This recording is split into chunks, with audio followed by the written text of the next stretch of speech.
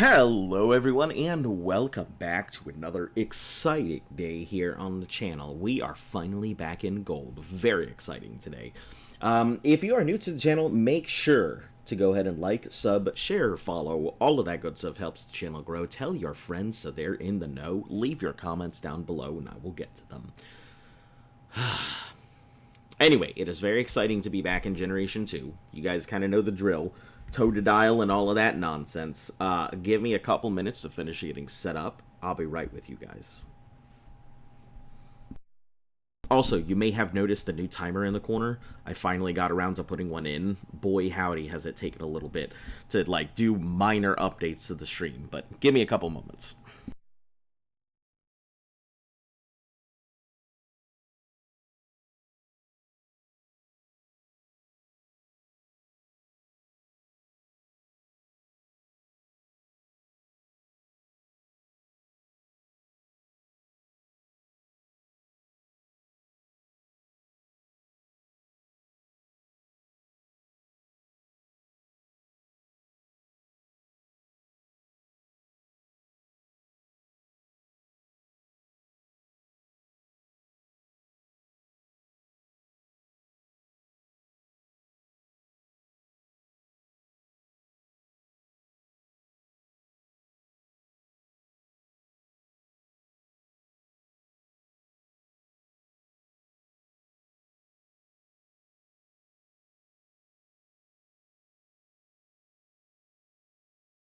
Alright, everybody, we're going to go ahead and get started here. Hello, Moondrop. How are you doing today? What are you having for lunch? Massive, welcome back. Let me put a pause on this real quick before we get started.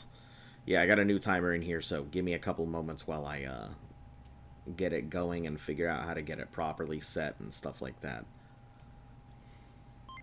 Alright. We're good. Moving along.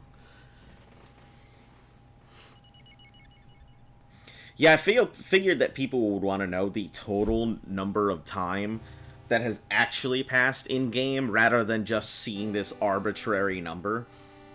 So technically we've only spent about 12 days of total Pokemon playtime. Instead of the 100 and something odd days. But that's total in-game time that has actually... Oh, we're not doing that. Has actually passed. New game, right.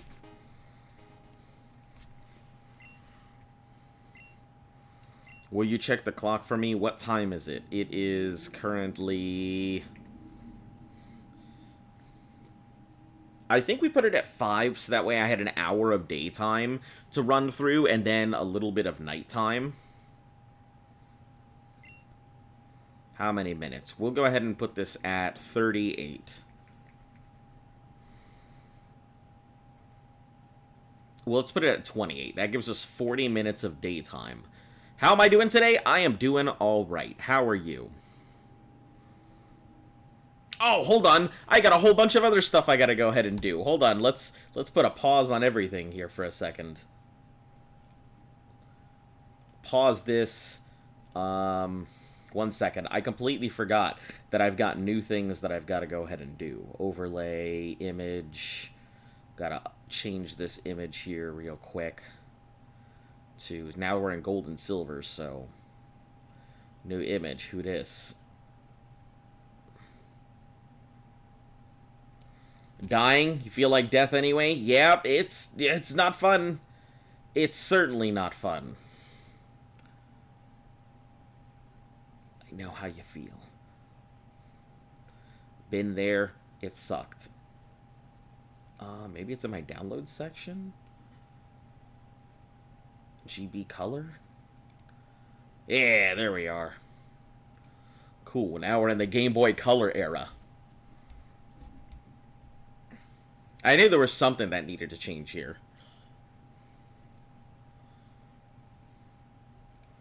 Alright, cool. Back on it. Hey, a slightly intimidating timer showing your playtime. Haven't seen that yet. Yeah, I just put it in because I wanted for us to be able to actually keep track of the actual in-game time versus you know, just the number of days, because the number of days is slightly misleading.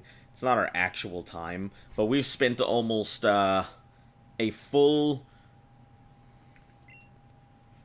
20-something things in here. Okay, hold on. Let me also adjust the thing back to 20.5.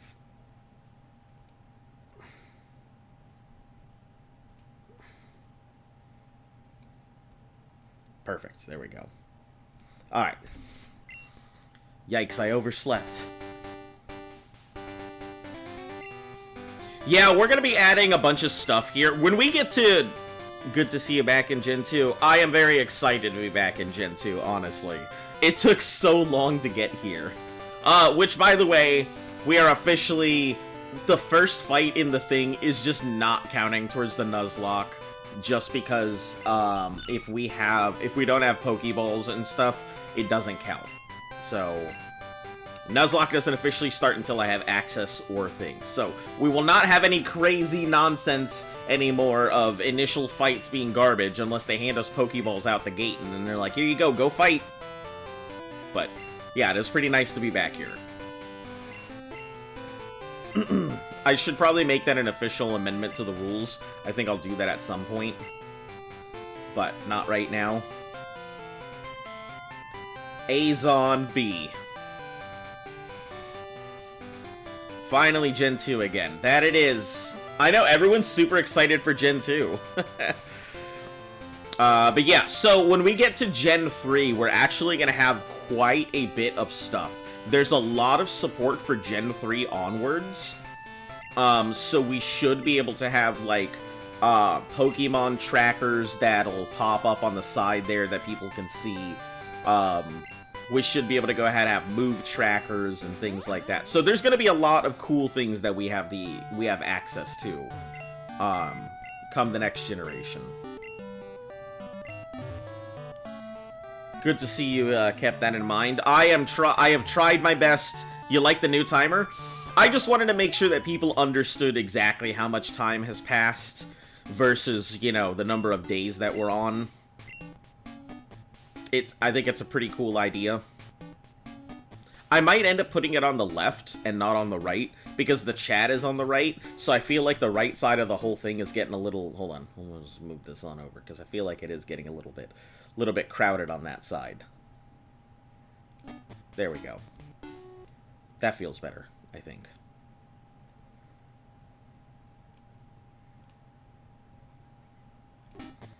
Alright, cool.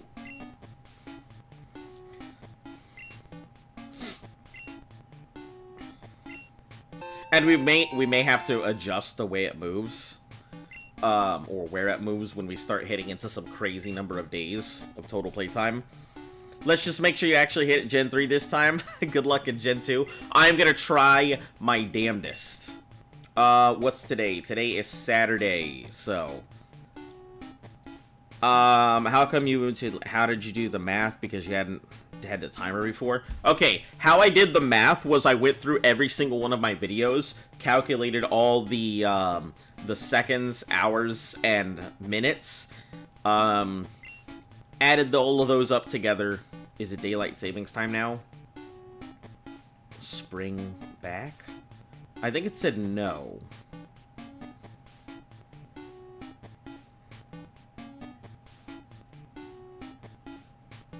Oh, it's fall back, spring forward. I don't freaking know if it's daylight savings time or not. Fuck it, let's just say no. Yeah, that's fine. Just be careful. You don't want any ghost incidents, not again. Yeah, we don't want that again. But it's okay. I have caught myself. I'm gonna make sure to have a bunch of awakenings on me, so that way we don't have that issue anymore. So whenever we go to fight Morty, we're gonna make sure to bring like 6 or 7 awakenings with us. It may be kind of a waste, but...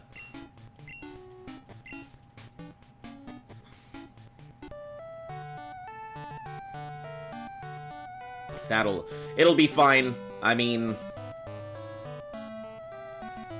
Yep, there's our dude to get ready to go ahead and get his ass kicked. You guys know the deal. So, yeah, I went ahead and added up all my hours, minutes, and stuff, slapped it into a calculator, and then that was the number. Did the conversions and everything. Hello, Francisco.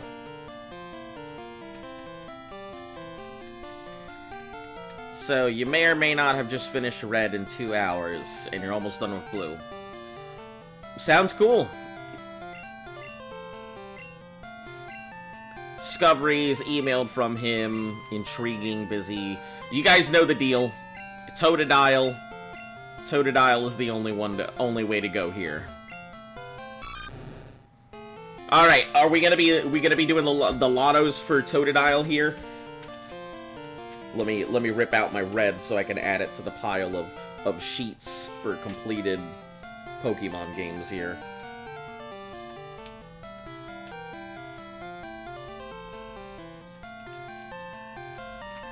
I have just a pile of paper just over here with all of the things we've done in Pokemon so far. How's my week so far? Yeah, it's been alright. You know, existing. I've been busy at work. They got this new policy that I don't like, but, you know, gotta do with it. Name him Sokka? Haha, I get it, cause Water Tribe. Good one. Alright. Any other names? Let's go, guys. Let's get him in before we do this. If you get pulled, his name is Shabi or Shab. Just want to make sure.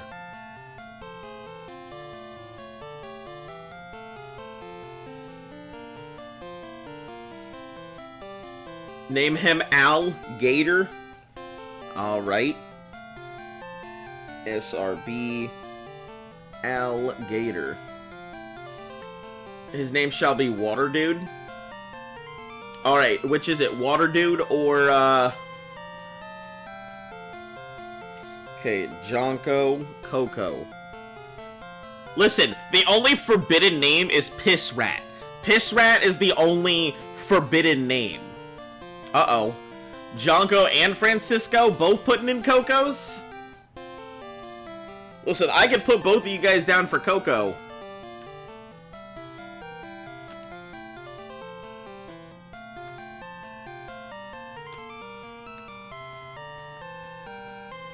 You typed it too fast? No issue. Water Dude. Alright.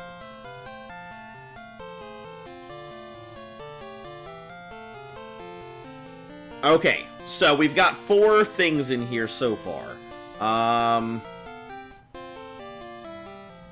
You know what's funny? I think I actually have the option to do a spinning wheel thing, and I've never bothered to use it. So maybe we should figure this one out and like add in one of those things. Hold on. I might be able to do this right now. Let me pause this real quick. Now that we've got a bunch of cool stuff to work with, you're gonna see me actually doing some stuff on here. Let me try and add a source here.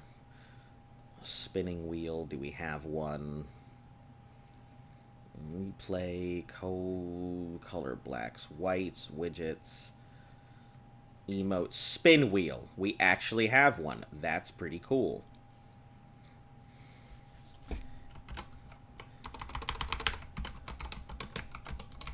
That way, you guys can actually see things being chosen. Alright, give me a second to figure this one out while we're here. Jinx. Man, frick Jinx. Frick Jinx. Hate that thing. I don't think I'm ever gonna like a Jinx ever again. Know how Piss Rat would fuck everything up. All I can do is say I'm sorry. You're good. You're good. It's all right. I just feel like it's the only result. You won result. Okay, cool. Categories. Let's do. Okay, we have Sokka. We've got Water Dude.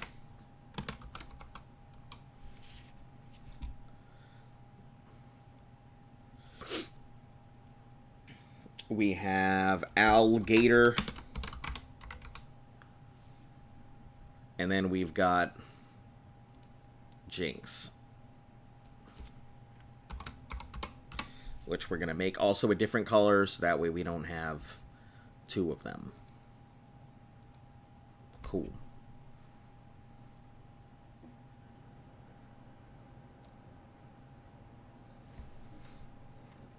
Why do I feel like these are not allocated properly?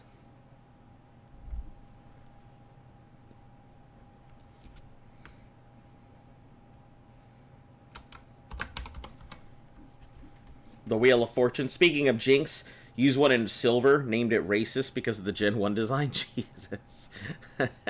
Yeah, the Gen 1 design is pretty out there. Pretty out there. It's crazy because, like, selection weights. No, we're not going to have double on one. Everything's going to be one-on-one, one-to-one. One-to-one ratios, we're not going to have anything crazy here.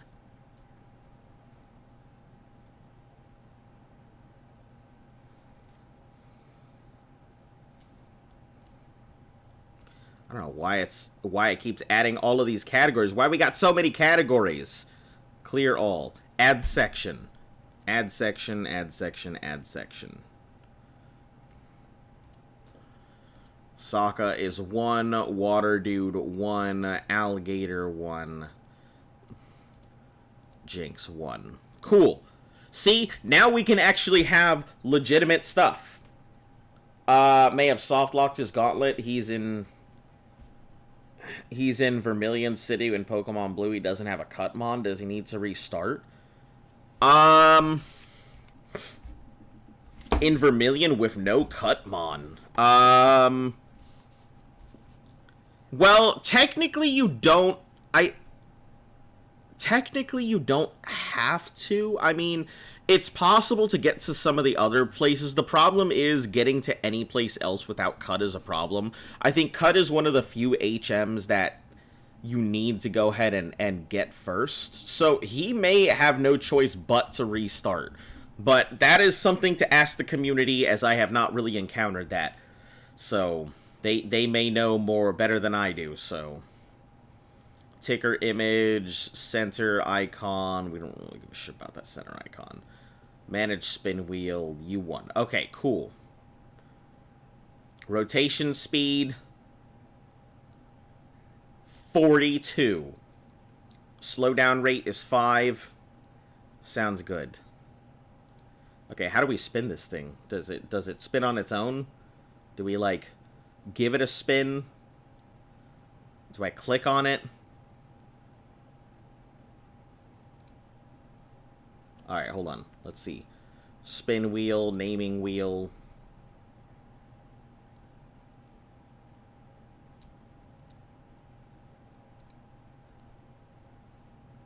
How do I do this, guys?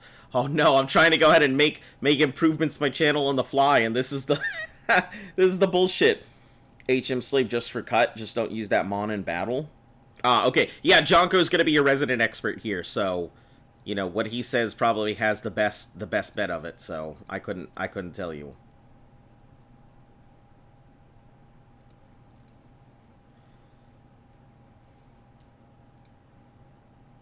Do I spin it? Do I move it? The timer doesn't work. The timer's currently paused. Spin it now. Yeah, I'm aware I'm trying to spin it. But is there a spin function on here? I mean, there should be. It would make no sense to have a thing that you can't go ahead and spin.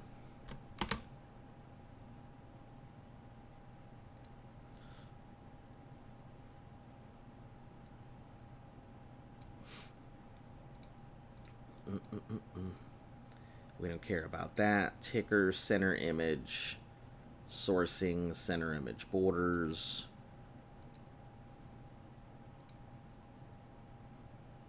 Oh, you son of a cracker. Okay, you know what? We'll figure this out I'll figure this out later. We're not going to mess around with this spinning circle. It's kind of a pain in the ass, and I'll figure it out. All right. Where's my D20? We'll just do it this way, and then we'll figure out the other bullshit later. Like we always do on the fly.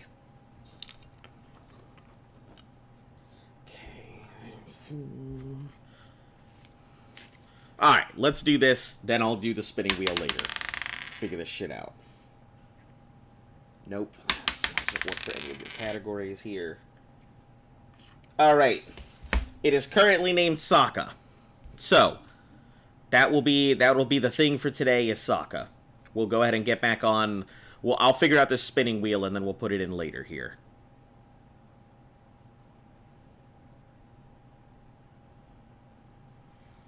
Can you name the married bee? Well, it is Sokka, so don't worry. You've got your name. All good. Alright. Where's my pen here? Sokka, it is. Congratulations, man. You've got your name. Do you want the Totodile? Yup. Poggers for Sokka. It's a pretty decent name. Okay, so you wanted double K, I think you put down. S-O-K-K-A.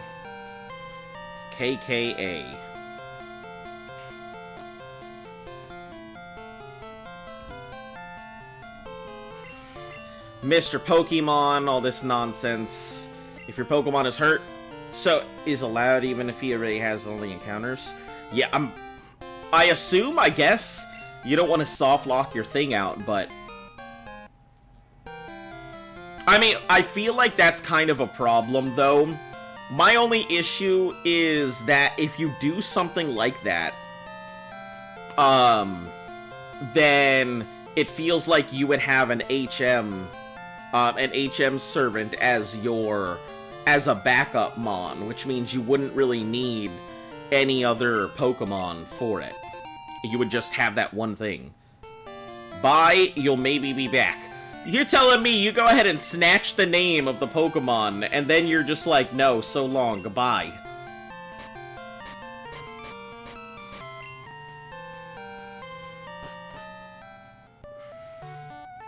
Alright, you guys know the deal. We're gonna go ahead and, we're gonna grind a little first, since we're here in the beginning.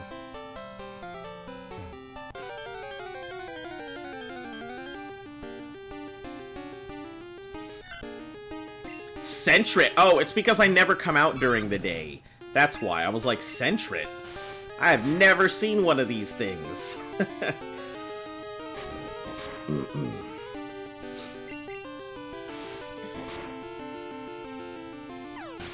Oh, I already see a problem that we need to fix right now. Options. Fast, battle scenes oft. Cool, we're done there. Yeah. Yeah, it always felt like, I always thought that if you didn't have an HM mon, you just had to restart and it was just luck of the draw. Because it didn't make too much sense, because if you just had an HM slave, then why wouldn't you just capture a Pokemon specifically just to go ahead and do HMs, and then it would be technically just a free slot. Week's pretty good so far until Star Wars Battlefront Classic Collection happened. Oh no, is it that bad? Is it that bad? Or do you have both of them and then you're like, god damn it, like I do most of the time whenever I buy a game, and then they suddenly bundle it with something else. I will say though, however, you know what I am very excited for? Dragon's Dogma! And you guys have no idea how much Dragon's Dogma I played back in the day. Oh, man. I got the Dragon's Dogma, and then I went ahead and bought Dragon's Dogma Dark Arisen because the coding was completely different, so the two didn't function together. And then I went ahead and bought Dragon's Dogma again on the Switch, and then I bought Dragon's Dogma again on the PS5. Like, I've got Dragon's Dogma on everything it comes in. Flying Pokemon's okay? I mean, who knows? If we get a flyer, that would be great, but mainly we're doing a couple bits of grind before I do anything else. I'd like to get it to level 7, before I really move on. I think 7 or 8 is good levels. It won't instantly knock out whatever it hits.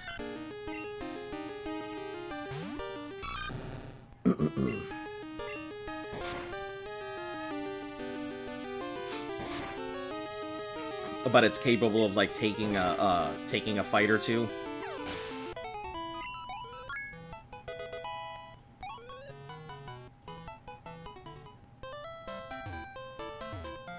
It's not good for high hopes we all had. The online, the biggest selling point is terrible. That is a bad dead zone? Oh no. That's terrible. Well, I remember, like, Battlefront 2 was a pretty decent game. I think Battlefront 3 was decent, except, you know, they decided to go ahead and monetize it to hell. That's what I'm thinking of Battlefront, right? Because, like, I heard they're decent games. I've never played them myself. I've heard they're decent games, just that the company treats it like shit.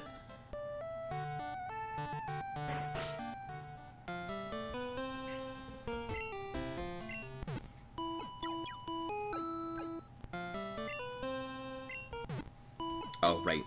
I don't have to worry about Nurse Joy telling me, have a good day, see you soon.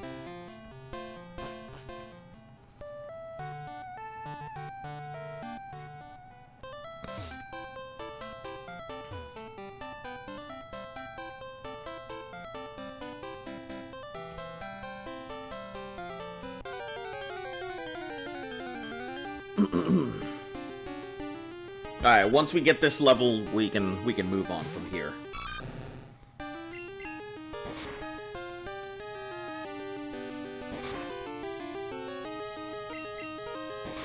A Centret would be pretty interesting. Since we haven't had one before, I feel like it would be pretty nice to have. Hopefully Dragon's Dog, good for you. Won't pre-order anything again. I very, very, very much trust Dragon's Dogma.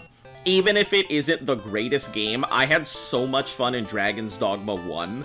Even if it's a rehash of Dragon's Dogma 1, I would be okay with that. Because I've been looking for something to fill that void that Dragon's Dogma left. It was a great game. It's not Kingdoms of Amalur, but it's a great game. The combat felt clunky in all the right ways if you were a caster. You know, it felt fast and intuitive if you were playing, you know, close combat fighters. Even the ranged things, you just had to really think about it.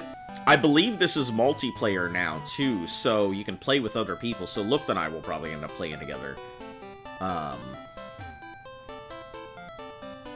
The pawn system was really nice, so you could always make changes on the fly.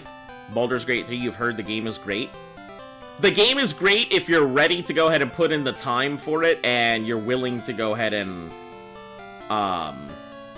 play a game for a very long time. The game is good. I've heard the game's pretty good.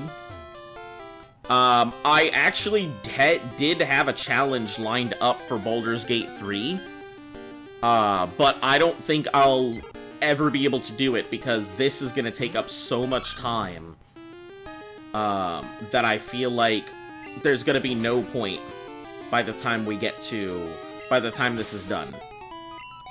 It will no longer be even remotely relevant. Oh, is that a berry tree? Damn you, auto mod. Oh, did you say something bad? Being a button ruined your opener. Oh, is that the clip? Is that the clip that you were gonna go ahead and post? The big ol' sniffs? Oh, hold on. Let's talk to the old man. I can tell. That's okay. Here's everything you need to know. Teach you a few things. Follow me. Yup, Pokemon Center. Yup, Mart. This thing. Here's the sea. Here's my house. Thanks for the card. Cool. That was a fun fact. Ah. Yeah, but honestly, I like Dragon's Dogma. I love Dragon's Dogma a ton, so I can't see anything wrong with it. I normally do not pre-order stuff, but there are some games I'm just too excited to not pre-order. Like, I pre-ordered Helldivers because it looked fucking hilarious. I pre-ordered Dragon's Dogma because they can't possibly ruin Dragon's Dogma as a formula. Yeah, fuck Automod. Listen, the reason it's in place is because I don't want people going like hopping in here and just being like, listen here, you dirty N-wa. And I don't want it. Don't need it. Someone coming in here and like giving out the Morrowind curse words. That's not the kind of energy we need in our lives.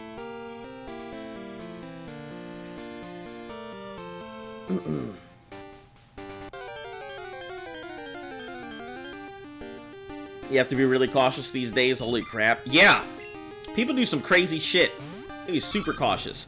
A Caterpie would be super nice. Man, I'd be stoked to get a Caterpie. Get an early game Butterfree. Early game Confusion. That'd be nice.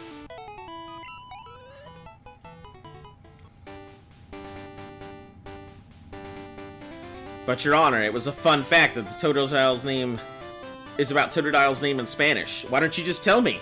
Type out the fun facts. Huh? No need to rely on a website. There's no need to rely on a website there. Can't have anyone coming in and speaking enchantment table. That's right. True. Back in my planet, we don't have anyone who speaks enchantment table. Yeah, so you don't want we can't have that. Alright, cool. This Metapod might push me up to 8. Yeah. That's what I tried to do, but scrub some of the cause curse words. Ah, okay. Gotcha. That would be why. Yeah, I don't think I actually have any of my... in my filter, I don't think I have any curse words. I've got a lot of slurs and stuff to stop people from saying stuff, but no curse words.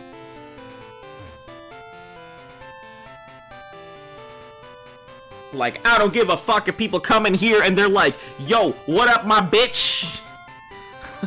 I mean, please don't come in and be like, what up, my bitch? I know I've given you permission, but... Alright, Professor Okay, yeah, shut up. Give me your thing. Oh, yeah, tell me about your... Cool. Moving along. That's what I try to do. It's scrub. Yeah, I'm hoping that auto mod isn't gonna be that bad, and maybe I can go ahead and make manual adjustments in the future, but...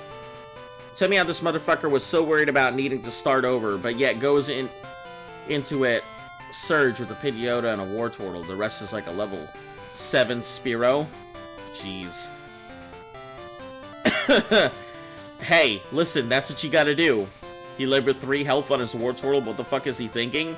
He was thinking, I'm gonna go ahead and risk it for the biscuit.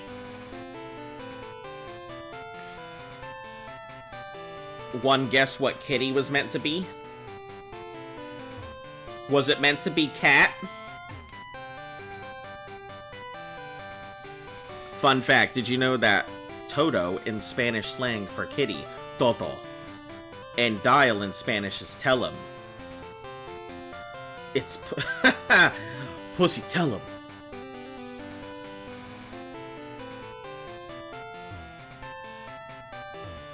Is there a leap? There is, so we can avoid the stuff there. That's good.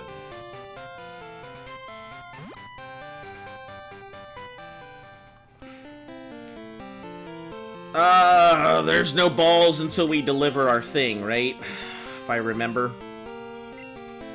Yeah, no balls until we deliver. But we will buy 1 potion, just in case this thing goes south. Awakenings? We're gonna come back here and buy all them fucking awakenings.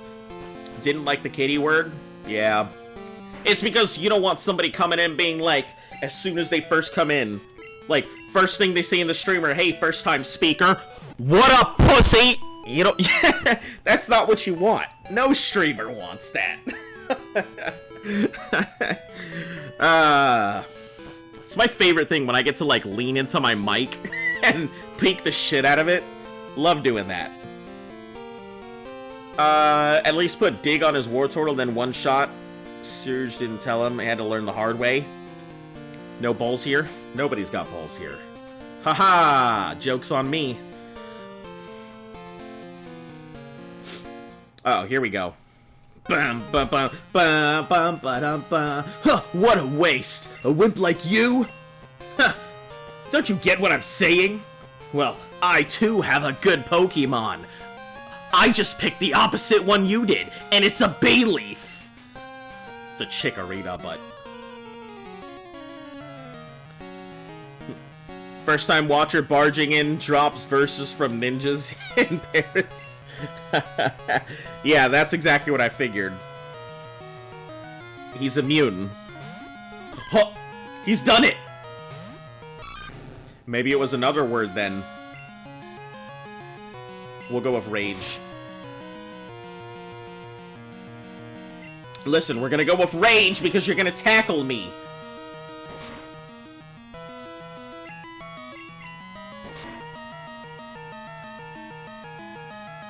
Oh, you son of a bitch. Whatever, scratch it.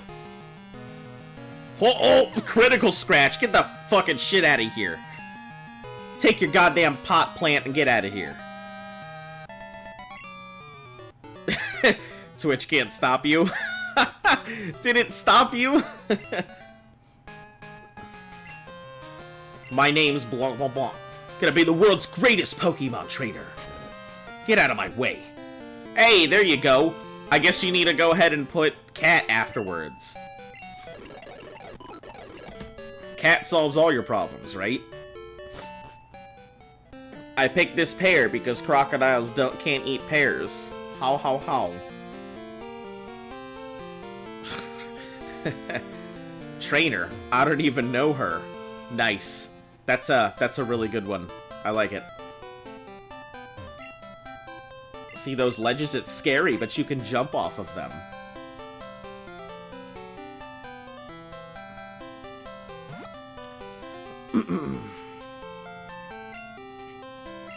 How are your Pokemon if they're not ready to keep out of the grass? Keep out of the grass. Whoa, look, it's nighttime. Looks like we're not getting a Caterpie or a Sentret today. We have very limited time. I thought I would be through that really, like, faster than it was, but... Heard the Pokemon was stolen. What's his name? What's his name? It's Chat B. His name is Chat B. I mean, it could be Cardi B. It could be anybody. Do you guys want to change the rival's name from Chat? Certified Hoot Hoot Hours? Certified Hoot Hoot. Coming out with the toot toot. Slap it up in the face with the woot woot.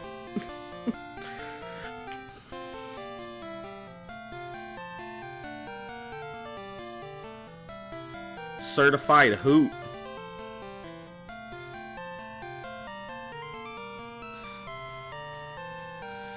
So, are we naming it Chat, or are we gonna actually name it something, like, interesting? Finna kill your moms with the doot doot?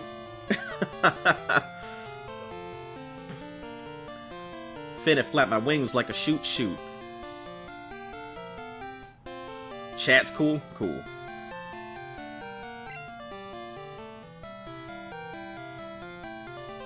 Really don't care all that much?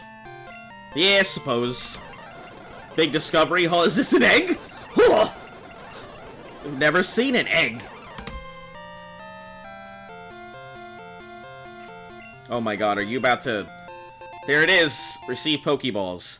Make that booty move over like a scoot scoot.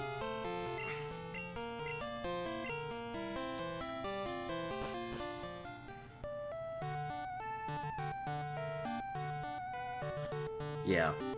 Beat you up. Make your Pokemon moot moot.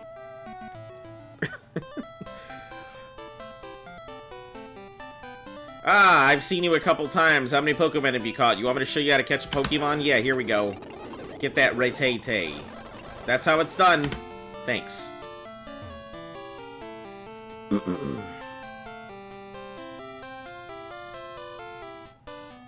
Really hoping for the early game Geodude. We're gonna really hope for it. Gosh darn is an egg? EGG.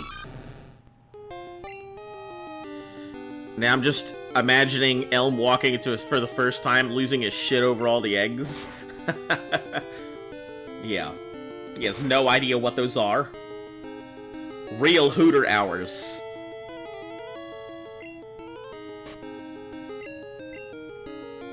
Only real Hooters know.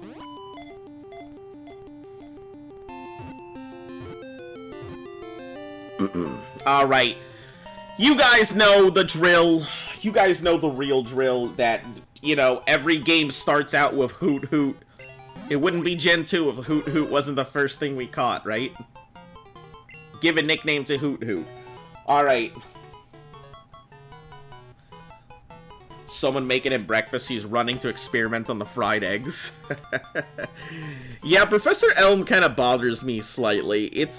He seems more like he seems a lot more daft than Professor Oak is. Yeah, Professor Oak may be senile. Hooters? Alright, Hooters it is.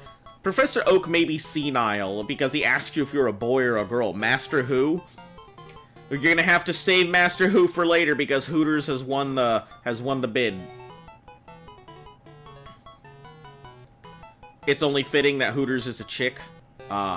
Hooters is a chick and a literal bird.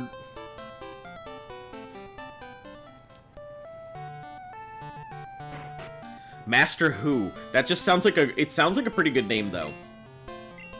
Heal them Pokemans. Cool. Yeah, we're not grinding here. We don't really care about this spot. We care about the next one, so...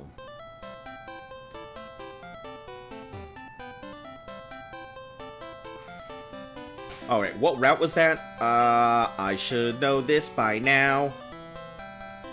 29. Hoot Hoot. Alright.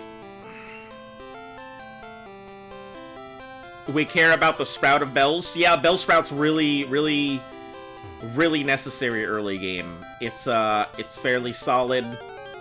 Master Fish for when you catch a red fish. Listen, we're not going for the... We do not go for that Gyarados. The red Gyarados is scary.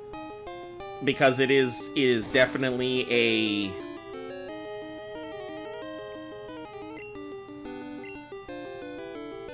We'll switch for Hooters. Have him deal the finishing. He's going to take an attack, but...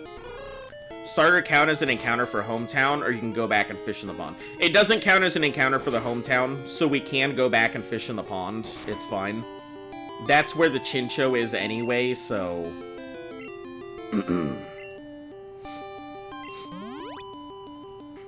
Hey, good morning. Your cat came back. Nice! I am so happy for you. Because I know that that is such a stressful thing to not know where your cat is, and if it's okay or anything. Name it Gyarados. Are you already... Listen, that's a great name, and if somebody else wants it, cool, but you have burned your name there, Massive. You could have saved it for Gyarados, but...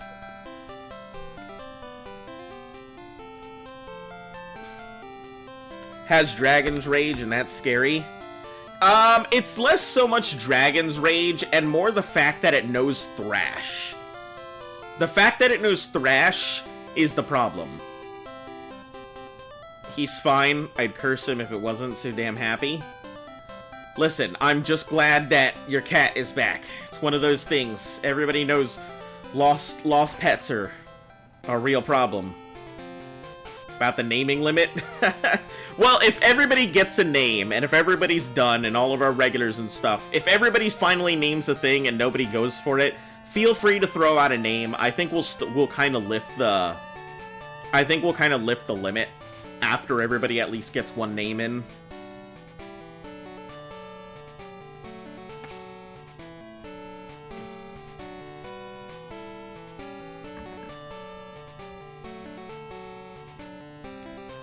Okay, cool.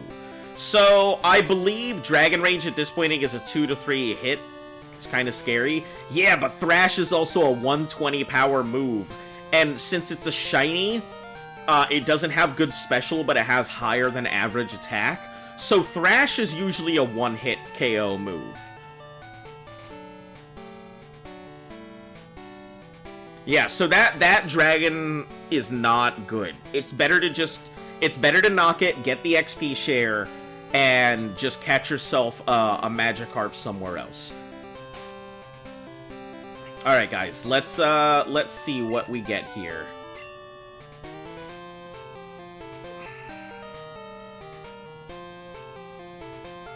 Or, you know what? First, let's go heal, then we'll see what we get here. An early game Geodude would be phenomenal. But I want to make sure I have something as backup just in case. Think we get something in the morning here?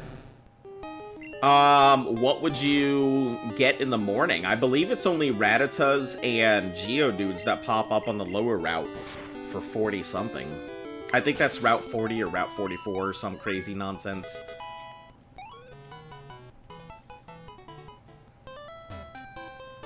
But I think it's only Geodudes or Rattatas. Let's check.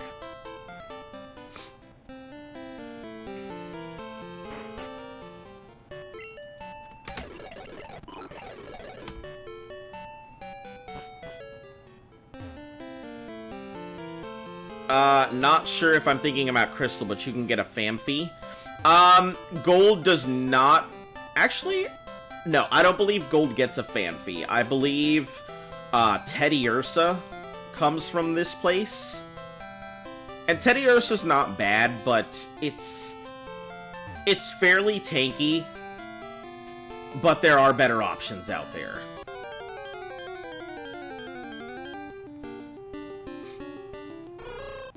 Calling it Sokka. Sokka's going to die to a self-destruct? Oh no, that would be terrible. I hope the hell not. I usually tend to go ahead and get a Ghastly for the self-destructs. If we get a Rattata here, though, that's good, because if we get a Rattata here, that means we have a guaranteed Ghost type.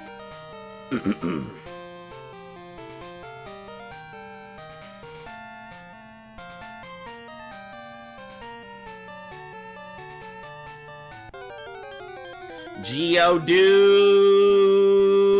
Geodude! Yeah, buddy! We'll be gentle with it. We'll be gentle.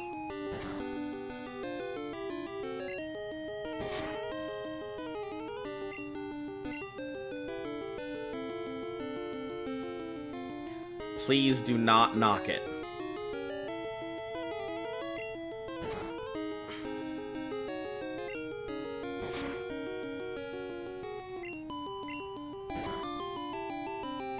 Okay. Quagsire and Heart Gold Soul Silver. Quagsire's the goat with the damp.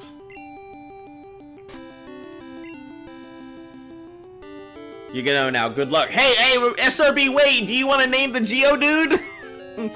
Do you want to name it? Before you go? Since I know that you're not going to be here. Alright, so, Geodude is caught. Which is good, because it means that the first gym is going to be a piece of cake.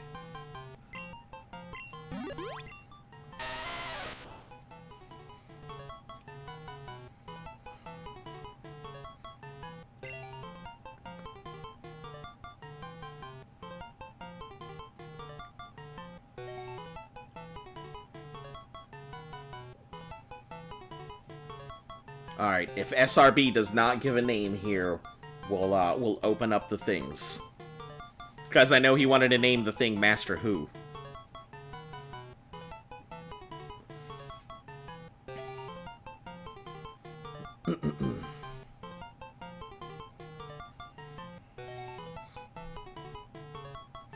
Alright, cool. I guess we'll open it up. Who's given the name?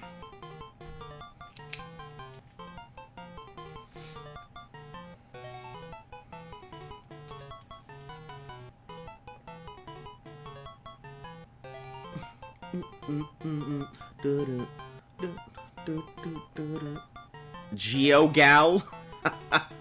I get it because it's a lady. That's good. Geogal. Nice. I guess it's all about gender identification this time. Alright, Jonko. Gal.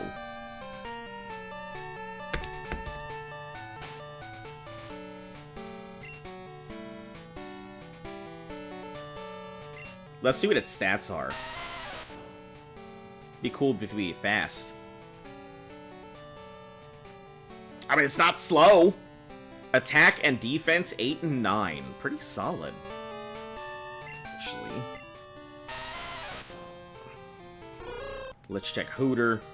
High special defense, high speed. That's pretty nice. Low special attack, high attack and defense. So this thing is going to be a solid meat beater. You know, if we've got meat shields, why don't people call them meat beaters?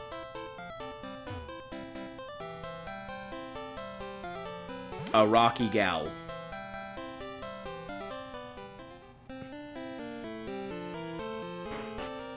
Yeah, that'll be pretty good. That's gonna be our main leveler for right now anyway. Probably gonna end up doing a lot of switching. So from here on, I think we can do a couple bits of leveling for some of our lower dudes. Our lower mons. We'll start with Gal. And we'll work into Hooters as well. We're most likely gonna have to do switch.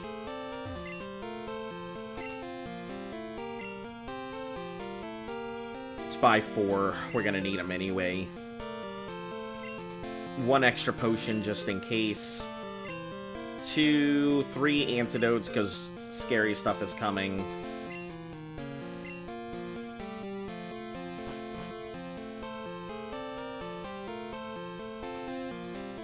Alright. Let's do we're gonna do our first starting grind here.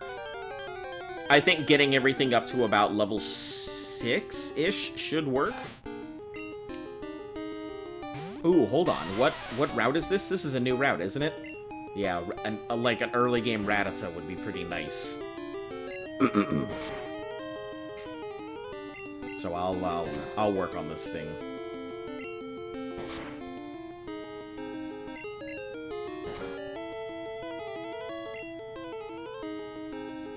Heard of the switch training, but Azon's gonna need some bottom training. What? Listen. The only thing bottom about me is my Puerto Rican ass.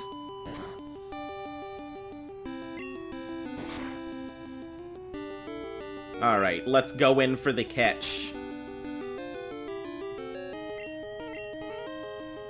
Cause an early game Rattata is pretty solid. Look at this! Man! We are just slapping through it. We're getting a solid early team together. This Rattata means we have a guaranteed Hoot Hoot or a guaranteed your favorite fuckboy. Hey! Welcome back. How you doing, Mega Kitten? Give a nickname. Jinx or Lopunny? I don't know. I don't think I've ever thought about which Pokemon would be, like, I would like to, like, which Pokemon I'm smashing. It's never really popped into my mind. Lopunny has the curves, but all of that is fluff. So I think I'd have to go with Jinx. We've already got Hoot Hoots at Sprout Tower as guaranteed Ghastly. Yeah, that's exactly it, so... Sprout Tower is a guaranteed Ghastly, which is fantastic. A guaranteed Hoot Hoot or a guaranteed favorite fuckboy. So many choices. Mickey? Oh! Mickey! Mega out here snatching the name up immediately. Nice. Mickey. It's funny because there's been a Mick in every single game we've played. Oh, Mickey. I get it, because it's a mouse. Yup. Yup. That goes hard. It's a good one. Man, you guys are such good namers. I come over here, you give me the name, and I'm like, what do I name it? Zoslamel. You know, Thavnazadactyl. Lignaga Zigzig. I'm over here naming things like they're Eldritch Horrors. Should have been named Minnie because it was a girl. Wait a second, hold on.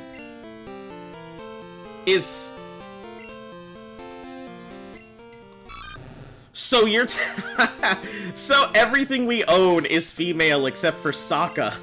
Sokka's he's got his own little harem right now.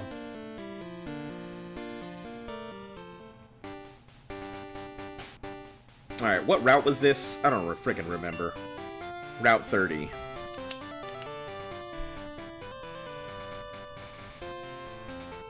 The 30... Ratate. Harem ending. Yeah, he seems to be having a good time here. Everything's going his way.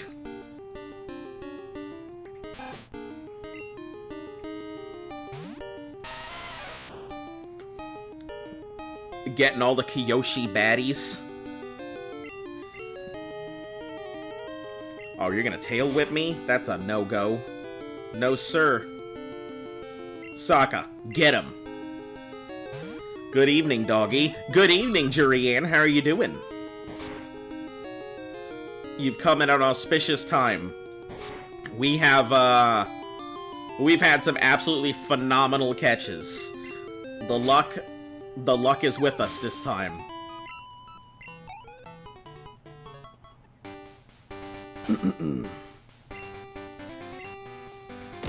Oh, Jesus Christ. That scared the shit out of me. Oh, man, I put those in there, and I completely forget they're in there, and they scare me every time.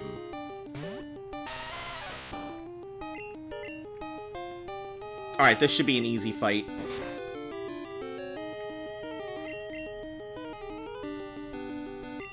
I mean, it's trying to slow down my already slow Pokemon.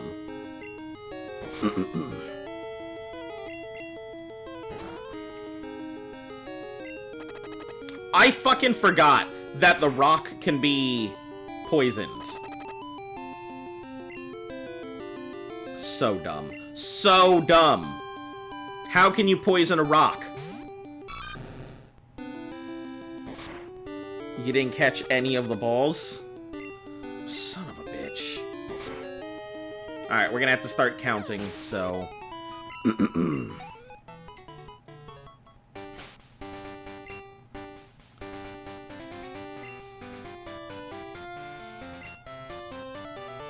12. Alright, I think we can make it. 1, 2, 3, 4, 5, 6, 7. Okay.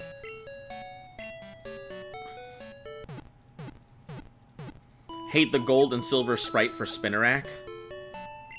Why is that? Keep thinking it's a shiny. Well, the thing is that, like, yeah, like, when you see it in the dark, it definitely does look shiny. That is for sure.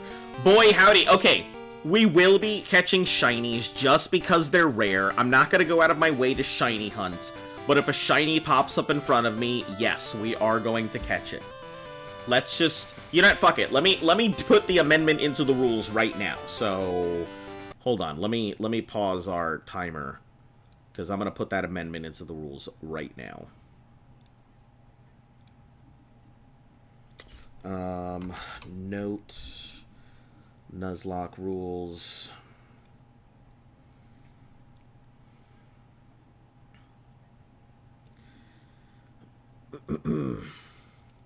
According to doesn't talk. Okay, so I've already put that into the amendments. Let's put a new amendment in here. Amendment 5.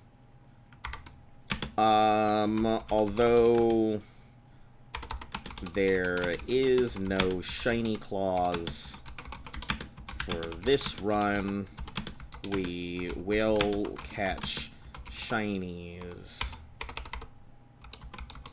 should they come up. but unless they are the initial catch, they will not be used. Done. You gonna scream no when a shiny one shows up? No, no, no. I think we're gonna officially put an amendment for it, so that way shinies will be caught as I see them.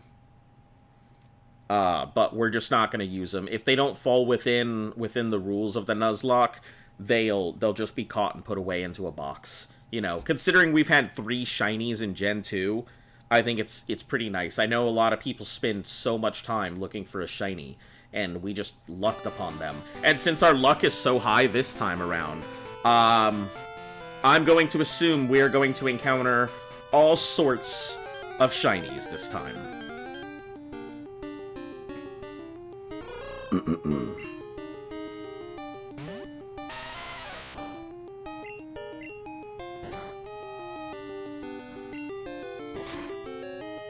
Yeah, if it does 1 damage, we should be able to beat it. Should make a thing, the stream overlay, a box with all the shinies we've caught over the challenge. Yeah, I've actually considered doing something like that. I intend to do a montage at some point of all the stuff that we do. It's just getting it all together to do that is kind of a pain. In, like, the bottom left corner. Well, a lot of that stuff comes into play in Gen 3. Gen 3 has a ton of third-party support for it. So once we get to Gen 3, we're going to have all kinds of things like active Pokemon, current attacks, box statuses, stuff like that. Azon's Island of Misfit Shinies. You should do a counter of how many Mons have died. I will take it into consideration. There's a lot of stuff that I'd like to do. If you guys have ideas that you'd like submitted, please let me know, and I will be more than happy to take them into consideration.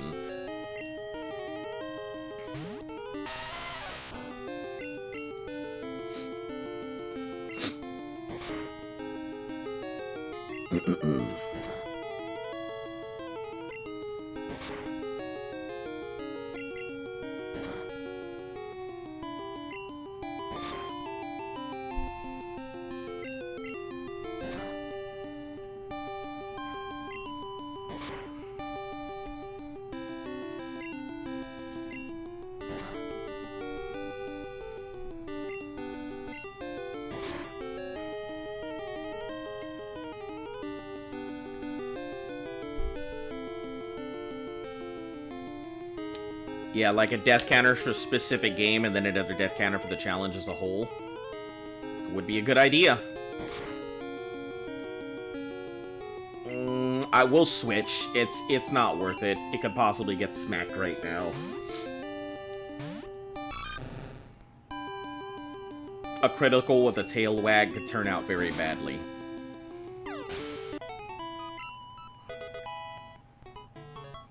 Having a shiny in Gen 3 onwards is better because their stats are not as affected as in Gen 2.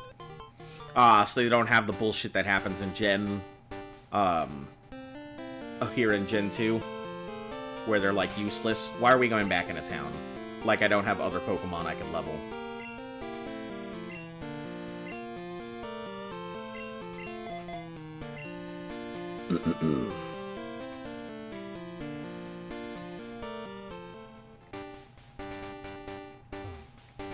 Yeah, the grind in this game is just terrible, too. Shinies are fixed in Gen 3 onwards. So you don't have any... Like, it's not... Shinies aren't bad in here. There are just certain things that you want as a shiny, and certain things you don't want as a shiny. Because in Gen 2, the shiny stats, obviously they're not great, but it lowers their special and I think ups their attack. So overall, if you have a Pokemon that's intended to have high attack, like the Gyarados, yeah, it's fantastic. It's phenomenal. Low special Gyarados, like the red Gyarados, is great, because it's a high attack mon. So, I wouldn't say their stats are bad, it's just very specific stuff that you want it on. Like, Like a shiny Wobbuffet? That would be great. Fun fact, you can only get the X unknown as a shiny in Gen 2 because the letters of the unknown is also based on their IV values. Oh! That's pretty cool. I didn't know that.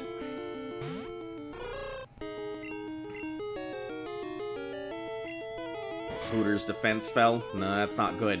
That's a Rattata. We don't... Rattata gonna give it to me. Well, we don't go for unknowns here anyway. We forsake the unknowns to go ahead and go for the Wooper capture, if it comes out. Mareep would also be a really good capture, but I think that's high chances afterwards, so...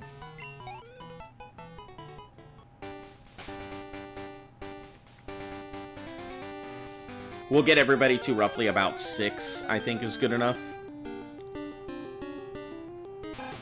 Level 2 Rattay? No, level 3.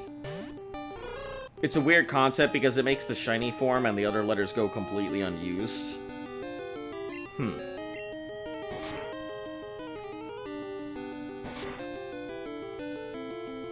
Kind of makes you wonder, like, who came up with the concept of shinies?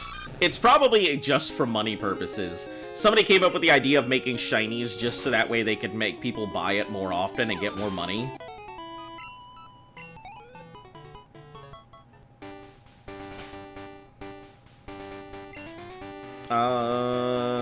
Yeah, Hooter can do one more fight.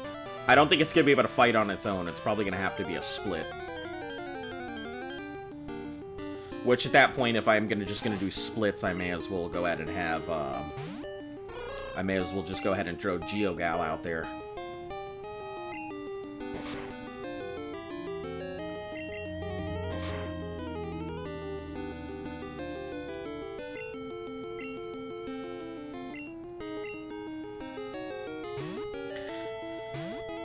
Yeah, I've never really understood a lot of people's obsession with shinies, though. Like, I get that it's cool to see a shiny and everything, but I've never gone out of my way to capture shinies. I've always gotten shinies in, like, weird stuff. Like, in Crystal, the fact that I'm sitting on a shiny Celebi, is super freaking cool.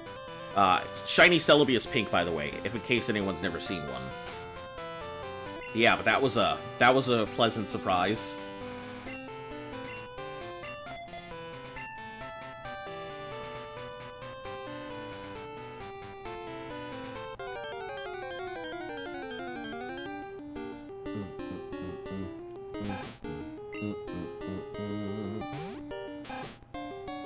Level 4, nah. It's not worth it, it'll just get slapped.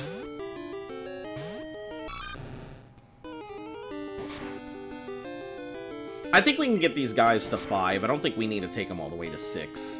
6 seems like kind of a stretch in this little area here.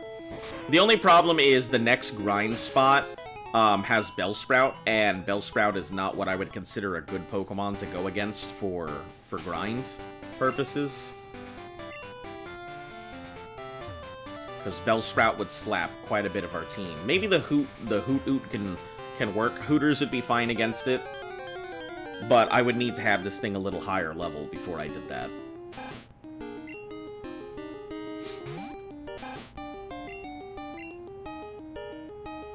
I believe in you. Mickey, you got it. Oh, well, I don't believe in you anymore. I'm sorry, but that tail wag means that you're gonna get slapped.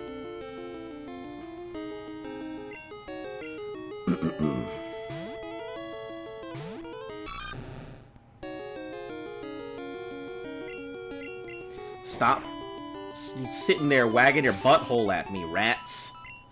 My Pokemon are not interested. They will not succumb to the sin that you are trying to go ahead and have them commit.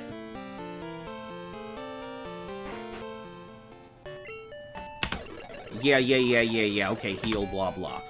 That I've heard for shinies is that they wanted the player to fight the Gyarados. But its blue sprite blended into the lake, so they made it red with the idea that Team Rocket had modified it. The idea of shiny spun off from there. Oh, that's cool. I mean, I could see a game company being like, shit, we need to go ahead and fix a problem. Why don't we just change the color of it? Huh. Hey, there, Johnson, that's a really good idea. Oh, excuse me. Hey there, Hideki, that's a really good idea. Maybe we can go ahead and insert that into all Pokemon. Yeah, let's do that. And then you got that guy in the background who's like, but that would be too easy. Why don't we fuck up the stats? And everyone's like, yeah, I guess that's a good idea. It's not a bug, it's a feature. That's the prime, it's not a bug, it's a feature. Alright, we just gotta get him up to level 5. I mean, we'll be here for not too long. Not too long. We could go ahead and speed it up, but I don't really want to just burn our way through like we have been. Level 4 is not worth it. It's not gonna do enough damage. Rattata is good, but not like that.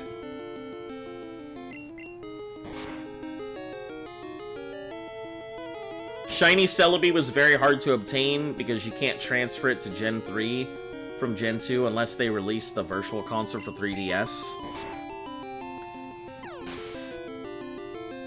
To Gen 3 from Gen... until they release the Virtual Console 3DS. Oh, I didn't know that. Since I'd never played Gen 3, I don't know what the transfers from Gen 2 to Gen 3 are like. So, I guess I'm completely ignorant because I never knew that was a thing. That is very good to know. That my shiny Celebi... It's too bad that you can't transfer your Pokemon all the way up, because I would love to transfer my Pokemon all the way up each generation and have, like, my original 10-year-old, like, piece of data. Or, fucking, what are we looking at, 20? 1998, so 2008, 2018... 26? Jesus fucking Christ. When did that happen? Pokemon's 26 years old? Soon we're gonna be celebrating the 50th anniversary of Pokemon.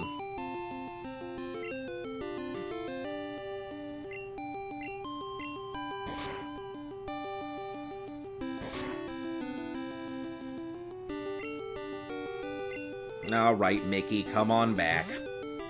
Alright, Moondrop. Thanks for popping in. You have a great night. Hopefully you enjoyed your lunch. You can transfer from Gen 2 Virtual Console to Gen 7 through the bank. You were able to before they retired the cut dexes and home. Yeah, because when I was still playing back when in the early days of Pokemon, basically they had to change the coding for Pokemon, right? So the coding for Pokemon changed between generations. So it made it so that way you couldn't transfer from one thing to the next. Because I have all the hardware, everything. I have my link cable still. I have my 2 sets of systems so I can transfer and things like that. And for the Advance, it was as simple as slot your thing into the bottom, have your new one up in the top, and you could transfer into it, from what I remember. But yeah, I don't really think that... I don't think I ever got the chance to transfer any of that. I think the coding was too different, and then when they went to a new generation, the coding had changed so they no longer could transfer it up.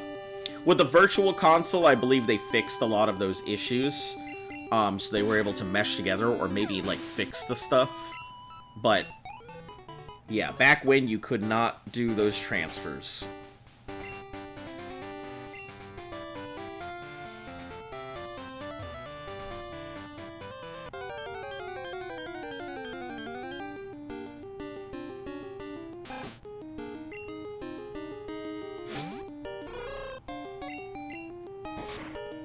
Alright, can somebody actually beat up their Mon by themselves for once?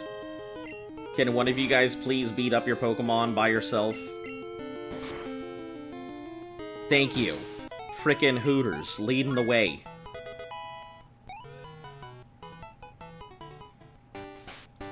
Alright, 5 is good. Especially because when we get to Bellsprout, it'll be able to do what it needs to do. Gen 3 added so many things, EVs, abilities, natures, and more. It was too much for the Gen 2 hardware. Yeah, and I think after that, there was also a splice between Gen 4 and Gen 5. So I believe once Gen 5 came out, you also couldn't transfer up from there. You have to stab yourself with Dupazent, or you're gonna break out. Why are you eating something that's gonna give you the hives?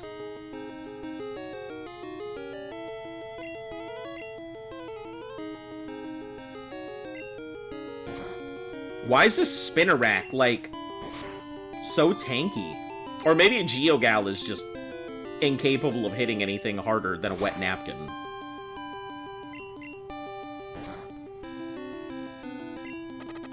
Ugh.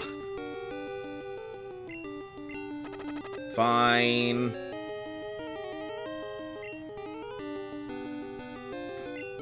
I didn't want to put Sokka out there, but...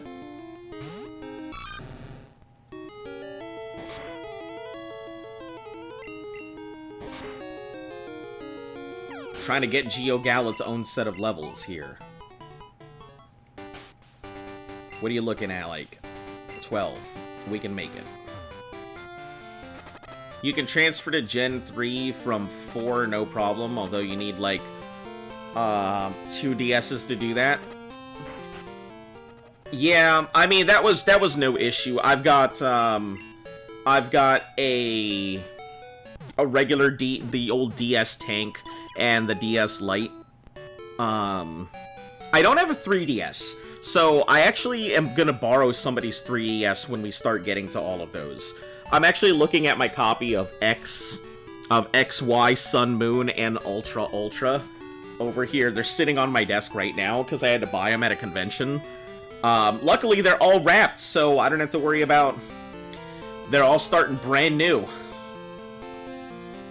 Never been used. So that'll be pretty cool. And I believe my Emerald is brand new, because I don't think I ever opened, like, I don't think I ever opened it when I picked it up, and then it got put in a box forever to be lost. Then when I started getting some of my stuff back.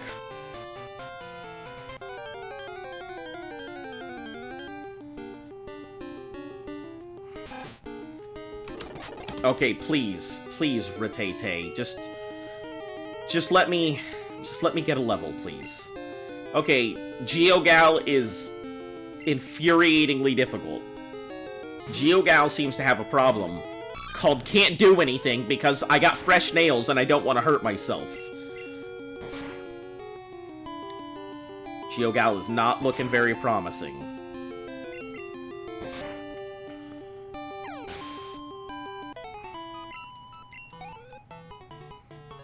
This thing's gonna be level 11 before we can actually get a level on Geogal. The hell?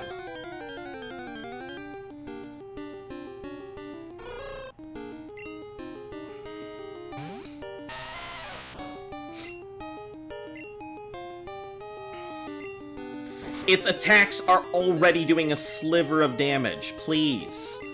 Please stop. Oh my god. What is this damn owl?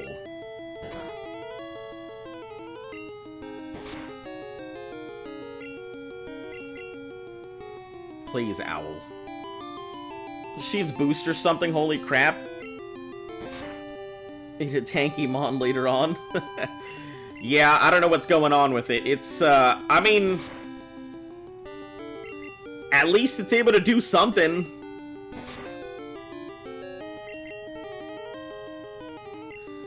I don't know why this Hoot is continuing to try and growl at me. Like I'm not already at, like, a 1 stat. Just bleep blue onto yellow. Man, that's, you seem like you're running at, like, 42 times speed over there.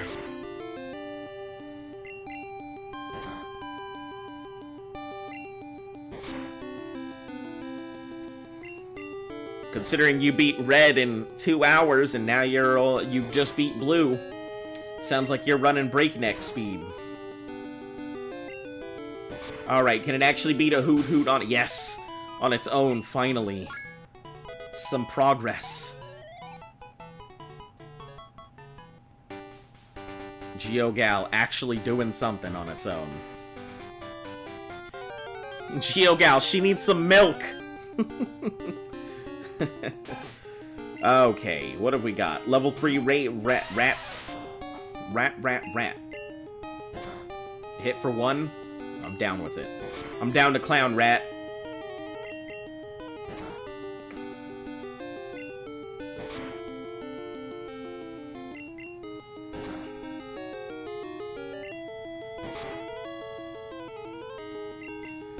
Just 8 times speed? Come on, are you serious?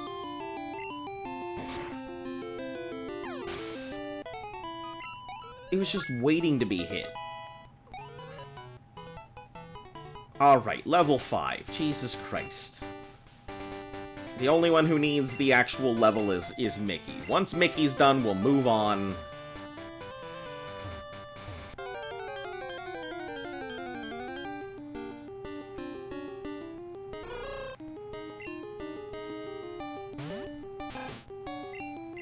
I believe in you, Mickey.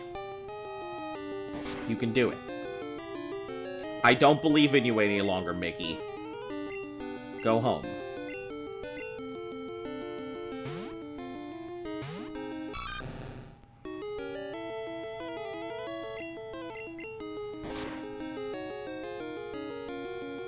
This is a tanky Hoot Hoot. Jesus Christ. GeoGal needs to destroy some Spinneracks to win attack. She's so weak. It's funny because it did, like, nothing against the Spinneracks, so I was like, what is going on? I guess we'll just have to split XP because it doesn't look like it's going to be doing much.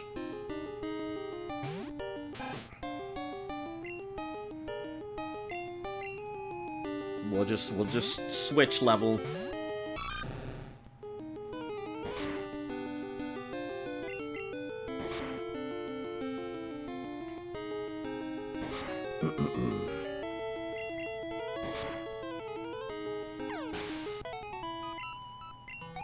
Probably one more.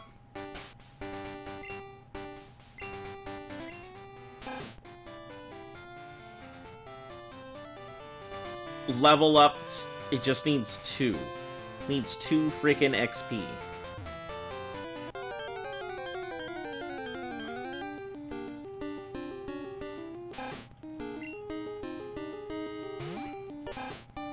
I would throw you against this thing if I didn't think that you were just gonna get crit out of existence right now.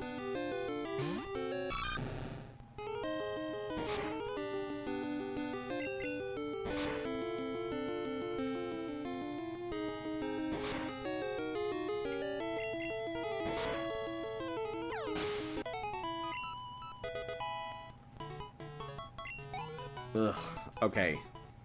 Now let's go heal, and then we can move on with our lives. Jesus.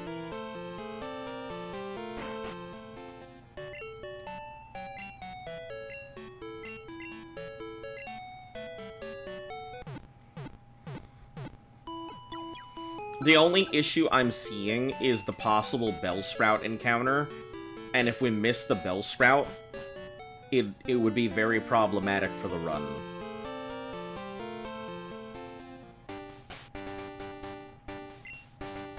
So currently, this is 29. 31 is where our problem is gonna lie. If we can't get through 31 into Violet City without the Bellsprout encounter, we're gonna have some small problems. Let me see. I don't think they have repels, which I think is the big reason why a lot of people complain, because there's no repels early. But you can get a repelling crystal, which will allow you to go through, Union Cave, Rock Tunnel, whatever it's called. I am weak to grass. Yeah, my only real option is Hooters here. Like, and I think Bellsprout is a level 6 or something.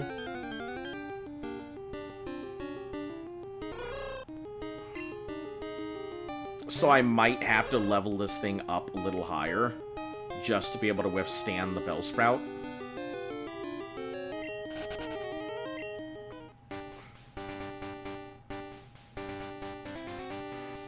We're gonna have those 2 trainers coming up anyway, so that'll be good. Good way to level.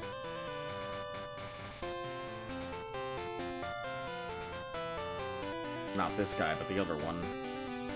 Fuck it, let's do them both, I guess. Trying to find more Pokemon. You look weak, let's battle. Early game battles. Such a scary thing.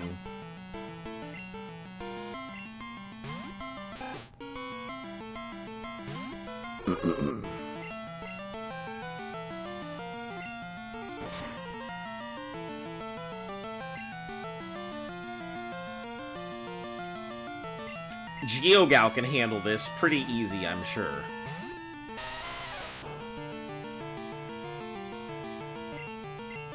As long as it doesn't keep missing its attacks, GeoGal should easily be able to handle this.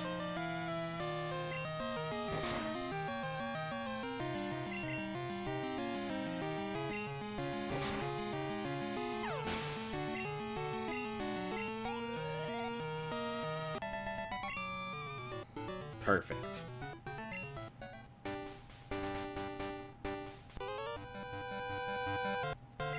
Trainer, right? Let's have a battle. Yeah, okay. Third year level 2's out.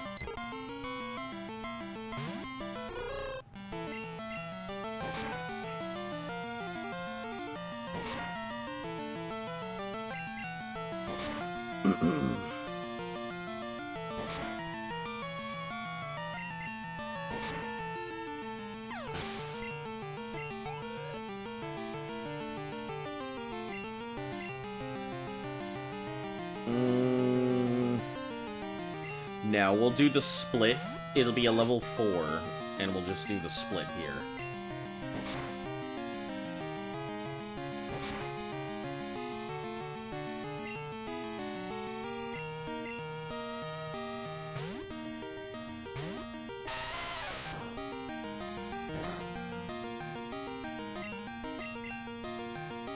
Hooter's beating other birds. Hooter doesn't need to do anything but show its dominance. It doesn't worry about it.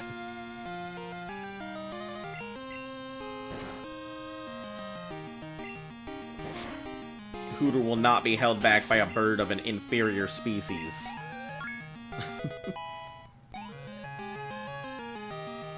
It learned Defense Curl. What do you know? Fantastic.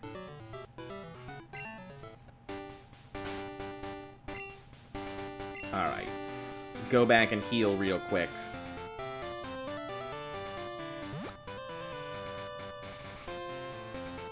And then we'll be able to be on our way for Rill.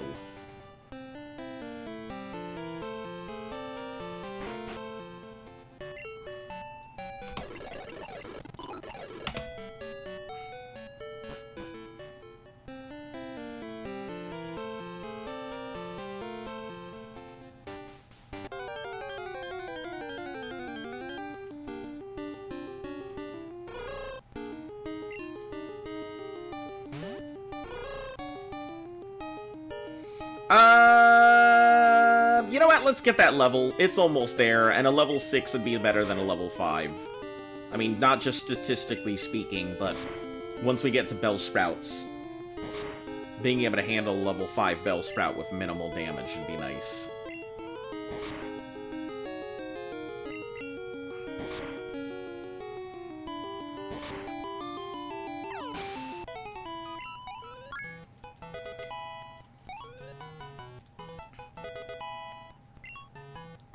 Learn Flash it! Hooters, flash it! That's hilarious. We could give it Flash and really go with the theme. But now that it has Foresight, that's phenomenal. Foresight will be perfect. Hooters is now available to deal with Sprout Tower.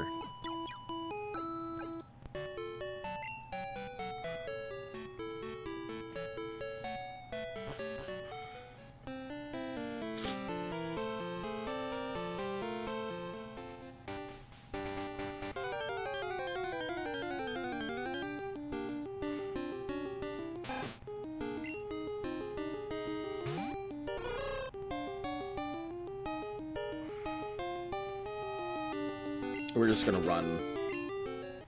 We could go ahead and level, but...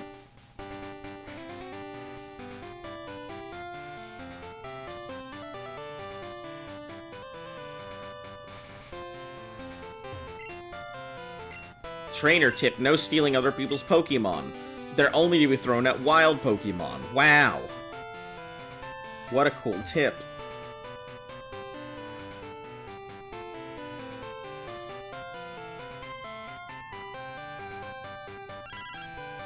Oh. I heard that she went on a long trip. Wish you would have told me. Should I save it? Yes. I'll save your money.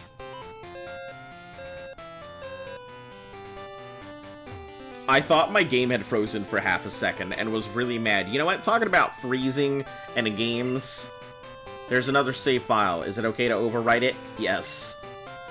Ugh. All that work. All my level 80's gone. Oh, man. Okay.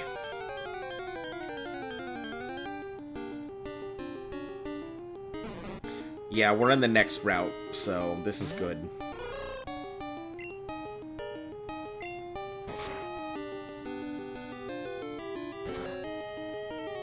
It should have minimal damage to it.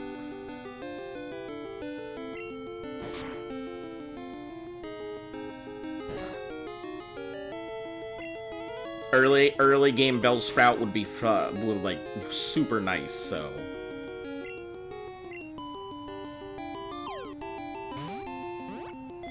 I hope this is in the right place, because I'm gonna be mad if I have to release this Bellsprout strictly because I caught it in the wrong like route.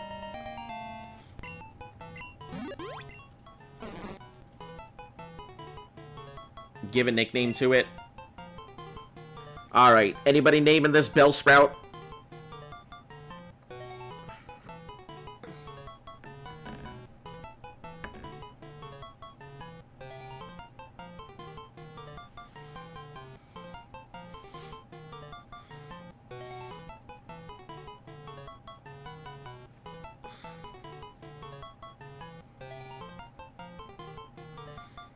If it's not, if it doesn't get its a thing and it is in the wrong spot, we'll just have to catch the other Bellsprout in the other location. It's the right place, don't worry. Check the map if you want. Yeah, I'm going to. I'm going to check the map afterwards.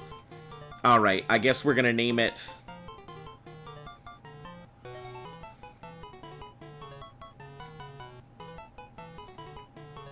No, let's not do that. It's a male Bellsprout. So let's name it, Hardwood.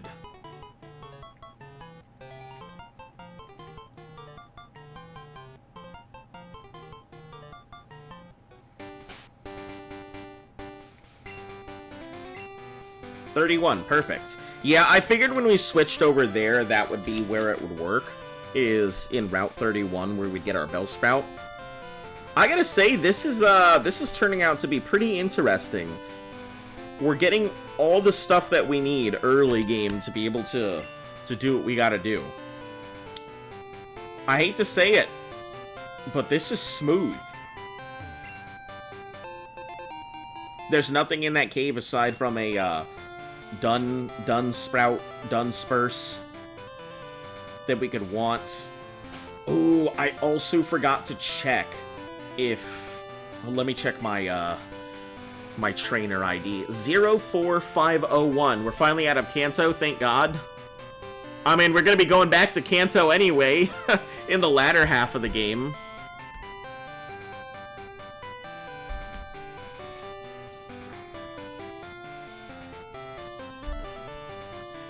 Did I just see that? What the fuck? Hold on, 1 second.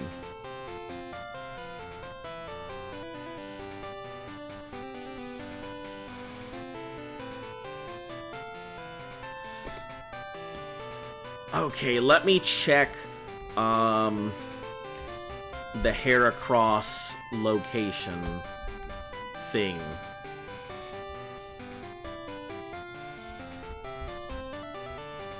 Tool for finding the right headbutt tree. Here's the link. Okay, give me a second to check my trainer ID. 04501.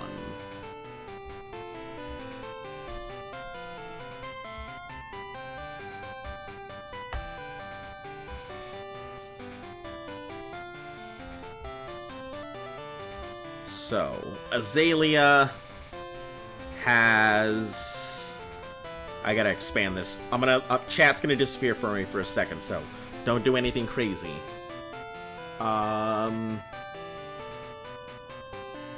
There is one tree in Azalea Town, but I think that would also cut my Slowpoke out. Which is fine. I'd take a Heracross out of a Slowpoke. So... let me go ahead and put down all the locations it can be.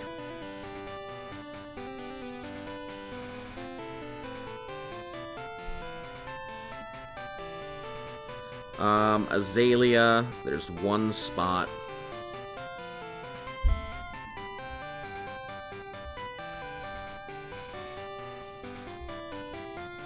Ilex Forest has no chances at it. Lake of Rage has no chances. Route 26, which is I think is already a dead route for me. No, it's not. 29.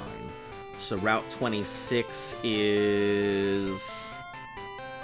it's dead route. Hold on, let's see. Down here.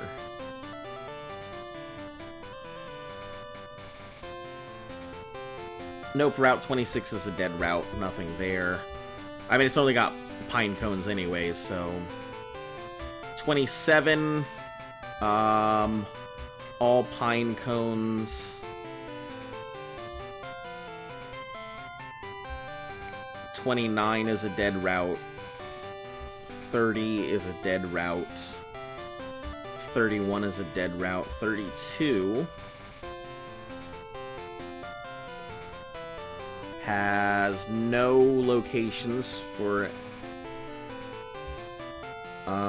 33 has no locations for me. 34 no locations. Also pine cones. 35 pine cones. Hey! Juancito, hello, welcome, how are you doing? You have to give me a second, I'm checking a tool here for pine cones to see if we can actually get any Heracrosses in this playthrough. Route 36 has the possibility of one, with one tree.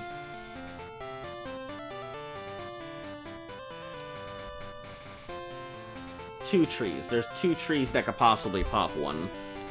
Oh, but it's pine cones. Disregard. Nothing there. Nothing here. Nothing in this one. Nothing there. 42. Wow, 42 doesn't have any trees I can get it in either. Nope, it has one. 42 has one tree I could use.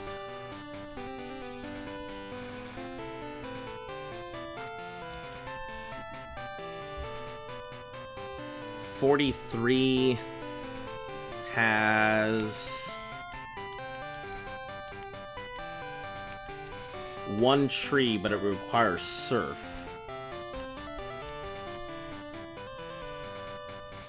So 43, and then 44 has one tree. So I have 4 places I could possibly get a Heracross in the game so far. That's it. I am fairly limited.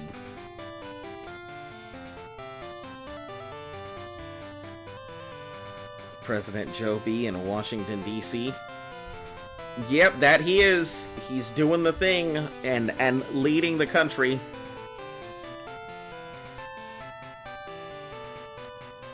What kind of tree is this? Fruit-bearing, bitter-berry, that's for confusion, I think. But yeah, we've got some pretty solid things so far.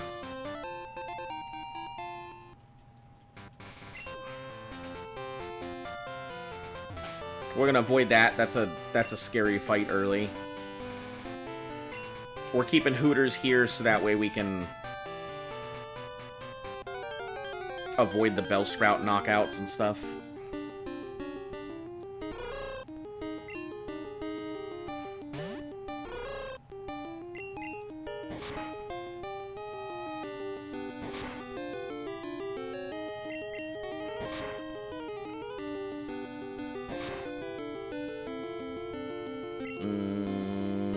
GeoGal. Let's get GeoGal out there.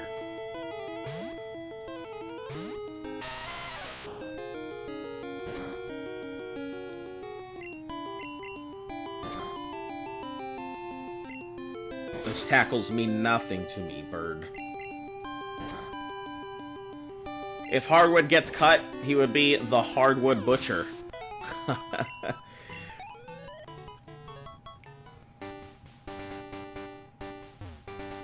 The Wood Butcher. Found a good Pokemon in Dark Cave. Gonna raise it on to take on Falconer. Yep, he caught a Geodude. He's saying that, but he's not telling you. If that's one thing that Pokemon does well, it has a tendency to show and not just tell, which is important. The pacing in Pokemon can be pretty decent sometimes. Checking your trainer ID for headbutt trees. What is a dead route? Okay, so somebody finally, like, at some point, let me start at the beginning so this doesn't get confusing. So, Heracross is, obviously it's a Pokemon you can get from headbutting trees. The issue is that the formula for finding a Heracross is based off of your trainer ID. So like, my first time when I came through Gold, I actually had no chance at getting a Heracross at all. My trainer ID was bad, and so none of the Headbutt would have never popped out a Heracross, no matter where I farmed for one. Referring to Teddiursa Geodude makes more sense. Oh, that's right, it could pop it. The only thing is, Teddiursa pops up on the other side of Dark Cave, I believe. So he would have to have referred to Geodude, just because Teddiursa wouldn't have popped up on this side. But yeah, so Heracross, its locations are based off of your trainer ID. There is a tool. There's a tool out there on Reddit. If you type in your search bar, Heracross location, GSC, I think it should pop up the Reddit thing, and there's a link that you can use to go to this website. Type in your trainer ID, and then you can take a look at all the possible locations where Heracross can be headbutted. And there's only 4 trees in the entire game where I can get myself a Heracross right now. One in Azalea, and the others are on Route 42, 43, and 44. I have to see what's on those routes, because I may end up killing those routes anyway and never getting a Heracross. So, you know, and that's still assuming that I don't headbutt a tree and get an A-bomb, or headbutt a tree and get a Spearow or something. Spearow would be much preferred as a Pokemon over Hoot Hoot. Hoot Hoot's good for getting a Ghastly, but after I get that Ghastly, I have no need for it. So.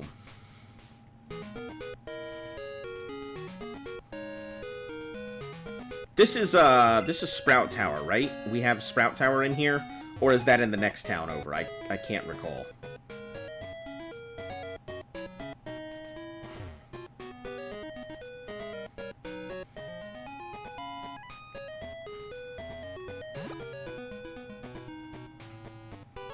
Yeah, I think it's in the next tower, or the next town over.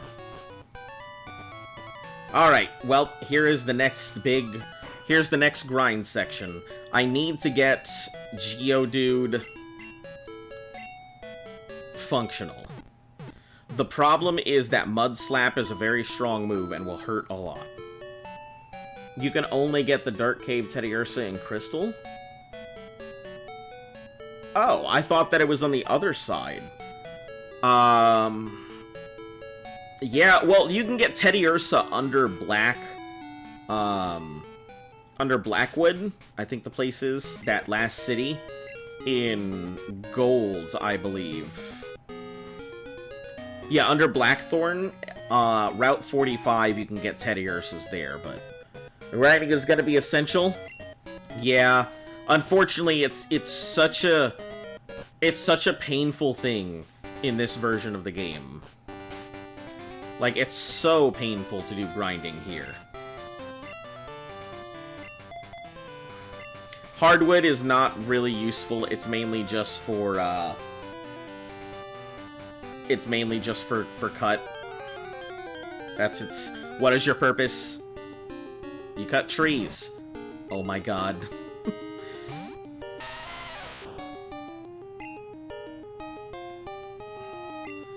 So anytime we get a Bellsprout, we're gonna switch to Hooters. Any other Pokemon, it should be able to take on its own. My only issue is that those Ghastlies are gonna be pretty low level. So I'm worried I might knock a Ghastly.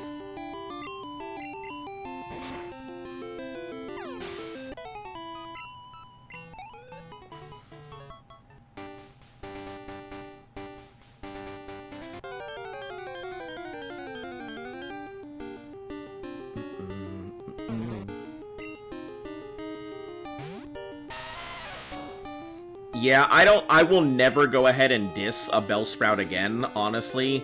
It's not a bad Pokemon, and that Bellsprout is the only reason my last run even continued to begin with. So I will never knock the Bellsprout. It's not bad, especially as an early game Leaf.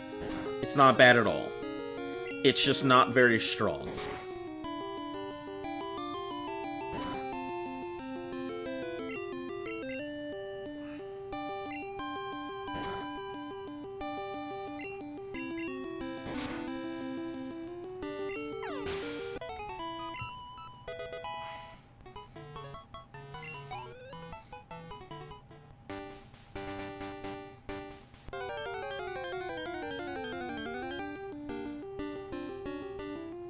There we go. Some good stuff. Now I can fight on its own. As long as it doesn't get growled into the ground. Which I feel like it's about to. I feel like it's about to get growled into the ground. Also, why is this thing so inaccurate?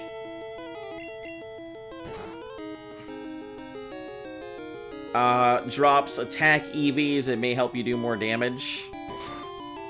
I believe Gen 2 doesn't have EVs. I believe Gen 3 is when a lot of the EVs officially start. Or it could be.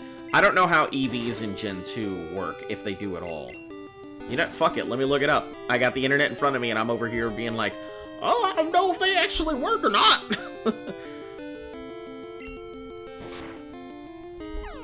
Do EVs, affect Gen 2 Pokemon? They behave the same in Gen 2 as they did in Generation 1. Both special attack and special defense share the same EVs for special to maintain compatibility. The amount of special EVs received is equal to the defeated Pokemon's special base attack. The box trick can still be used.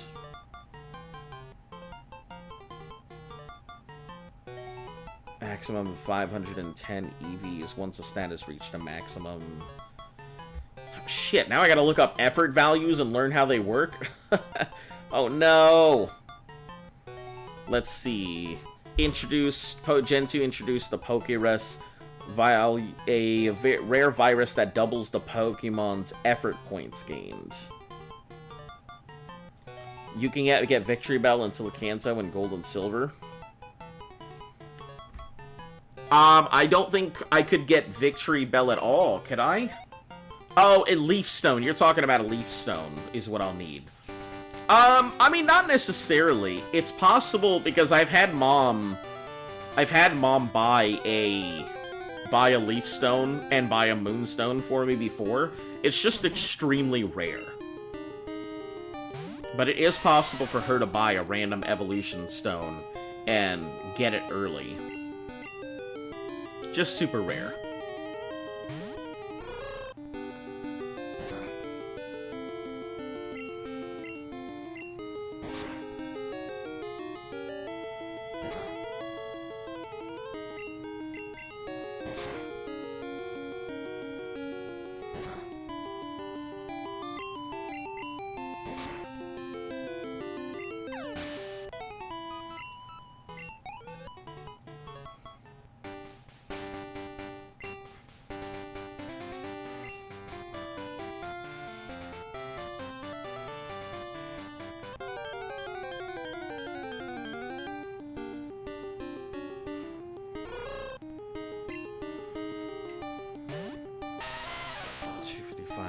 Man, I'm gonna have to learn to freaking do math.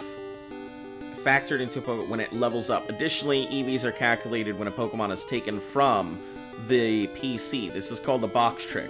A Pokemon which reaches level 100 can continue to acquire EVs up to the maximum of 65,000 in each stat using the box tricks to have those EVs factored in. Vitamins add 2,560 to one stat's EV, but can it raise it above 25,600? At level 100, the formula used to determine... I see. Using a box trick to force the EVs up. That's interesting.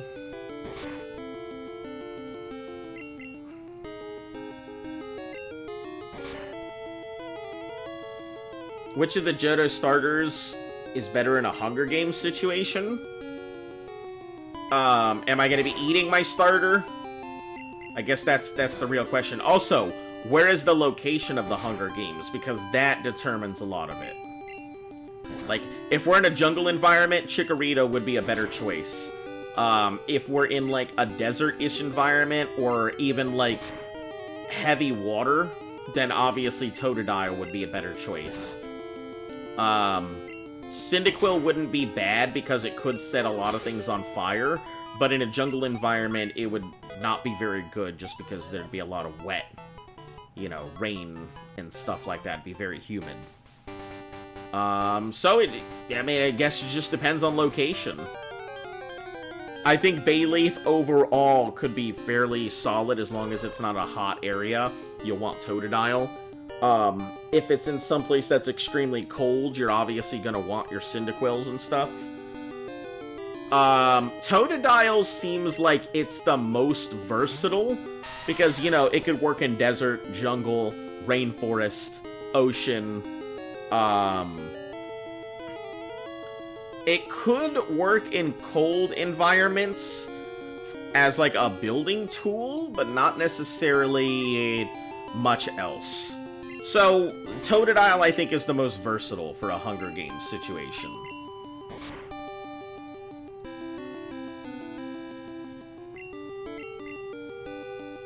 You mean the three starters that are just killing each other?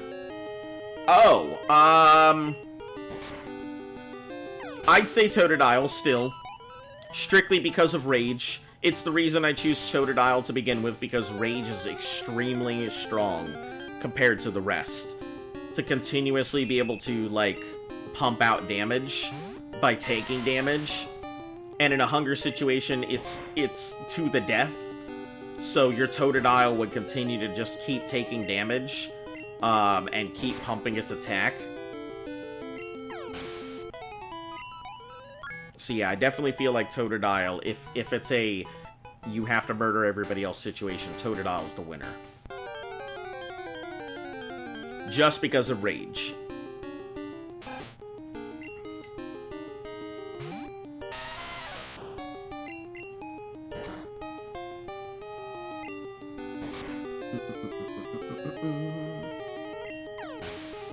Now GeoGal's on the... It's a good landslide now.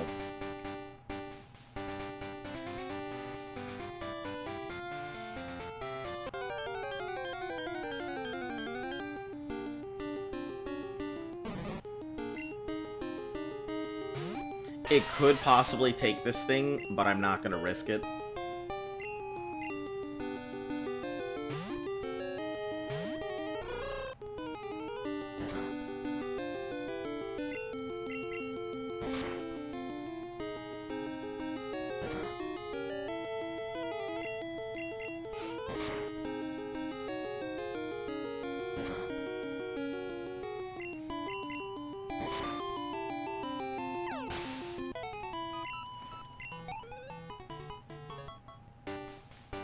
Alright, let's go heal up.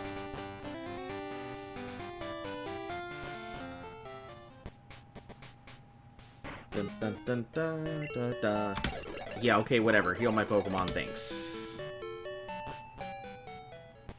By the way, I am pretty set on just going on streaming for a while today, so if you're popping in, just prepare. I am probably going to stream for a while. I might take one break, maybe in like an hour-ish or so. Probably like a quick 10-minute break to use the restroom, make myself a sandwich or something. But it's killed Chikorita and slices Cyndaquil. I mean, it's an effective mon, I think. I think Totodile, it's versatile. If you're talking about, like, a Hunger Games situation where you're in an environment where you have to survive as well as deal with opponents, Totodile, I think, is the best choice. The fact remains that, like, in terms of survivability, one of the biggest reasons why survivability is so difficult for people who are lost in situations is water becomes your main requirement. So a lot of times people will wander around looking for a source of water, but with a Totodile, you've got a source of water right there.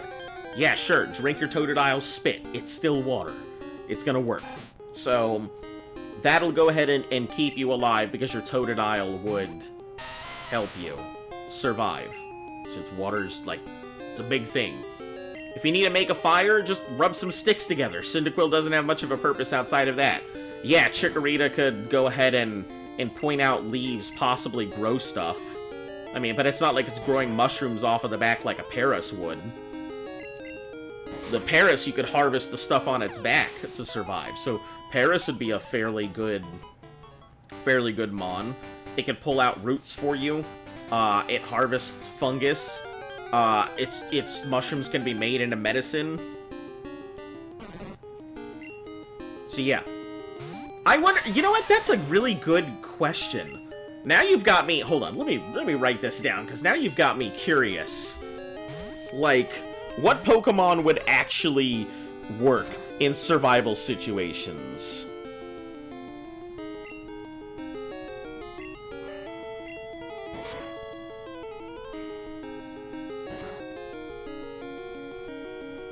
And like a Hunger Games kind of situation, but also survival. Most feasible in a...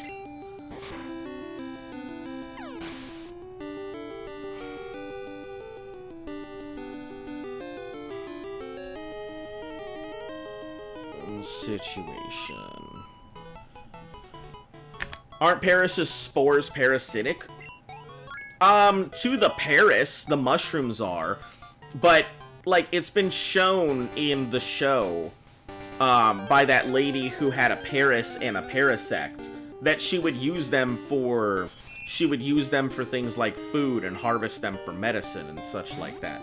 So, even though they may be parasitic to the Pokemon itself, I mean, you can still use those mushrooms for other things. Ah, fuck, I figured it would be poison.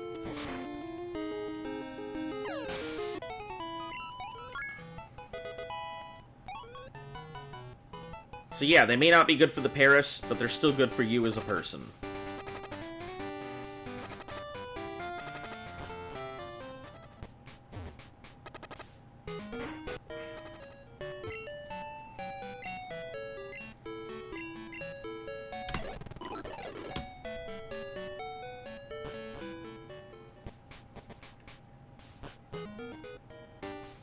Now I'm going to put together this list. It's going to bug me all day until I figure it out.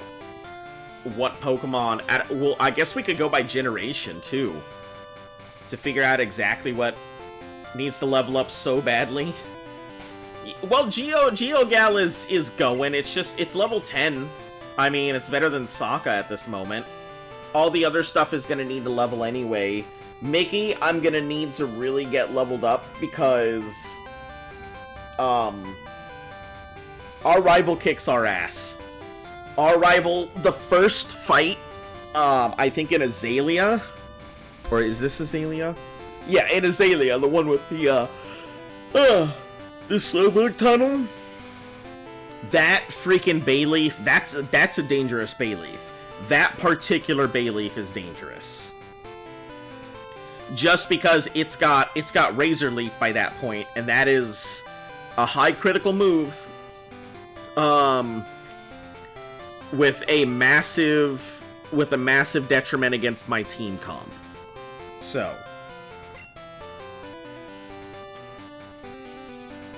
yeah, once Geodude, I think once it gets Rock Throw, pretty much that's it. That's all I need. We can start working on some of our other boys and gals, but... Please don't poison me.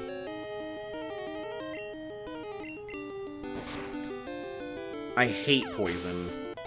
Such a stupid status effect so early in the game.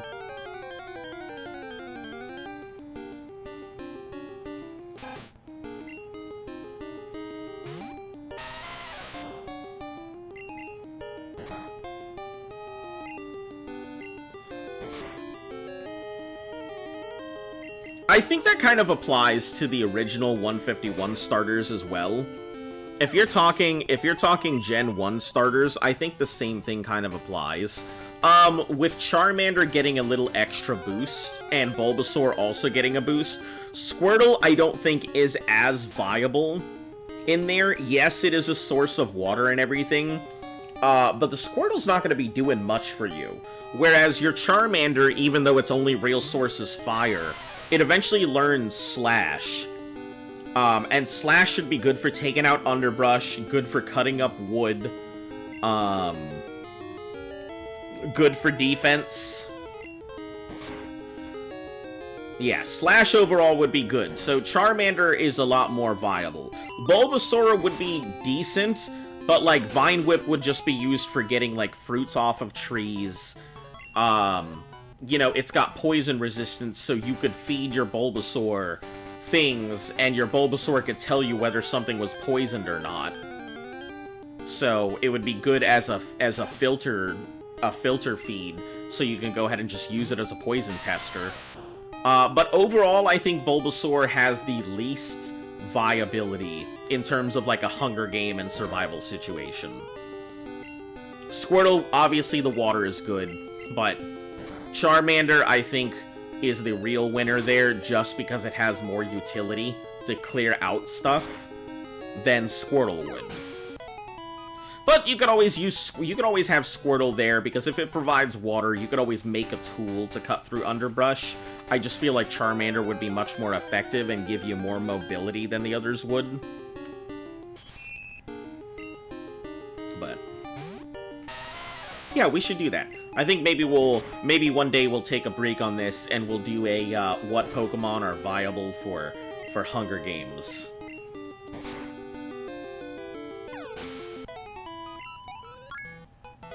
I think it should learn Rock Throw now. There it is. That's all it needed. But the problem is Mud Slap. Since it knows Mud Slap, if it doesn't get the Rock Throw off early, it gets hit really freaking hard. And Mud Slap is a ground move, so ground against rock would do a lot of damage.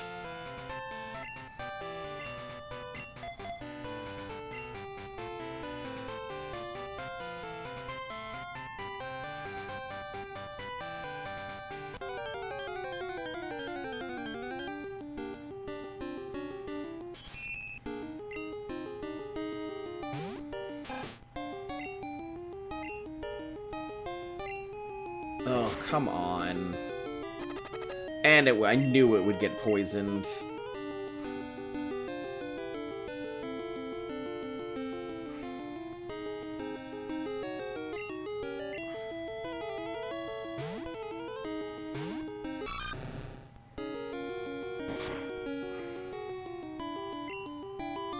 Hey, welcome back.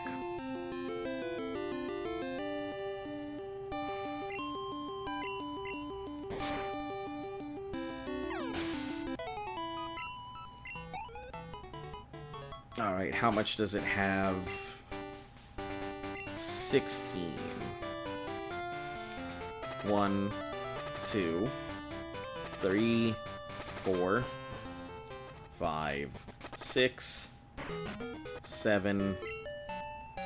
You can use the grass type to aggregate crops for food sources. Yeah, that would be a possibility. I don't know if Bulbasaur has the capability to do that. It can leech seed, but I feel like Bulbasaur is more parasitic than anything else, according to its, like, movesets. If you had something that could spore... Oh, I mean, I guess it can. It does learn types of spores, doesn't it? Stun Spore, Poison, Sleep. So yeah, I guess it could be used to go ahead and grow, crops and stuff like that. May still need some work to get through the birds. Yeah, probably. It can get through the first one. I think it's fine. If Rock Throw hits, it should take out that first bird, no problem. For Pidgeotto, I think we may need to rely on just Raging to get through. You got poisoned 5 times in a row by the same Pokemon with Poison Sting. This run is starting out great. That's pretty bad. What do you think is the most common type combo in Pokemon? Normal, normal. No, most common typing. In terms of pairing? Probably Grass Poison, I would assume, would be the most common typing. I feel like Grass Poison gets done a lot. Insert type, insert poison. Normal Flying. Yeah, I can see normal flying, because there's a ton of birds. Pairing is normal flying. Yep.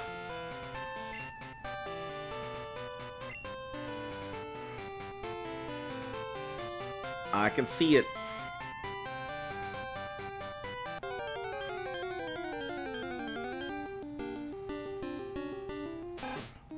Rattata versus Rattata. Oh my god, Mickey, what is wrong with you? Why do you do this?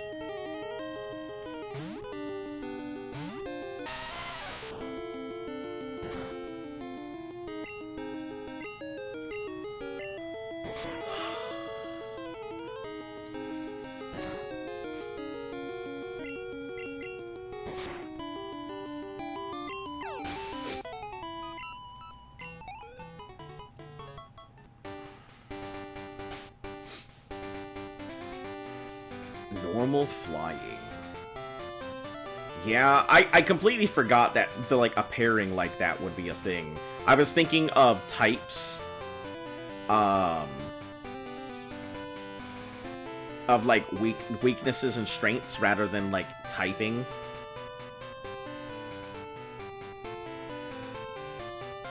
And I keep forgetting that flying is its own category and it doesn't just fall into normal. Hello, Simone. How are you doing today? Is there a Pokemon that is strictly a flying type and not a type with flying?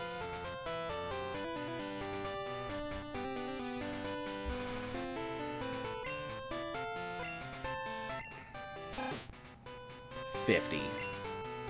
Ugh.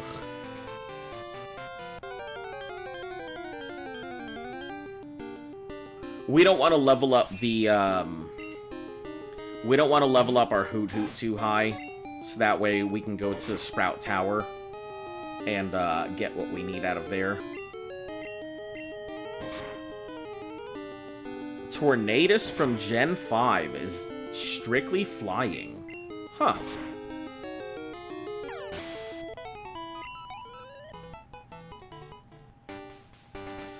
Yeah, I mean, it's just air. Is it the only one? Because, I mean, that's a pretty cool category if it's just only that. Alright, we'll switch Sokka up front here. Normal flying has 27, grass poison has 14.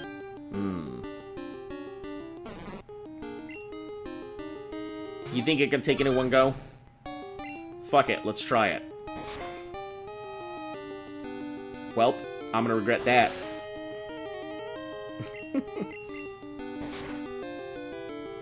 It's the only Pokemon that's just only flying, not counting Pokemon that can change their types. That's pretty cool.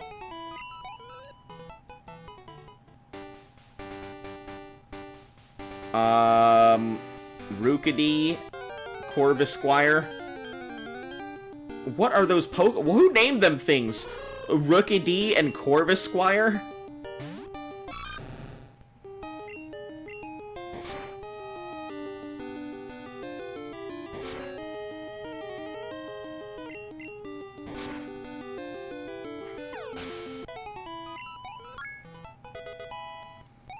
It's gonna learn... It either learns Water Gun now or in 2 levels. 2 levels then at 13.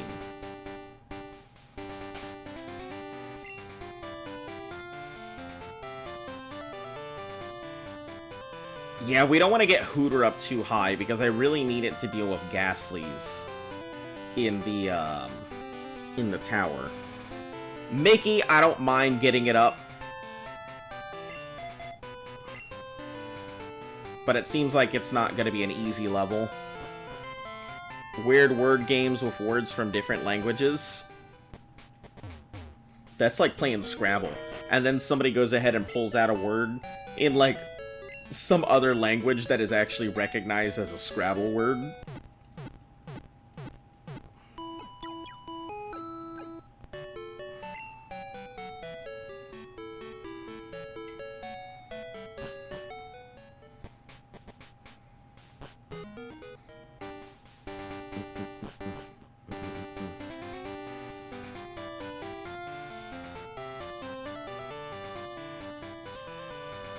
Or like my favorite, I think it's I.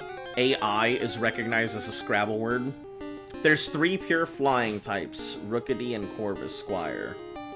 Yup, that's what Van over here was saying, that Rookidee and Corvisquire are also part of pure flyers.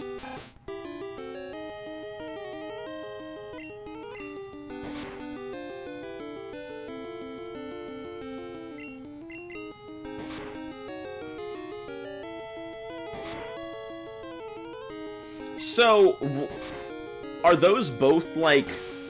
I've never heard of either of those Pokemon, so I'm gonna have to look them up. I have no idea what they are.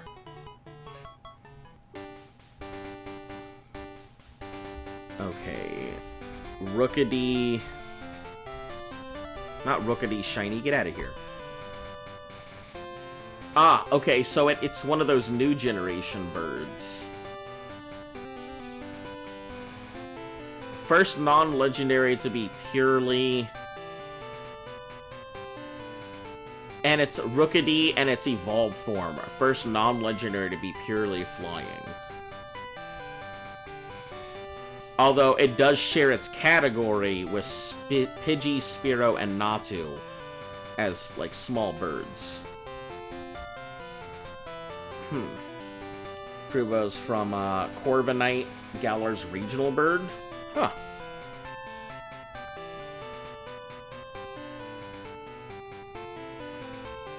That's interesting. I didn't know that.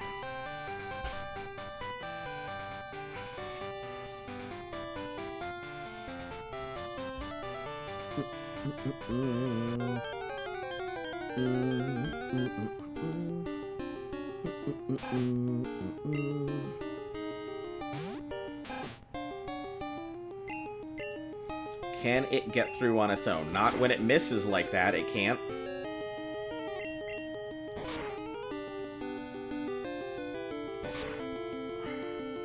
Risk it for the biscuit.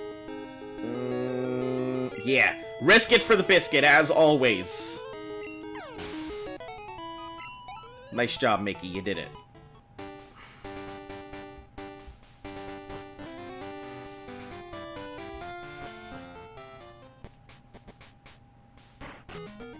No crit, no crit. Yeah, we always gotta risk it for the biscuit. You know how I am. You know I put myself in unnecessary situations for glory.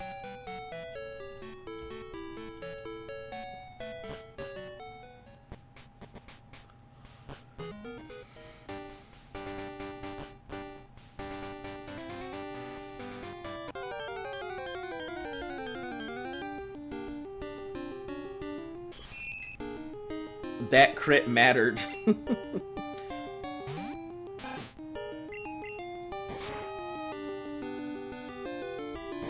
This is a 3-hit, probably poison on the second sting.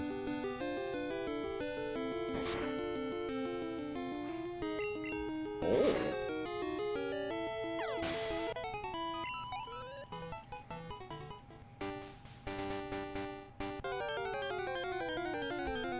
I feel like that crit was just a little bit extra.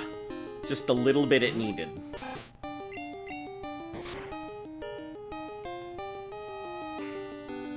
Well, we'll see in a second. Yup, that crit took it from not KO to KO. That's hilarious.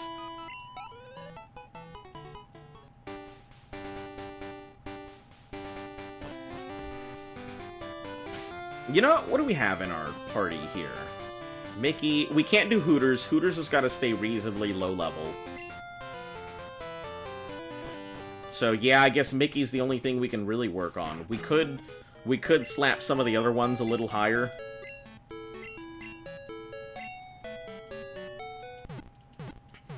Hold on, let me see. Falconer, I believe his Mud Slap is on both of them. Let's see, gold, silver, crystal. Yeah, he has Mud Slap on both. His Pidgey is level 7, his Pidgeotto is level 9. So as long as it doesn't miss... Also, Gust is a flying move this time around. Thank fucking God. I completely forgot that Gust was an actual flying move. But yeah, they both know Mud Slap, so it could be possible to just push through. Fight, fight, fight, fight, fight. Listen, you think I'm ready? You think I'm... Okay, okay, okay, I got it, I got it, I got it. I got it, I got it, we're going. We're going. We're going. We're going, we're going, we're going. We're gonna test it. We're gonna test it right now. Alright.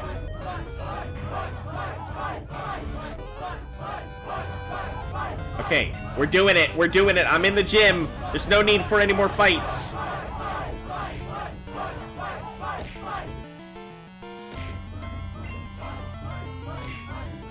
Jesus Christ. 10 types can get new Pokemon Grass, Fire, Poison, Steel, Dark, Bug, fighting a normal poison.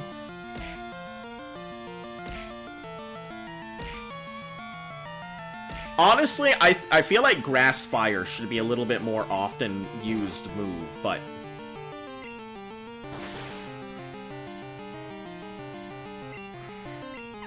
You've done too many? I think you did just enough.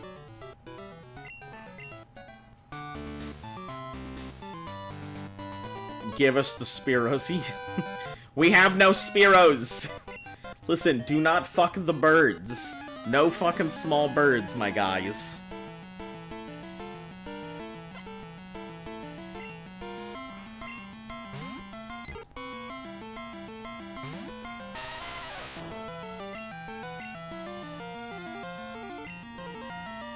Ooh, I forgot it beats it in speed, so I may still get Mud Slapped. I didn't even consider that. Or Water Fire. Yeah, Water Fire would be cool. Meat, meat, meat, meat, meat, meat, meat, meat, meat. That's funny.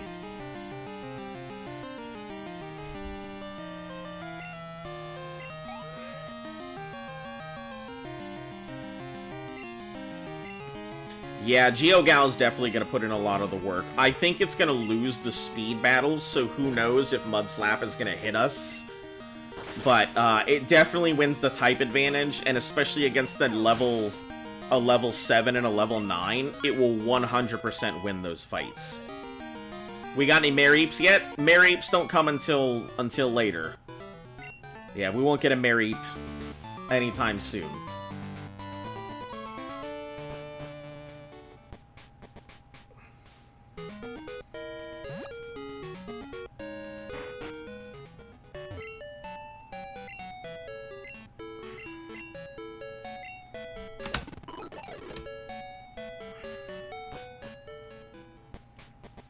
Considering we've over-leveled for this. Yeah. I don't do gym cap rules. We're not here to hardcore. Listen, I'm sure somebody out there will do gym caps and stuff. But as my first Nuzlocke, as I've said, I don't wanna do that. Ace is only level 9 in this. I won't let you insult bird Pokemon. My level 9 bird. Heracross get a Kadabra as they are busted. Yeah, I had already intended to get a Kadabra. I mean, I could get a Heracross or a Kadabra the same place. Or in different places, so I could possibly have both of them. It beats me to the Mud Slap is the only problem. And that Mud Slap makes it very difficult to do this fight. An auto clicker, it makes some things much easier. About to use Pidgeotto. You know what we'll do? We're gonna switch in for Sokka here. I don't trust it not to be able, since it's already been Mud Slapped once.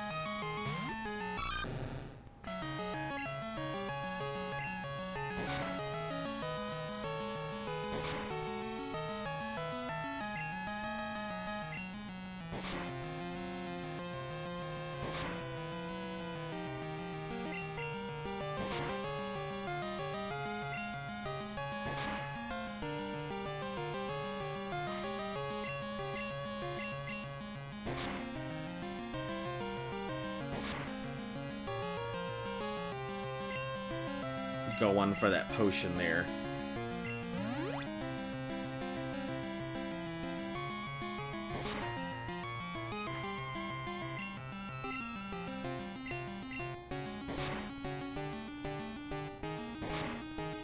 Use Rage. It's already done. Rage probably would have been a better option, but...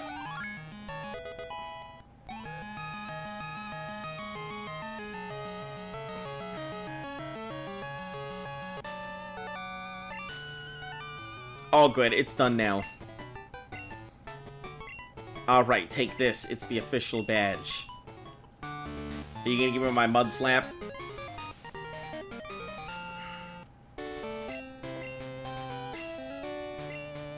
Maybe you use Flash anywhere, which we don't care about. We're not gonna use Flash anywhere. I mean, we could put it on... Sokka is becoming a great warrior. Yeah, Sokka will be an even better warrior when it hits level 13. Then it'll be able to do its stuff. Oh, hello, Professor. Can you egg? About the egg, my assistant's at the Pokemon Center. Can you talk to him? No. We're not going to... We're not getting this egg. We only get one egg a run, so we are not using it here.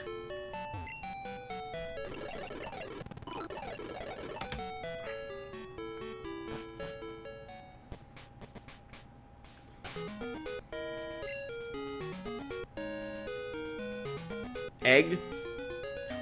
Yeah, so, in this early one, he gives you an egg, which is Togepi early on.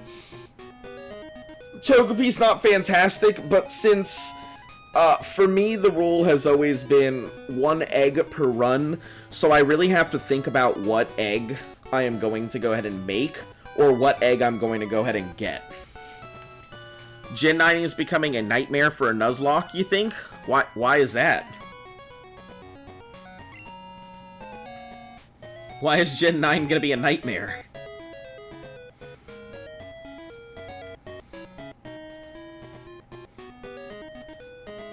He becomes angry if you ask to hatch an egg. No, I become angry when you ask to hatch an egg every single time I do anything, and then say egg, egg, egg, egg, egg, egg, egg, and then demand that I go ahead and hatch an egg right now. So that's when I get mad, when you constantly do it and then demand I do something. That's when I start getting upset. Nothing to do with hatching an egg, just... You know about the egg? Alright, what do we have here? Escape rope, antidotes, paralysis, awakening, some X stuff. It's really dumb because, like, I think in Crystal you can get repels here and push your way through. GeoGal did it. Granted, it was Sokka, but did it. It probably could have done it on its own, but I didn't want to risk the Pokemon getting slapped is all.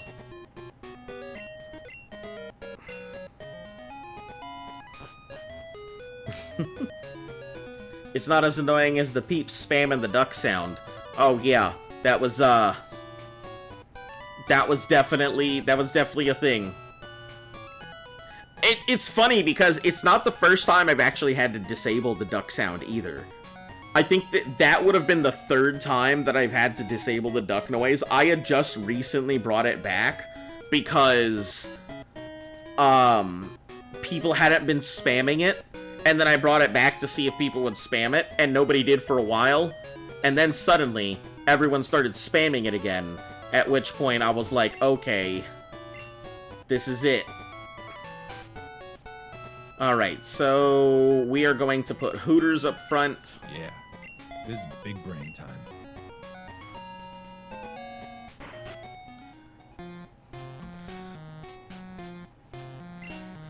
Hello. Bellsprout's over 100. See the center pillar here. Bellsprout over 100 feet tall. So yeah, I think we can get a thing in Sprout Tower here. Let me check how many balls I have. 6. That should be more than enough. Required super final bosses with competitive moves.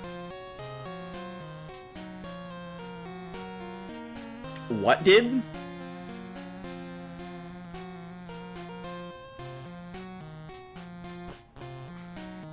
Alright. Oh, hold on. It's nighttime, isn't it? Yeah, it's nighttime. Okay, cool. Because during the daytime, it's nothing but Rattatas, so if we can get ourselves a good Ghastly early, we're done. Foresight does that, right? I'm not crazy. Foresight will allow me to do that. He's doing both Scarlet and Violet in Gen 9. Ah. Yeah, so I'm going to be doing both Scarlet and Violet and the DLCs as well, so...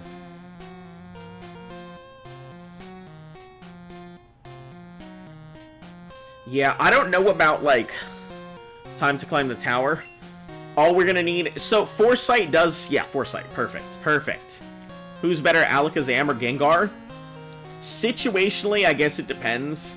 Older generation, I believe Alakazam is extremely strong, but I believe Gengar is currently the better Mon when it comes down to it. Alright, Hooters. Your time to shine. Oh, okay. It's your time to sleep, Hooters! It's time to sleep!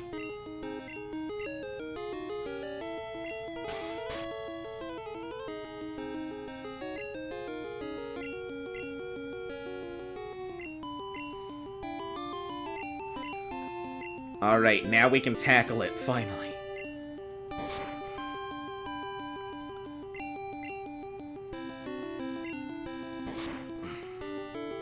Okay, good.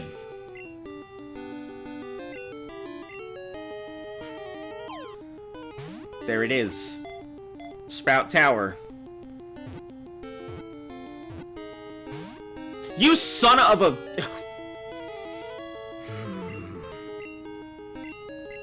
You son of a Pinacetto. Get in there.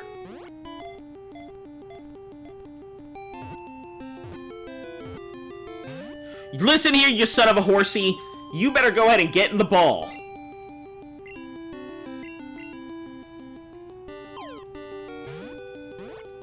I don't have time for your Vakakta. Alright?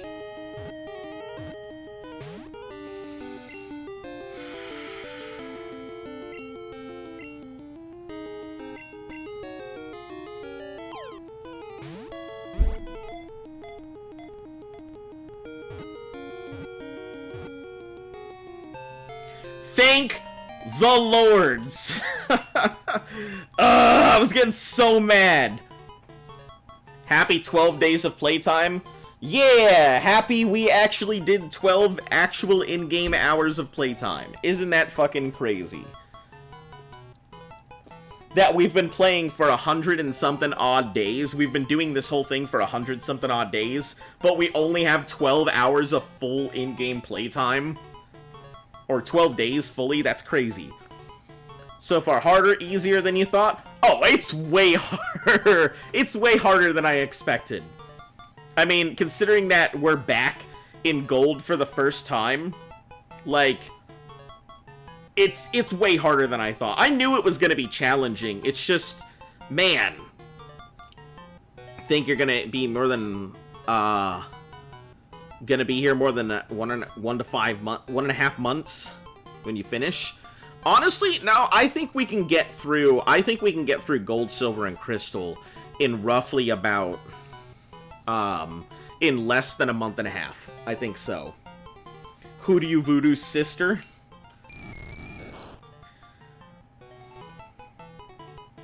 Give a nickname to it. All right.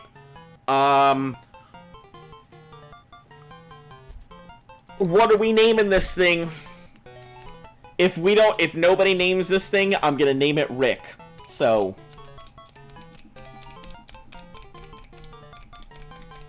I guess that wouldn't work. It is a female Ghastly. No, but if I name it anything else, it wouldn't work. Then the joke would be gone.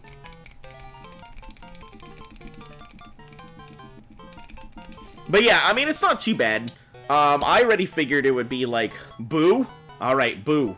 Boo it is. You going gold and crystal would have dropped one. Thought you'd do one per generation. No, I'm actually doing gold, silver, and crystal, not just gold and crystal. So I have to do every game and every generation. It's not just one per. And that's what makes it exceedingly difficult.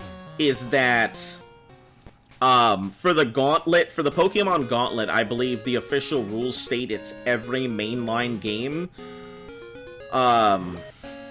So you have to do red, blue, yellow, and gold, silver, crystal, and then it's going to be ruby, sapphire, then we're going to fire red, leaf green, then back to emerald, because we're doing everything in release order. So, yeah, it's gonna be rough. Ass Licker would have been a great name. Oh, man, it could have been named Gas Licker. Oh, that would have been GHASS Licker. Oh, man, I'm gonna have to save that one for later. Gas Licker. That's a good one. Okay. I wouldn't say I'm a masochist.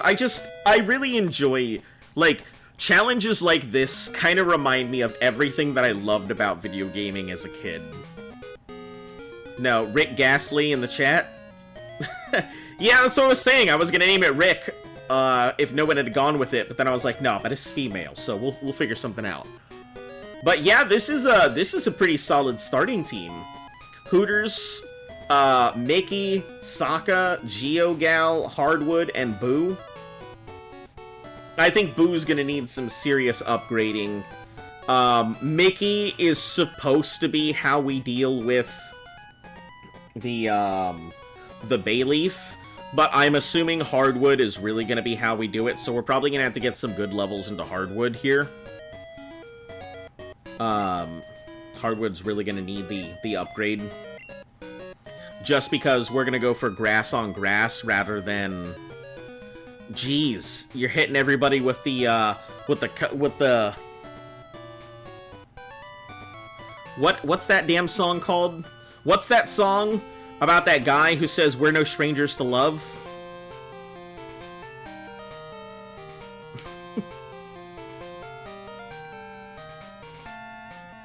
We're no strangers to love. You know the rules, and so do I.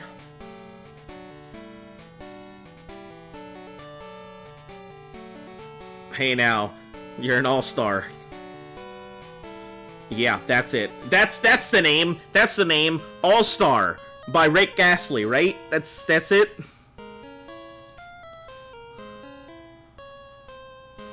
Hey now, you're an all-star, get your game on, go play. Hey now, you're a rock star, get your show on and get paid. That's funny. Okay, so this is Ruins of Alpha Research Center. We don't give a shit about that.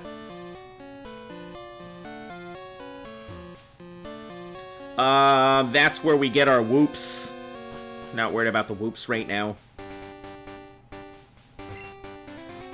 You're studying the ruins. Oh, yeah, that's that guy.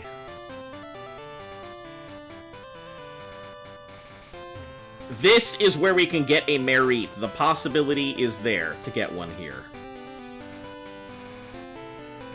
Wait up, what's the hurry?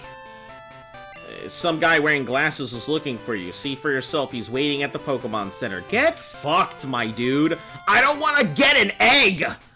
Oh! Suck my ass, guy!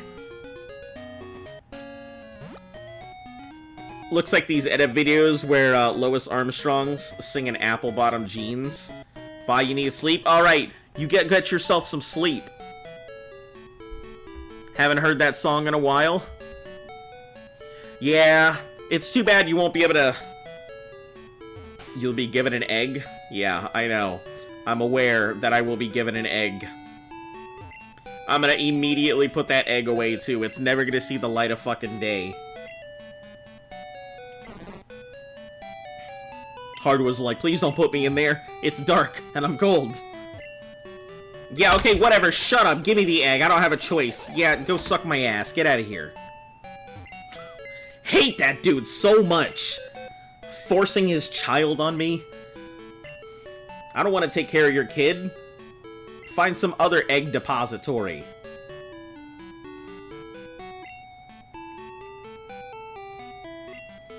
You don't want an egg, but you want an omelet. That's true. That's true. Just beat Koga, man. In Gen 1 becomes trivial. Yep. Yep. Kadabra makes everything pretty trivial. Honestly, and the thing is, even in Gen 2, it's still so damn strong. Even with the split for stats in Gen 2, like, it's still exceptionally strong. It's not as strong, but it's still pretty damn strong, so... Alright, that egg is never gonna see the light of day, What's-His-Name is never gonna get his Nobel Pokemon prize, and everyone's gonna be happy.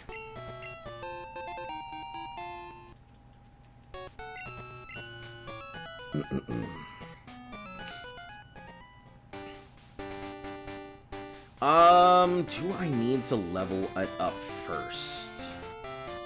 I think we do need to go ahead and level, because if we encounter Merit, its Thunder Shocks are not going to do very much against the Bellsprout.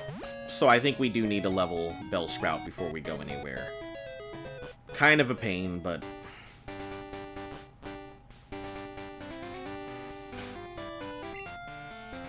do what we gotta do, right?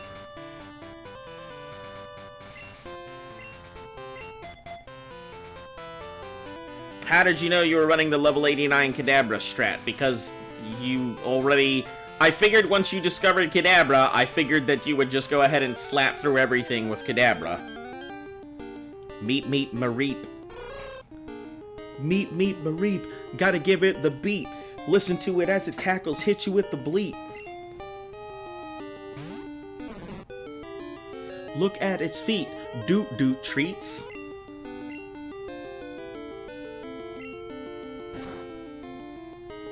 I don't know why I tried to attack that thing like it was gonna do anything. Who do we... I guess GeoGal. We could do GeoGal or Sokka, but...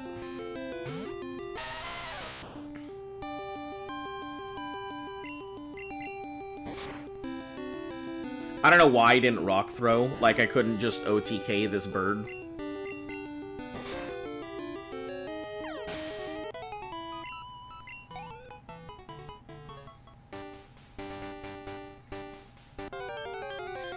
Do you know the song Beep Beep, I'm a Sheep? I do not. This is the first time I'm hearing about this song. Please, tell me more. Would you like to know more? Bum, bum, bum, bum. Yeah, we could officially get Hooter to do other stuff. Hooter can... It can do stuff. It'll learn Peck. Right. I don't know why we're not leveling up Hooter, because Hooter will learn Peck. We can use Peck against what's it called, and it should be fine. Oh, I could also... No, because if I go for the Headbutt Spearow, I could get it before getting to that town. But Heracross. We'll figure it out. We'll figure it out. I'm thinking aloud more than anything else, trying to figure out the best way to go about getting a Heracross, if possible.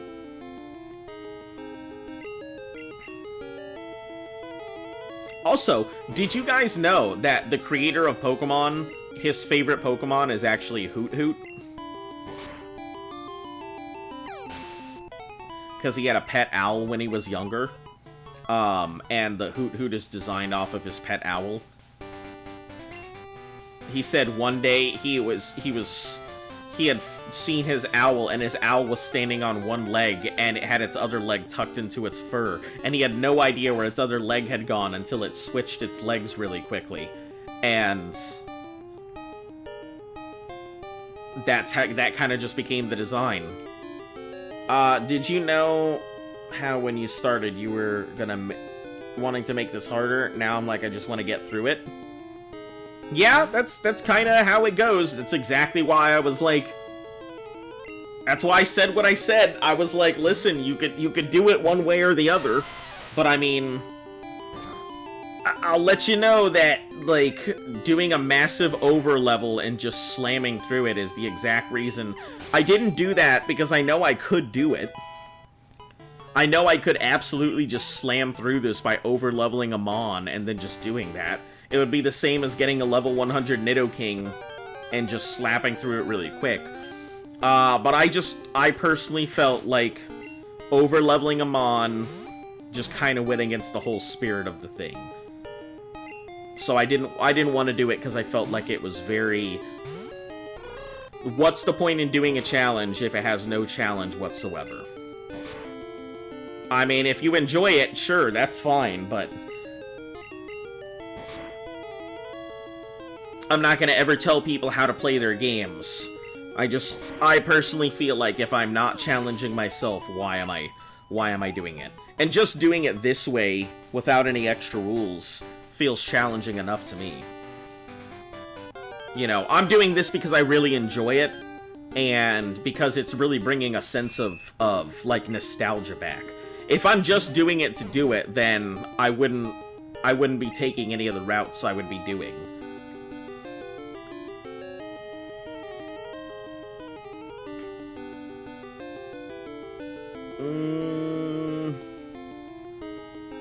Boo should do pretty well here, right? I think? Because it's poison. Yeah.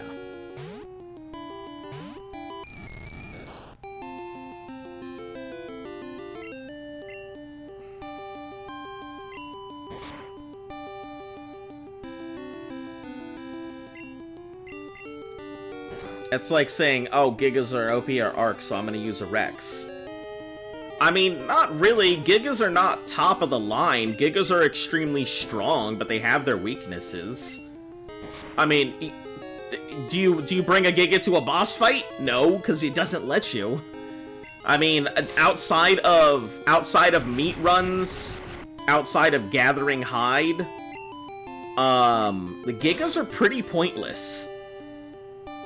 Like, I use Rexes more than I use anything else because Rexes are good. Rexes are pretty much, they're great. But outside of, you know, King Titan, there's no real point for a Giga. If they took Gigas out of the game, the economy wouldn't really much change. Outside of Rexes would become the top predator. Well, I guess the Charkar now, but, like... Oh, we could turn this into a slap fight, but we're not going to.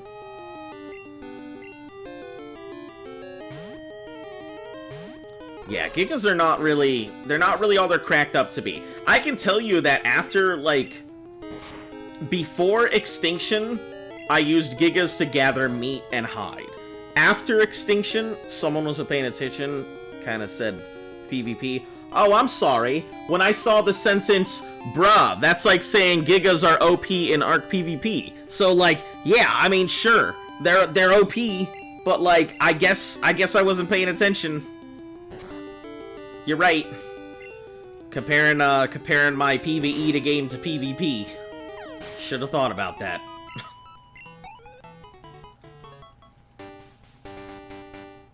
I mean, I don't think the comparison really works there, but...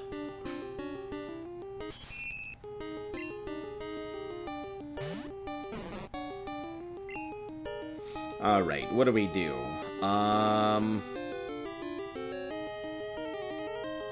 Yeah, I guess Boo works. Boo's probably our best bet.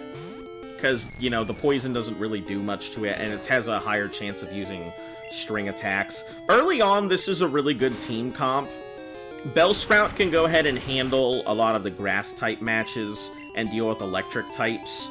Hoot can deal with any type of grass once it gets Peck, which I think is at, like, level 11 or something. Yeah, so overall, you can stop a lot of the early game stuff here with this team comp. But I mean, also, like, in PvP, when are you gonna get the... You're all so fighty today, and you haven't had any caffeine. Alright. I mean... I get it. I'll tell you the same thing that I tell anybody else who, you know what? I'll tell you the same thing that I used to tell my troops.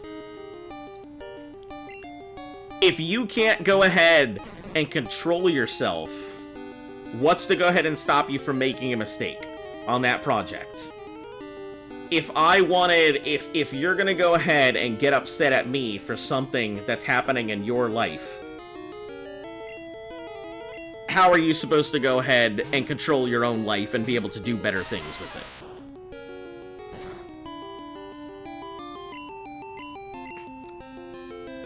Mind you, probably not the exact thing I said, and probably went ahead and had a lot more words for them, but my point being is, if you're mad, why are you taking it out on me?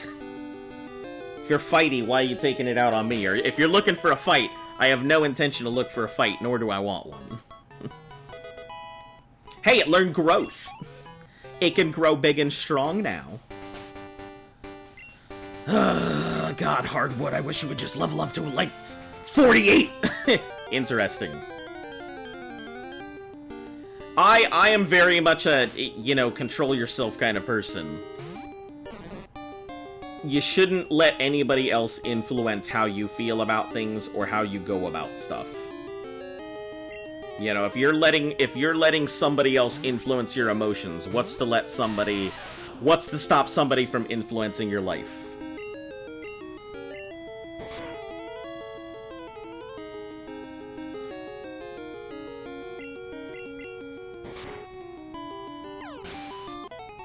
Yeah, and it can be difficult. I'm not saying, like, no one's perfect. No one's a machine.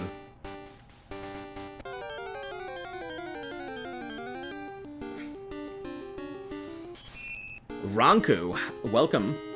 Save 2.5 channel points. Oh, what are you guys doing? We'll flood the screen while I was talking about being a... Man, guys, you're just never gonna let that go, are we? It's just gonna be fuckboy central from now on, huh? That's gonna be forever what this thing is.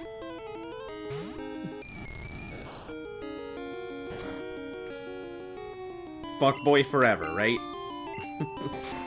It's not about looking for a fight. It's just kind of annoyed because you were like, it's not a challenge to overlevel. It was risky a few days ago, plus no caffeine, you're already wired. I mean, as I said, I feel like I've said this before I said that I'm not telling anybody how to go ahead and play the game. It's just how I feel about it. That I feel like overleveling is not really a challenge. Like, if I wanted to just complete the game, I would just stay in one place, I would forcibly level a single Mon that's the best in the game, and then I would just go ahead and plow my way through with like a level 90 or whatever. So, to me, overleveling doesn't really provide a challenge, because you're just gonna plow through the game with no challenge whatsoever. And anybody who if you're just completing the game like that, then... Also,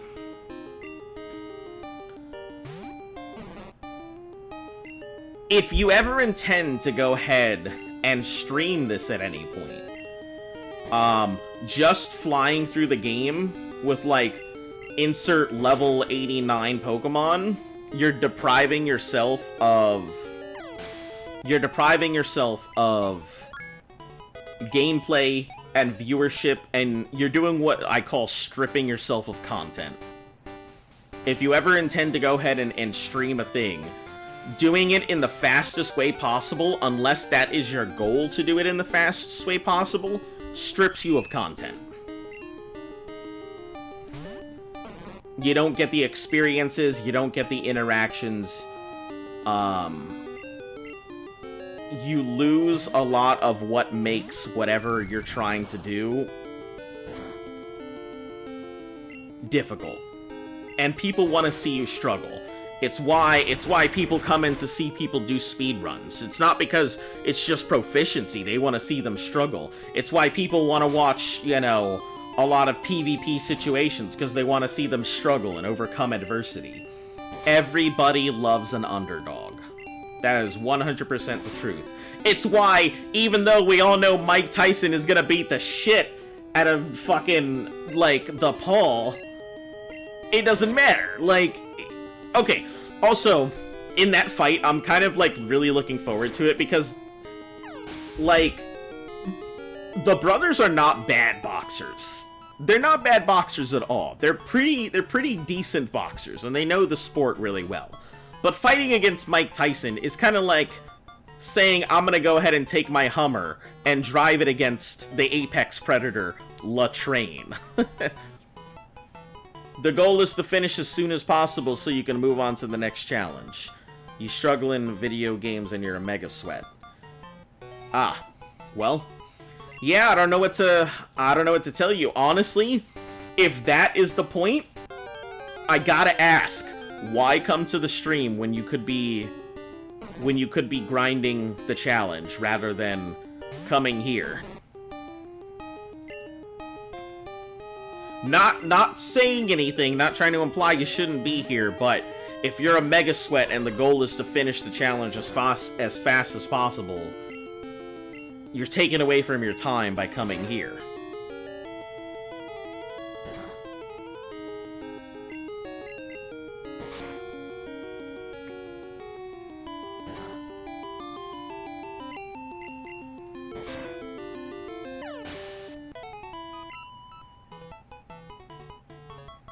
What do you mean?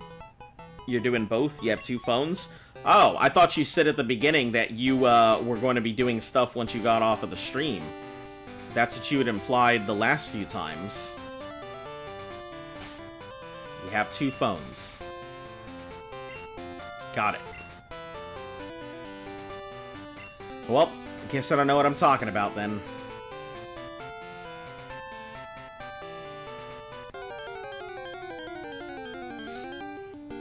I think once we get this thing a little higher, because my vine thing isn't gonna do much against a Mary, but its shocks aren't gonna do very much against me either. So we're gonna be pretty evenly matched. What is this thing? A level 5? I guess we can... As much as I don't want to, like, work on GeoGal consistently, I'd really like to throw out the rat and stuff to get it leveled up, but... We'll just rock throw it. Just got a new phone. Fault for not saying something. You don't have to tell me anything, so, I mean, nobody's fault.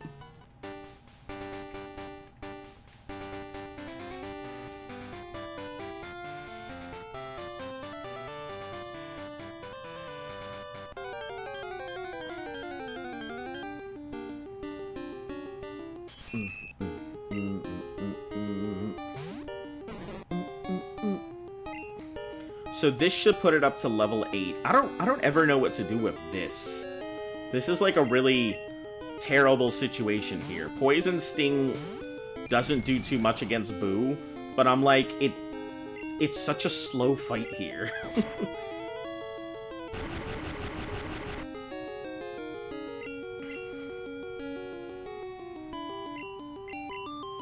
Six. Can I get through it in 6? I don't think so. It might actually go into struggle. Or I might have to switch into something else unless it can get a, Oh, even a critical hit does almost nothing. Okay, yeah, we're good. We're good. As long as we can get the 3 in. And it should have one more lick. We'll go ahead and heal everybody up. Cool. Gotta run close to the edge there.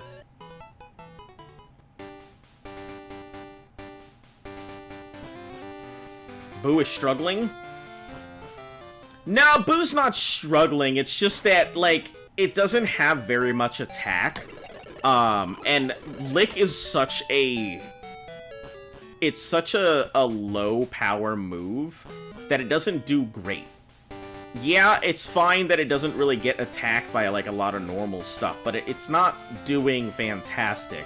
It takes 1 point of poison damage apiece, but it's just doing, like, only a couple points extra itself.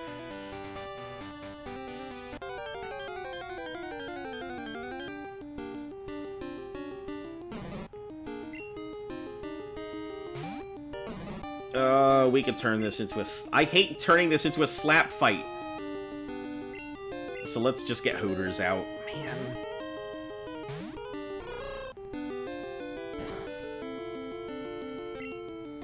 Getting Hooters all the way up to 11, I think will give it access to Peck. Peck will be extremely useful against, what's it called? Against the Bayleaf thing coming up. And it should have resistance against grass as well. So it shouldn't get one-shot. But that's like, way far from now. At, like, Azalea.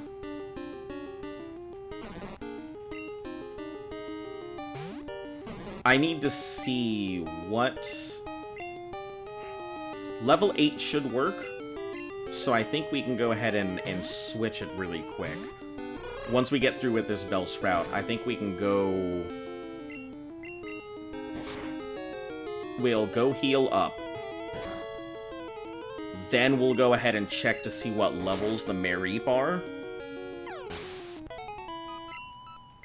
And then work from there.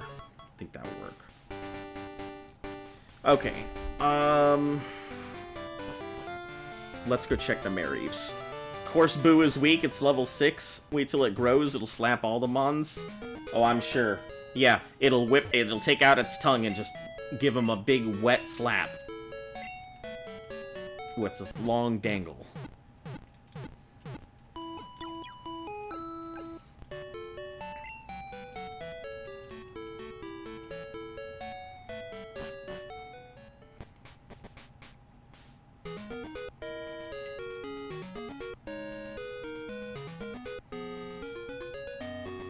Alright, what route is this coming up?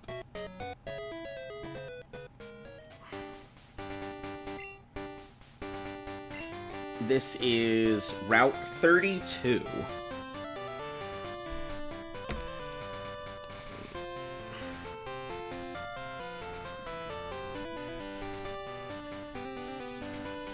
Alright, let me check Route 32 after I write this down. 32.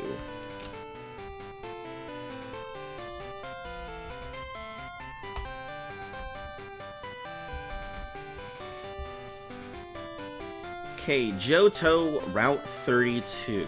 We have Rattatas, Zubats as a 5% at night, so that's decent.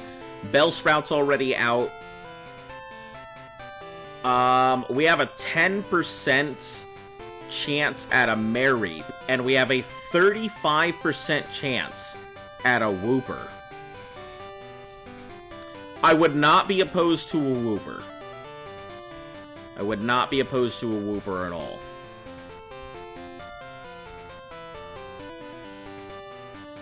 Is it a long stream?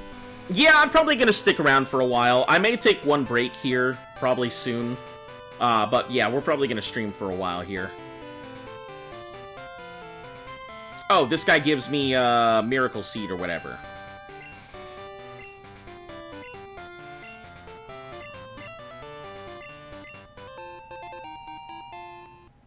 Perfect. Let's get this catch. All right, what are we banking on? I'm hoping for the Mareep. I am assuming that I am going to go ahead and get a Wooper.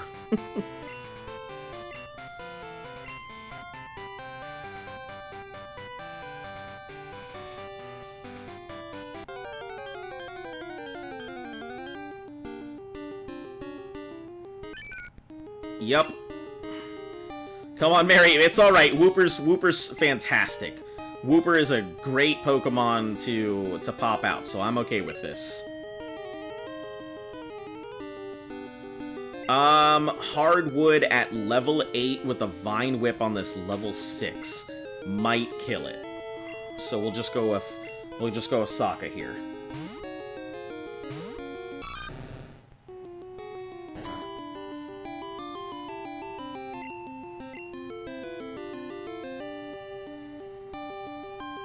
We'll do Rage for a tiny bit of damage here. If we do any extra damage, we might have a problem, so...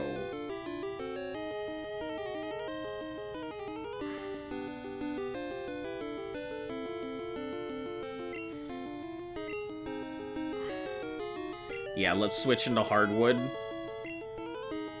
And then we'll switch back and do another Rage, so we can just constantly mitigate the damage that's being done.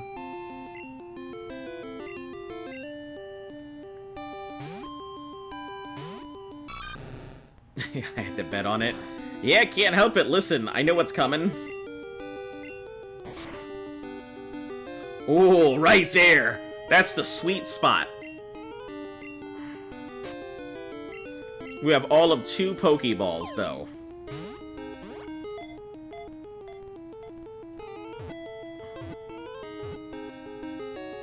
Perfect. Alright, so no Mareep, but we do get a Wooper. It means we do save a spot at Ruins of Alph, and we could possibly go for the Natu, or try and Lucky Lotto into the Smeargle. Since we're not going to be getting the Wooper in the thing. Alright.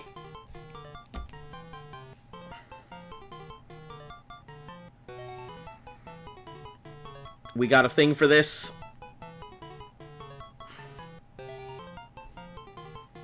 Omega, I don't think you've had a name here, so if you would like to do the honors, I feel Wooper is going to be fairly strong. He's probably going to be our Quagmire. Alright.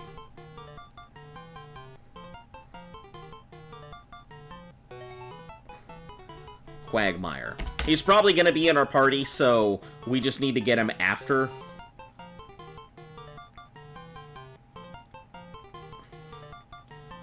Quagmire. just because he's ground, so Earthquake and stuff is going to be really good with him. Earthquake, Mud Slap,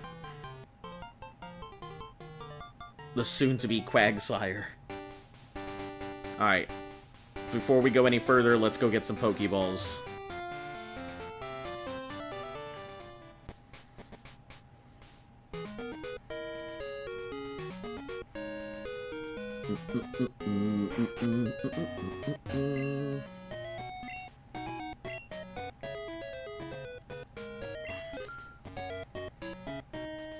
We've got plenty of antidotes and stuff.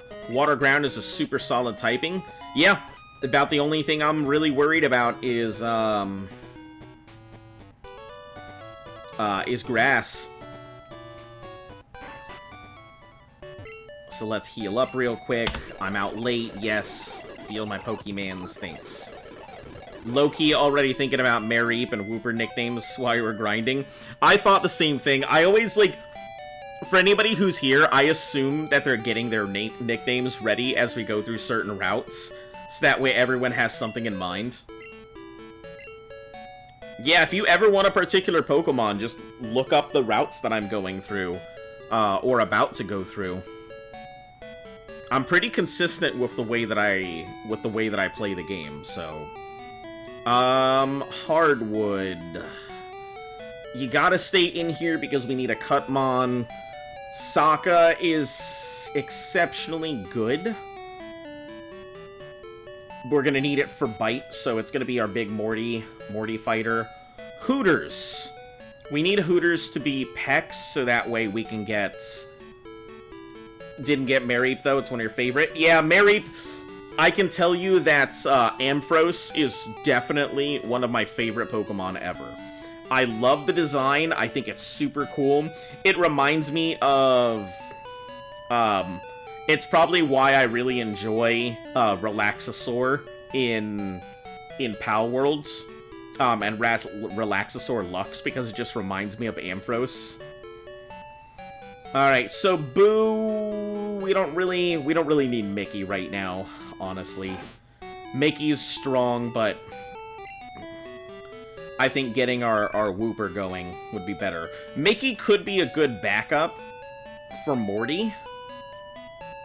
Mickey could be a good backup for Morty, because it does Bite. And we could get it to no Crunch.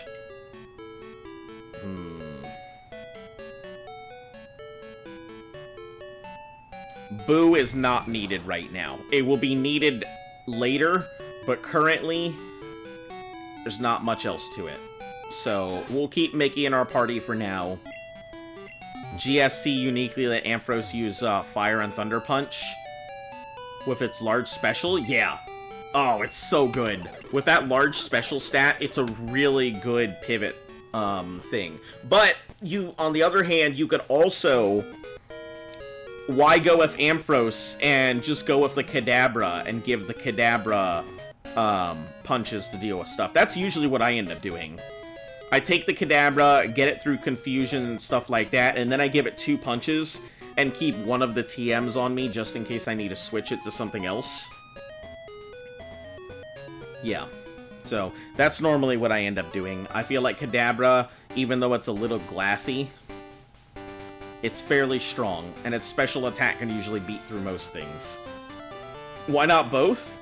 I never even consider... It's because usually our Mareep doesn't exist, and we have to rely on... What's it called? We end up having to rely on Chinchou most of the time, and since Chinchou... Since Mareep doesn't exist in Crystal... We have to rely on Chinchou. There's no other option. Do I get into this? Who do I throw out for this fight? Hardwood needs the levels, but I think Hooter needs the levels more.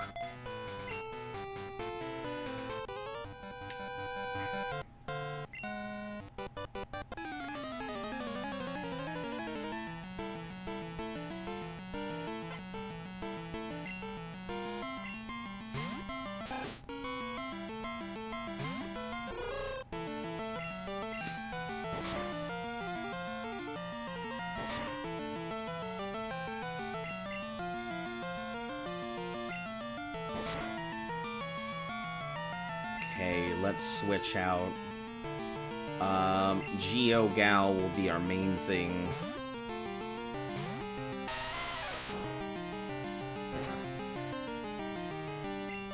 Because Geo-Gal's got that massive resistance. Mareep is close. Yeah, it would have been nice, but we've already got ourselves the Quagmire, so... Or the Wooper. Excuse me.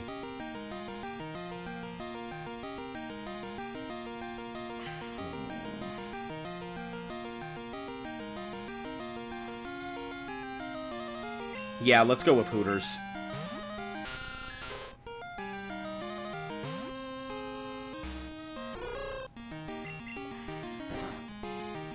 Leech Life is gonna do almost nothing where Hooters can actually... If it hits... Okay.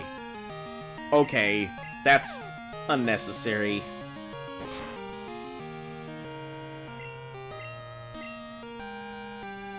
Who do we switch out to?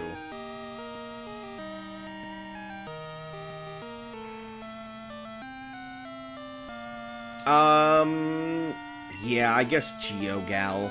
And we'll just go for the Rock Throw.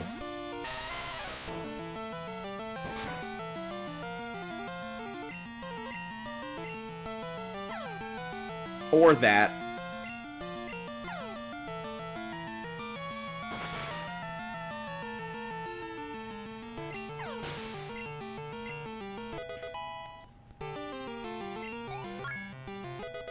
$13, nice.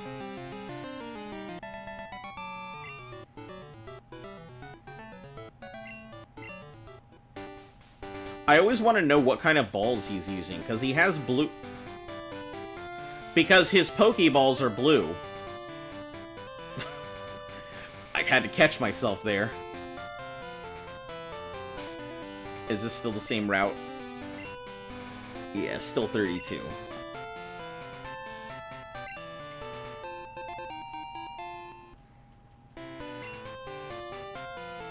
Are we going with Kadabra, not Alakazam, because of the rules? Ampharos is objectively better stat-wise.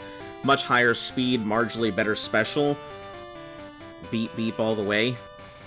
Talking about... Listen, that's why we caught ourselves before we said something questionable. We don't say questionable things here.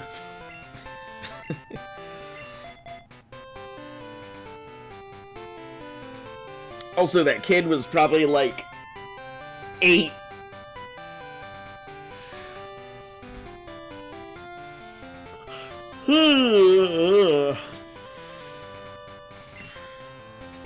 Yeah, I suppose Ampharos would be better. The only reason, like, I went into it that way was because we had Ampharos in our first playthrough, and it was fairly strong. The real issue came in with Crystal. Because if I'd gotten used to using Ampharos through Gold and Silver, and kind of ran it ragged through, and then I got to Crystal and didn't know how to use Chinchou, which I do now, so if I don't get Ampharos, I can use Chinchou. It's fine by me. Not great as an option, but... Oh, shoot. Questionable things.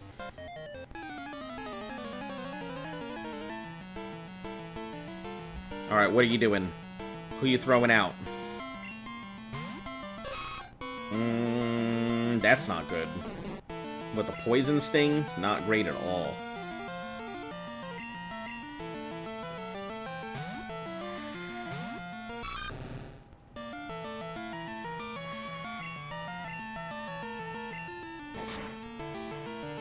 It's gonna hit with a Tackle. So Rage should 3-shot it. I think Scratch would have 3-shot it too, but... No, Scratch would have probably 4-shot it, so Rage was the better option.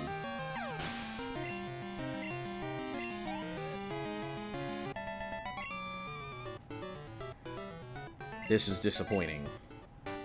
Yeah, well, get used to it, kid. Your life's gonna be a disappointment.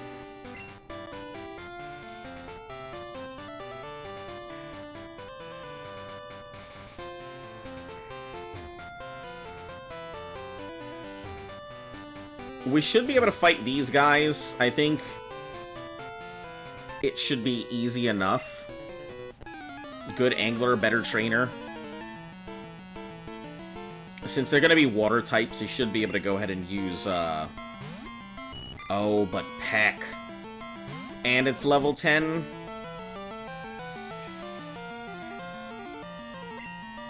Let's not do it. It's not worth possibly losing Hardwood. It's strong, but Peck is stronger. Peck would hurt a lot.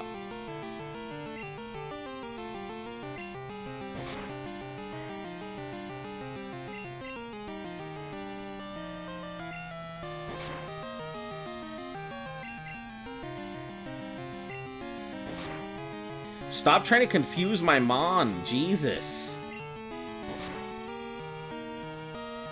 Alright, you're clearly not going to attack me, so...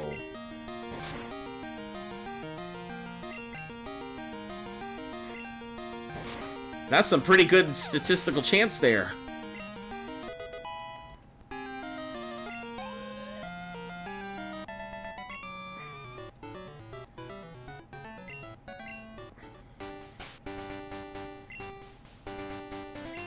If it has Goldeen, I don't remember if this guy has Goldeen or if he's using, like, Remroids and Quillfish or whatever.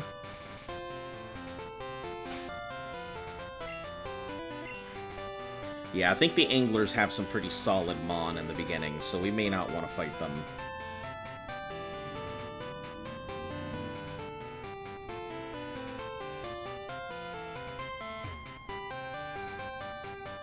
Hey, how would you like to have one of these tasty tails? Yes. Of course, I want the Slowpoke tail. Give me the Slowpoke tail.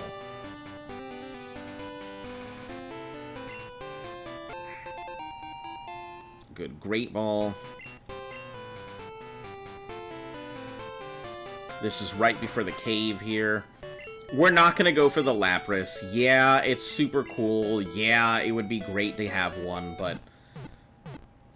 like, I don't want to spend the next hour saving, reloading, saving, reloading, saving, reloading, saving, reloading, so...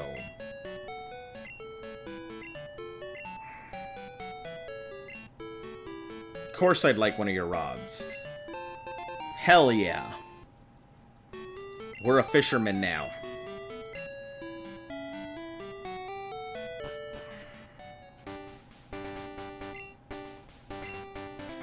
Still 32. Route 32 is such a long route. That badge, you beat Felker? Let me guess, you're a bird tamer and you're gonna be like, show me your birds.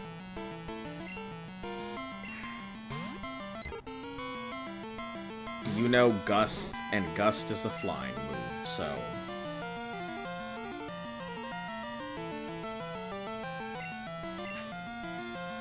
Chinchou may come in handy. I mean, way later, Chinchou may come in handy. If we get any electric type, if we get a Mareep, I would prefer a Mareep. It's slow, but its attacks are phenomenal, so...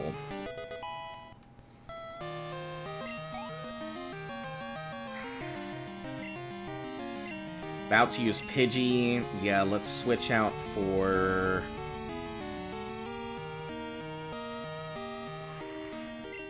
Let's get Mick out there.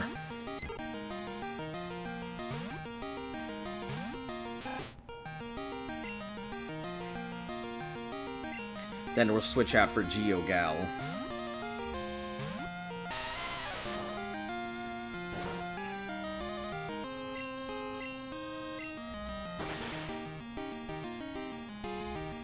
Unfortunately, I don't think it's strong enough to exist on its own, so...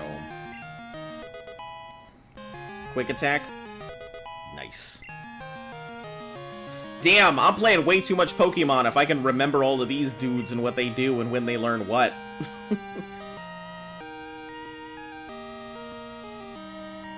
Alright, Hooter. Do your thing.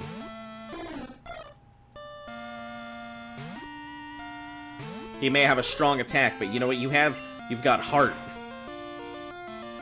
Oh. Heart is not going to be enough. Let's switch out to GeoGal again, I guess.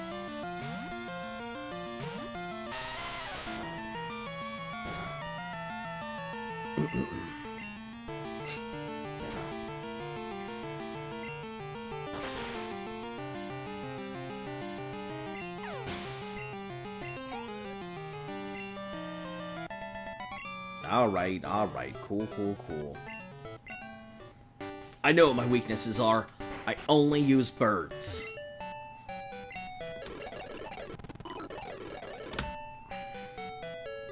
I only speak the truth. So, let me take a look and see if there is a way to get through this cave. Union Cave. I'm gonna see if there's a way to get through Union Cave without triggering an encounter.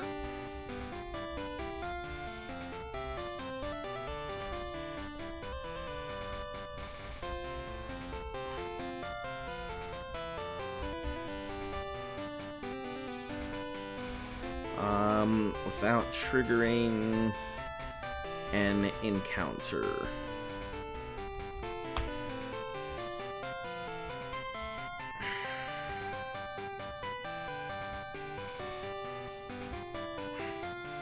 Geodude. Yeah, how am I going to... like... It's mainly just, like, getting through Union Cave.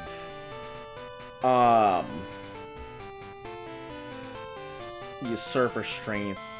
Union Cave. Make your way through Union Cave. Don't forget to re-explore. That's cool. But let me check Nuzlocke here.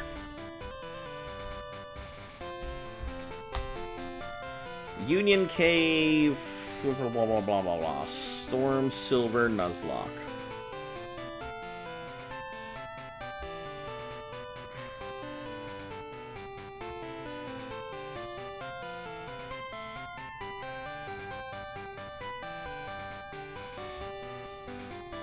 Renegade Platinum. Man, this sounds cool.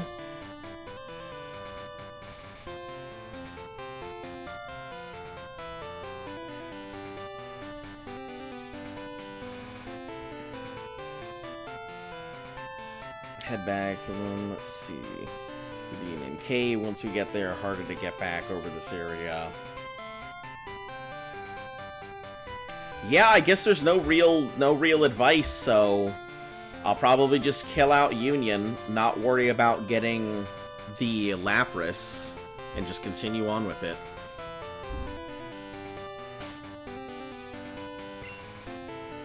We need to get Sokka up a little more. So I think we'll grind out here a little more before we go in.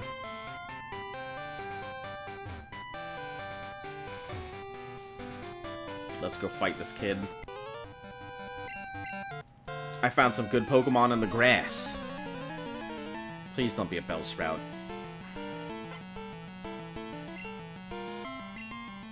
Oh, it's a Wooper. Yeah, we're good.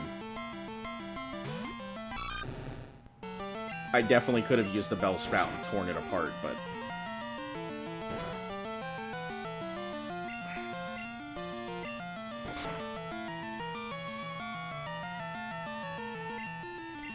Smart-ass Wooper. Well, hello there. You got a shiny Tentacruel. I got a shiny Tentacruel. I got a shiny Tentacruel. Look at it shine, look at it glimmer, look at the ball, it seems so much thinner. How are you doing today? Water gun, fantastic. Now we can just push it through the cave. Yeah, in this game. Let's see. In Gold, what did I end up catching? The last time I went through Gold, well, I guess the first time. The first time I went through Gold, we caught a shiny Nidoran. And then in Silver, we caught a shiny Krabby and a shiny something else that I don't remember. Do you guys remember what the other shiny was in Silver? I don't, because I don't. Yeah, but I mean, shinies, I was quite surprised. I saw that the encounter rates were like 1 in 8,000 something and change. Great, you got soccer in 2.5 minutes? Ah, well, let me go ahead and slap you with the hellos and everything else. Yeah, Monday through Sunday is my normal channel time. I'm going through a Nuzlocke through the entire franchise series, mainline games, so every single game in the series, red, blue, yellow, gold, silver, crystal, blah, blah, blah, blah, blah, insert things here. Plus the DLCs if we ever get to Scarlet and Violet, like 2.5 whatever years from now. Feel free to go ahead and pop in on the weekends. I usually tend to stream a little bit longer and start a little bit earlier, but usually 3 p.m. Eastern Standard Time is my normal start time on the weekdays. Alright, there you go.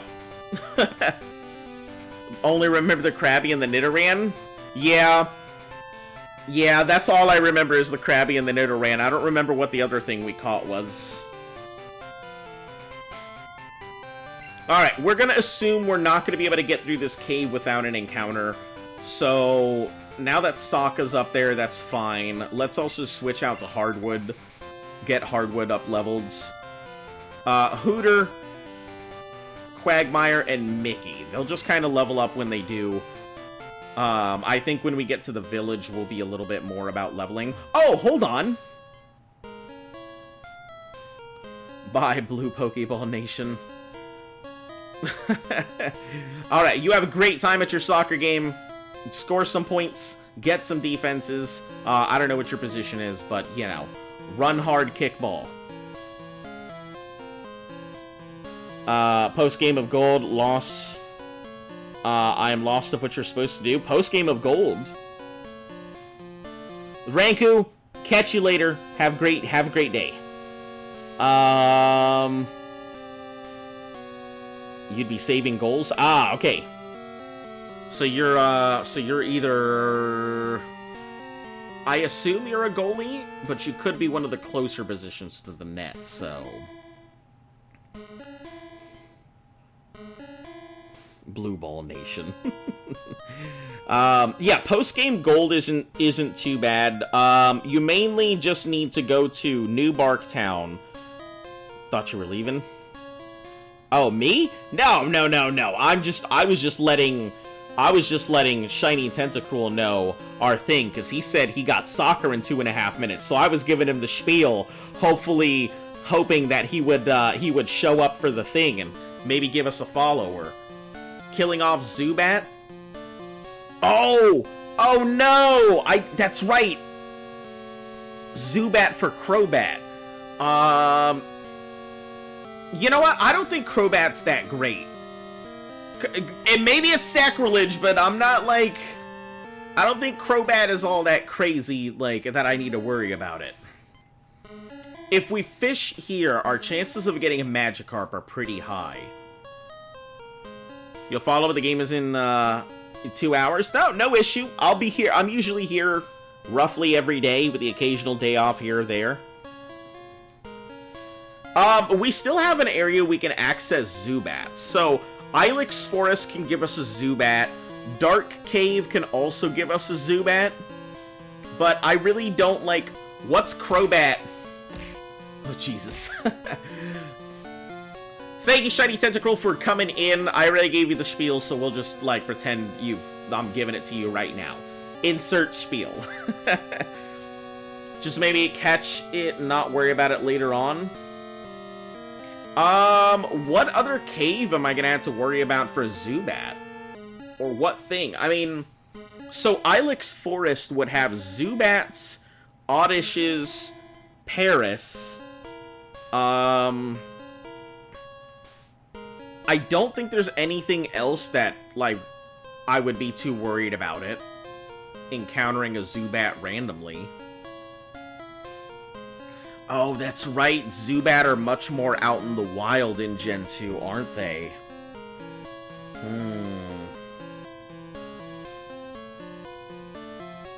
Yeah, I guess let's just see what we get. Hey, what do you know? It's a Geodude. We don't have to worry about that.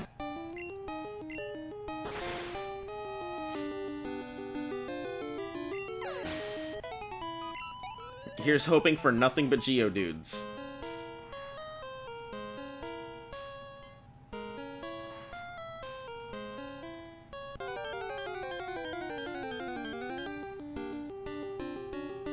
Yes! Rattata! Alright, we're going hard now.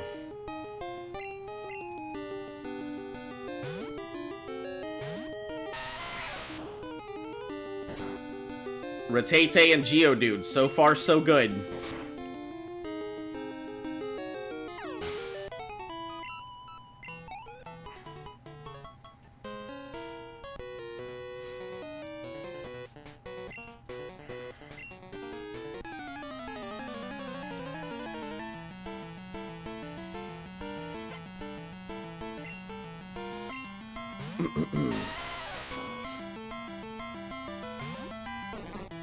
Is this the guy with the 468?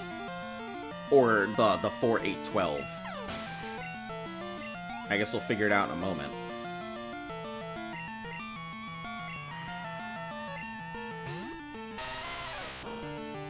Oh, 468. Okay, that's fine.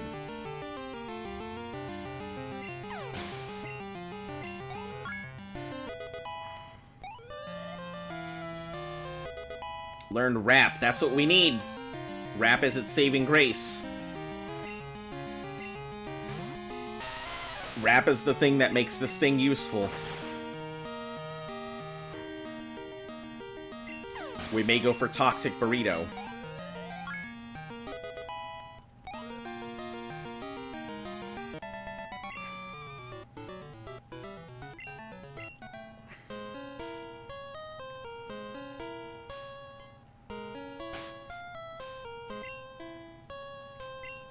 This guy is a fire breather, if I'm not mistaken. And if we can get his encounter, we can reset our walking encounter.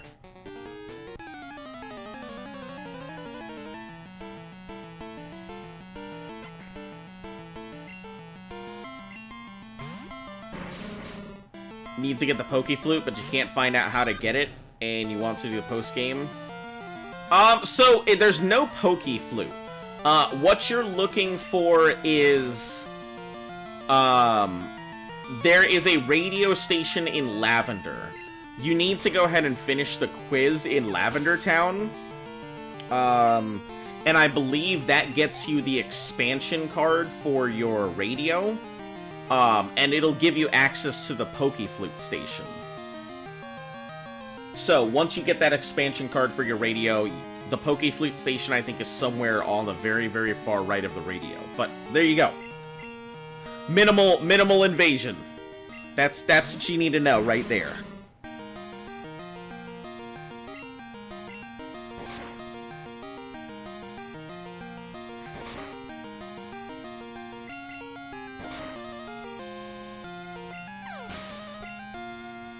Yeah, no problem. I know Gold, Silver, and Crystal pretty well. Not everything, but I know it pretty well. Alright, let's switch back to Hardwood here. We really want to put Hooters up front, but I know most of the stuff in the cave is going to be good against it. And I don't want to put any of my other stuff in trouble.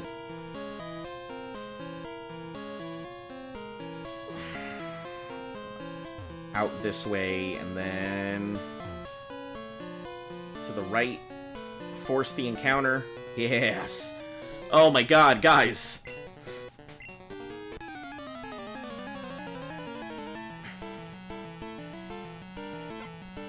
Your starter Meganium has really bad moves, but it's carrying so much at Flash Cut, Solar, and Body Slam. It's so good. Yeah, Body Slam is always a good move. I don't think Body Slam ever is bad. That's why it's your favorite starter. We tend to go with, so on a Nuzlocke, Totodile or Cyndaquil is really the only choice. Meganium is not great because there are other plant options. There are other plant options for us, and it's just better to not go ahead and mess with, all the birds and stuff along the way. So, Totodile is good because it gets Rage, and Rage pretty much carries it through Whitney if you don't manage to get yourself a Mareep or a Geodude.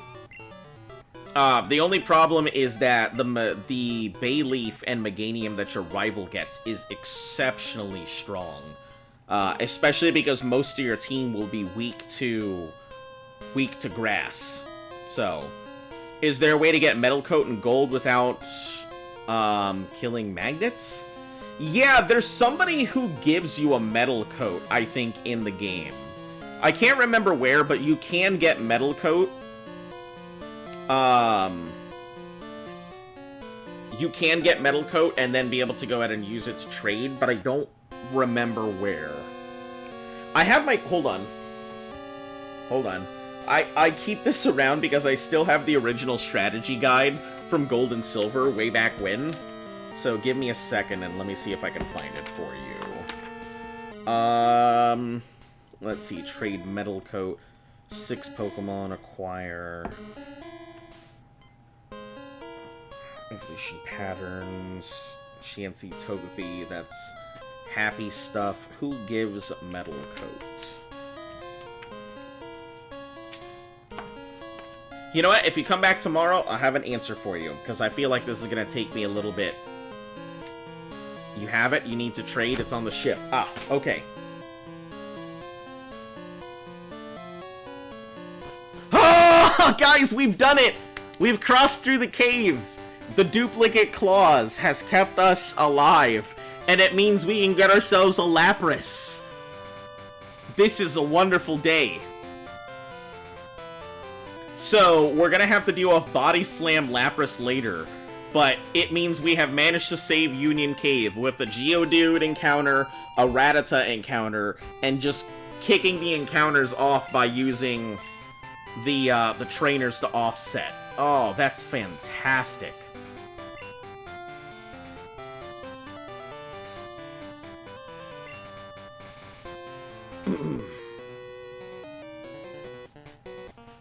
Just saying that maybe catching it's not worrying about it later on for Zubats. Crazy luck? You're saying, nah, we aren't getting I think it's because, like, I think the game... Okay, so if you don't know, there is a Lapras in Gold and Silver. Not a lot of people know about it, because a lot of people don't go back to Union Cave to explore it. So on floor, I think either 2 or 3 of Union Cave, after you get Surf, there's a section underneath where you can surf down into Union Cave, and a Lapras will only appear there on Fridays. So you have to go to Union Cave on a Friday, but there is a Lapras in the lower levels. And if you knock it out, it pops up again. For a Nuzlocke, it's really important that we don't get an encounter with a Pokemon we already have, because duplicate rule will save us, or don't get an encounter at all, so that way we can come back for a Lapras later. It's a little bit of a pain, but Typhlosion is better in Gen 2, Feraligatr is better in Heart Gold and Soul Silver. The thing is, are you going to be able to play this specific game until next Friday? It's literally 1 week away. Yeah, I believe it took me 2 weeks to get through... or roughly around 2 weeks to get through every single... To get through golds... Or, hold on, let me finish this fight before I go through that. Before I finish saying what I have to say.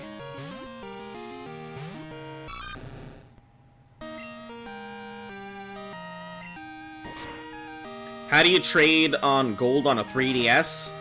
Oh, that I am not sure. Ooh.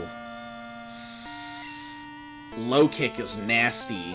I don't think there's any good way to handle low kick, is there?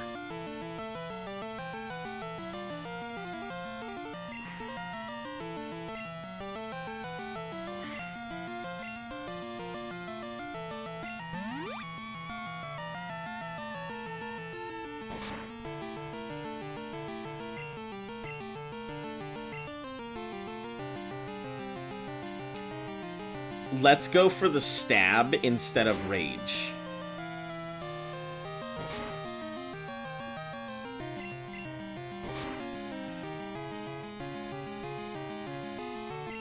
Oh, we got so fucking lucky that low kick missed. Using wireless communication, although they made it annoying, you must be near the other person, like it's a link cable. Gotcha. So you have to be close to somebody with a 3DS, so it's kind of wireless in range, but it's a very short range wireless. So you'd have to find somebody to trade with. Oh, Mom, what do we get? Super Potion?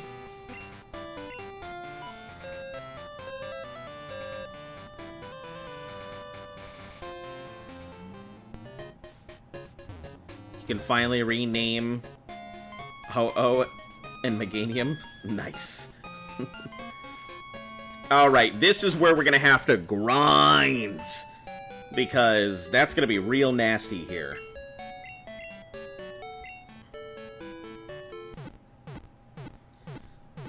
Wireless communication off Wish.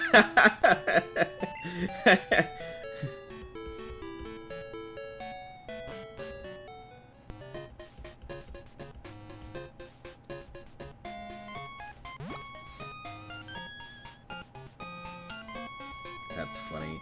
Good Wish range communication. Oh, so if you ever... So, let me... Stupid way to do this. But if you ever want to extend wireless communication, or wireless range, get some chicken wire, and wrap it around wherever you're trying to extend the range to. Because we used to do this for routers back in the day, when routers were bad. What you do is you would take cardboard and you would take cardboard and put it on the thing on top and bottom, and then you'd wrap chicken wire around the edge of, like, the cardboard and put your router in the center. So that way it would use the chicken wire as, like, as kind of how a dish works to extend out the range. Or an antenna, that's what I meant. It would kind of use the chicken wire as like an antenna, and you could extend out your range. I don't know if it would work on the DS, but I assume since it's wireless, it should. Meganium went from, your mom, don't judge the Vox. No, you're good. Listen, you're coming in here to a point where people are a lot more tame with their names, but I can't tell you how many ridiculous names people come up with for my mons. So, you're all good. No judgment here, I promise. You can name it your mom, you can name it Poopy Head, you can name it, you know, Dump Sickle. What should you name her? Ho-Oh? Let me think, do you want a good name, or do you want a dumb name?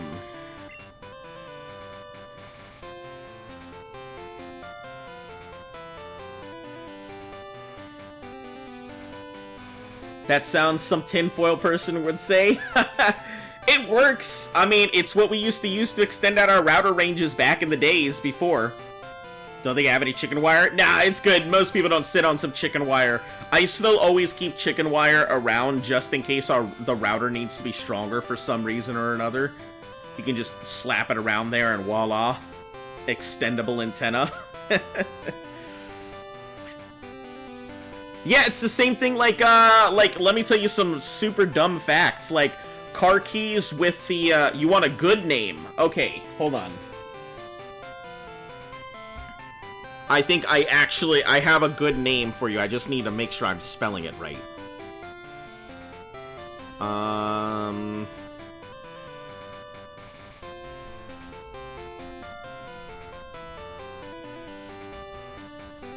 How about obese? That's a pretty good one. That's a good one. I am kidding. Listen, you could have named it obese.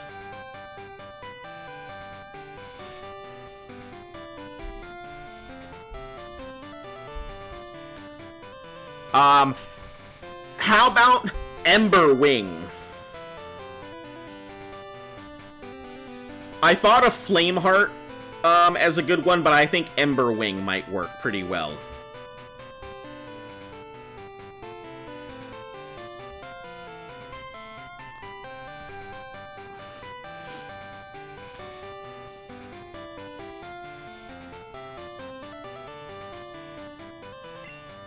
Alright, yeah, this is grind time. I believe this is our first rival fight coming up here, and it's a doozy.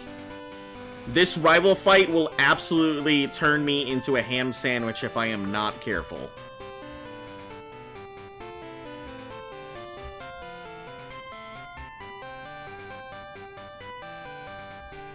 Rival Gen 2.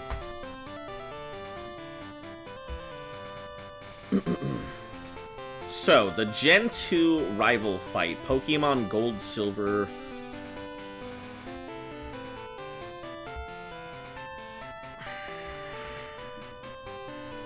Cherry Grove City, that's easy.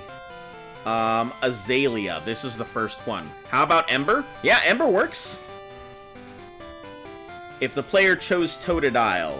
So, here's the nonsense team that he's going to have, which I think is hilarious because, like, it's literally only one Pokemon that causes all the problems, and it's only because Razor Leaf has a high critical hit ratio. So, he has a level 16 Bayleaf. That's it. That's what causes all of my problems. So dumb. Anyway, we gotta get Hooters up. So, Hooters is gonna be our main grinder here. And that'll be that. You want to change your Tentacruel's name from Shiny, but you also don't want to?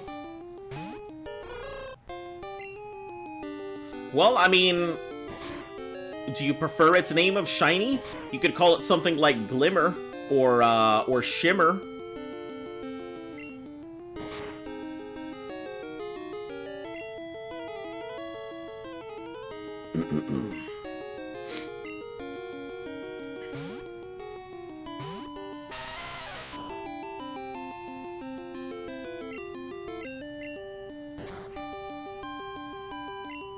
Yeah, I feel like GeoGal's gonna be our big go-to for dealing with normal types. The only problem is I need them to be able to fight on their own without shifting.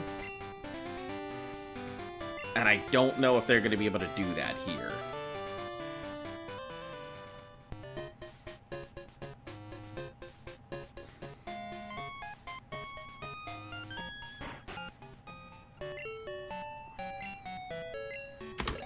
Yeah, okay, heal, blah, blah, blah. Moving along.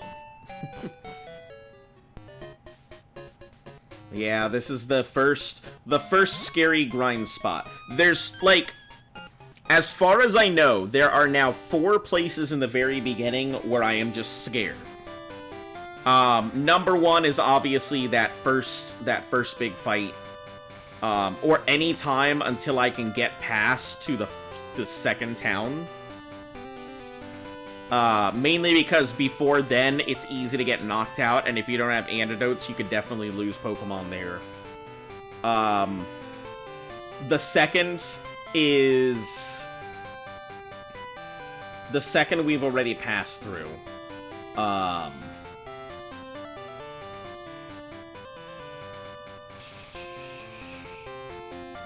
don't even remember what the second is. We'll just say 3, because I don't remember where the 4th one is. So, this coming up is going to go ahead and be the second big fight. Just because that Bayleaf is insanely good, and will tear us apart if we're not careful. And the third is Whitney. Oh! 4th is Koga. Or, not Koga, Morty. That guy. The 4th is Morty. So those are my big 4 scary things. Once we're past that, I think we have a pretty decent... we didn't catch anything here, did we? We also didn't encounter anything new. Yeah, we can grab ourselves a Zubat here early. Because we had... Hold on, let me take a look at the stream. I don't want to call myself a liar here, so... Let me pause this. Let me go over and pause our timer here as well.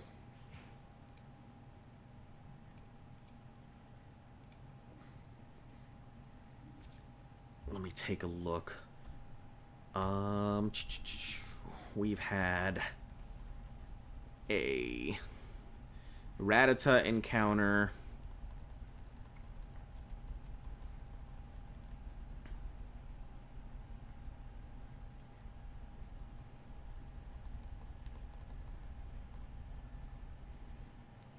We had that one fight and then a Rattata encounter. Yeah, that's it. So, we're good. We can catch this Zubat. Alright. Apparently the second rival fight in this game is hard even for speedruns. Yeah, I can imagine why. It's not a it's not an easy fight. The thing is, that critical hit Razor Leaf is really nasty. So I can 100% understand it stopping speedrunners.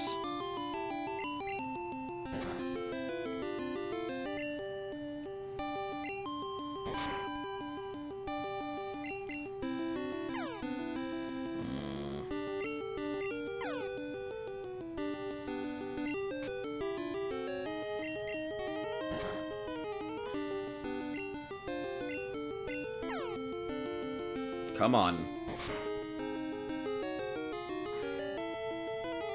Alright, let's just go in for the catch.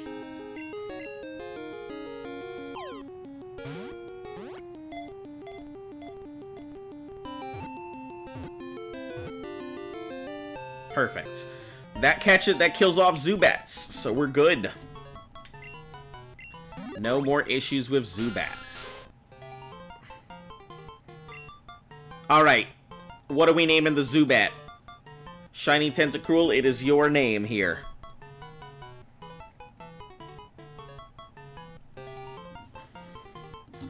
Zubat may actually see some use to turn it to a Crobat. My only issue is it can't learn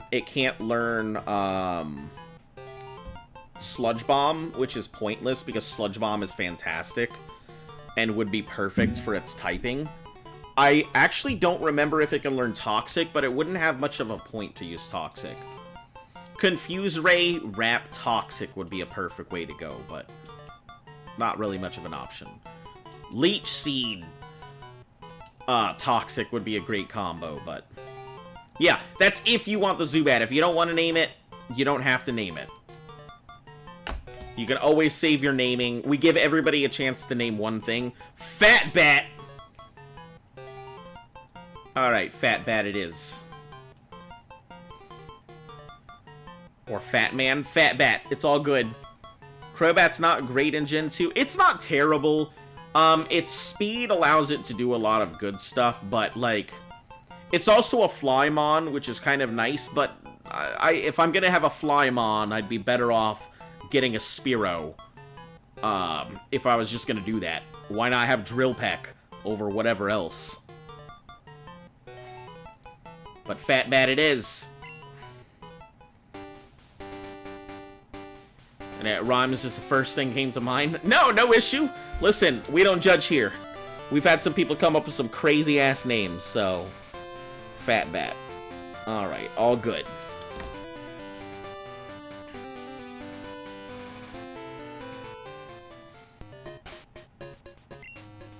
I don't think we really need Fat Bat to do anything.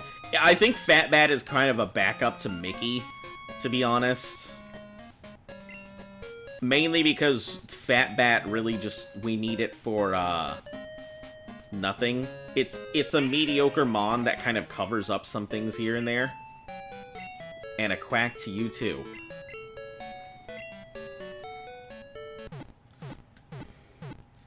Bat became fat after drinking too much blood. Bat became fat after drinking too much blood.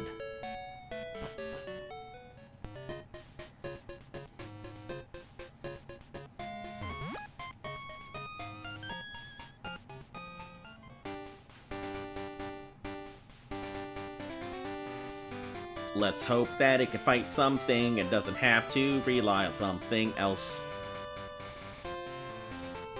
Don't worry, it'll get its use, it's just not, like, right now.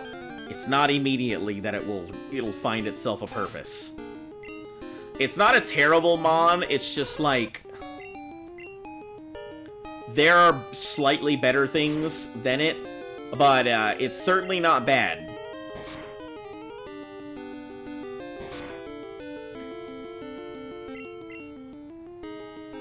Oof.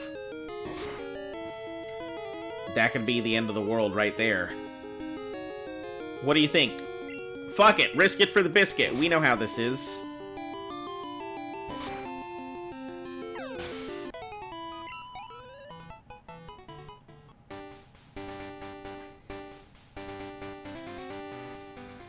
We know how it goes. That's all we gotta say. Risk it for the biscuit. And Let it do its thing. It's funny because I'm definitely not preparing for the gym. I'm 1000% preparing for the rival fight.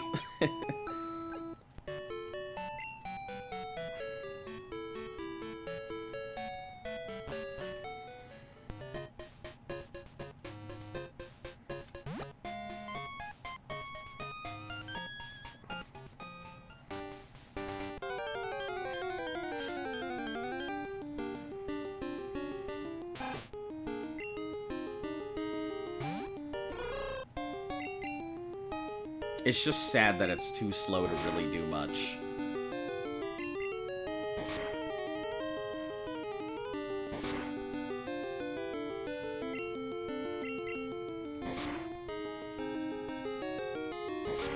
And we're gonna constantly have to go back to heal it all the time, because it's not strong enough to do stuff on its own. Where do you do again for the... So, there should be somebody on the far right counter. I think on the very far right side, there should be somebody who does a quiz thing. And I believe you can get a card expansion from doing that quiz. You know, I can look it up for you. 1 second. Blackthorn... No, part 2. Route 7, that's Saffron. This is Vermilion. Indigo, Pewter, Fuchsia, Celadon.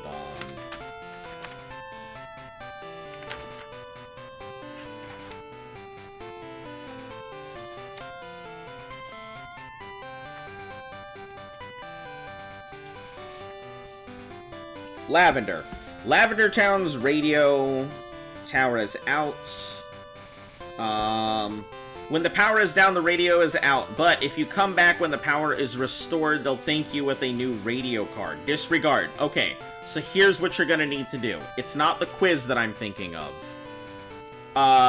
You're gonna need to go out to Power Plant. So this is kind of gonna be it's gonna be a little bit of a long road for this. Let me tell you exactly how it's done. You'll need to go over to Power Plant. So, Route 9, outside of Cerulean, there's some grass with a large, like, lake thing above it, or a large river. You're gonna need to swim above Route 9 and 10, go all the way around the edge, and go to the Power Plant. In the Power Plant, you're gonna talk to one of the dudes in there. He's gonna say, hey... our power plant is out, and then you're gonna have to go over to Cerulean City.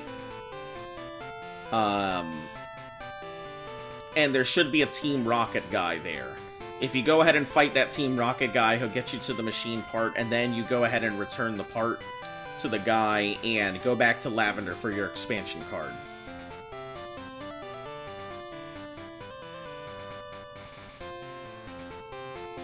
I thought it was the simple one that I was thinking about with the quiz, but it's not.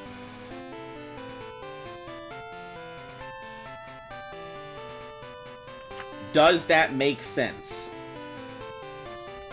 Because it's kind of a complicated one. So, Route 10 is the route directly north of Lavender, so when you go north to that route of Lavender, you should be able to go ahead and surf across that outer edge of water to get to the power plant.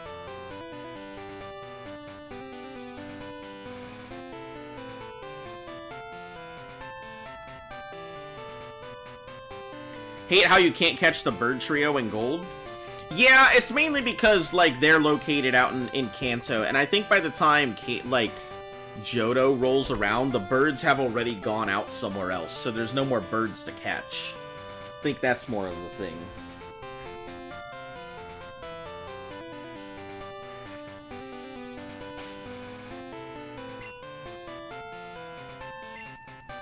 It's unfortunate. They're pretty cool. You're swimming now? Cool. Yeah, once you go out to that power plant, they'll tell you, they'll kind of guide you along by telling you exactly what to do.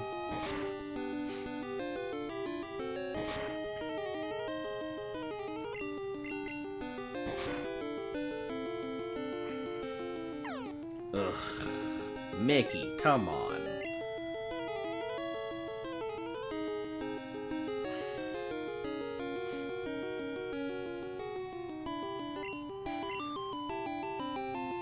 Most likely because red captures them to fill the Pokédex, not birds. To fill no birds, no Mewtwo, not even the fossils. Is that really the case? Because that's pretty funny if that is the case. I'm gonna be honest, he goes out and captures them just to go ahead and be like, ah, I need to fill my decks. Better go ahead and do that.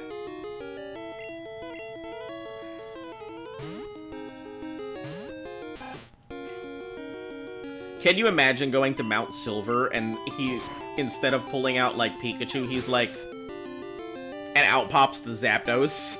You couldn't see me doing the fucking Pokeball throw motion, but just insert Pokeball throw motion mentally.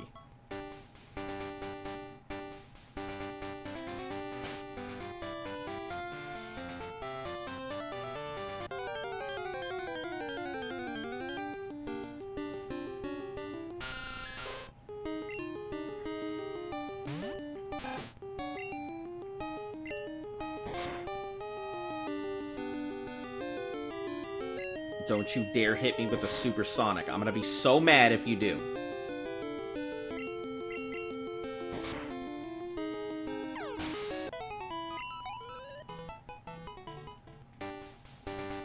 Fucked up. My Spoodini died. He got Hypnosis Dream Eaten by Haunter and Sabrina's gym. Yep, not a cool thing.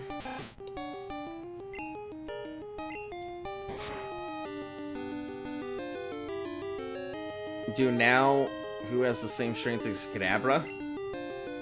I don't know how to answer that. I don't really have a...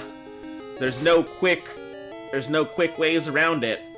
Kadabra's strong, but in terms of special, it's unmatched. There's nothing that replaces it.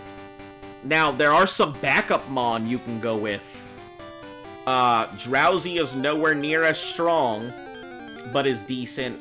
Slowpoke is nowhere near as strong, but is still decent. Those are the only two backups that you really have for an Abra. You've got either your Drowsy or you've got a Slowpoke. That's it. Those are your choices.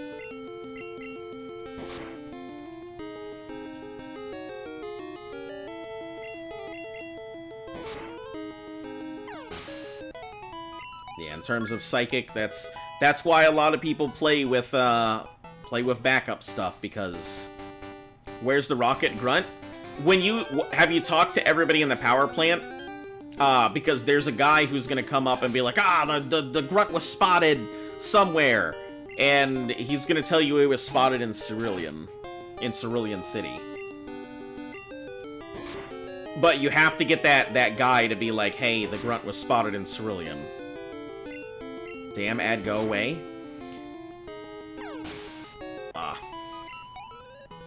That's crazy. I don't have any ads enabled, so I don't know why ads are still popping up.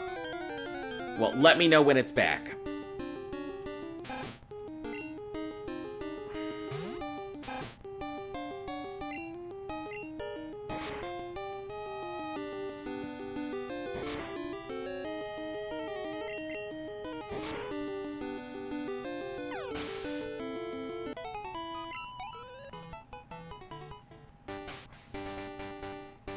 Alright, switch out to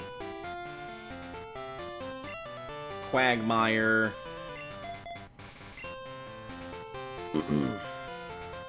Where's the girl? You disconnected when you said that? Okay.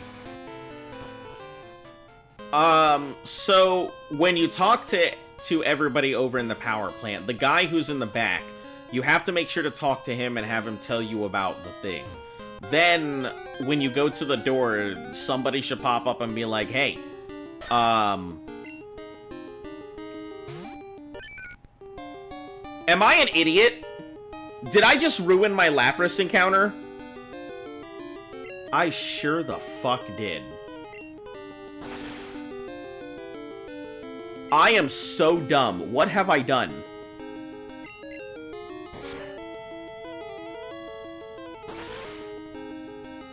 I just ruined my Lapras encounter for a couple XP. Oh my god. What is wrong with me?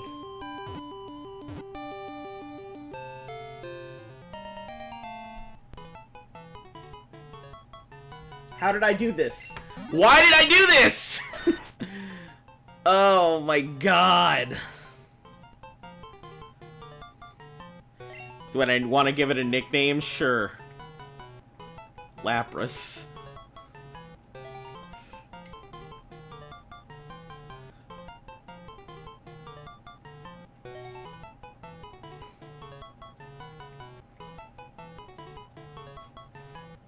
I forgot. I totally did. Man, I wish you guys would have caught me before I did that. God damn it. Completely ruined my Lapras encounter.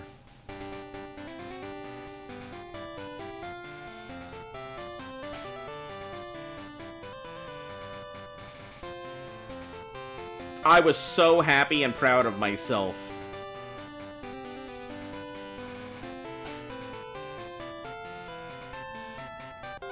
Fuck, I guess it doesn't matter now. It happened so fast.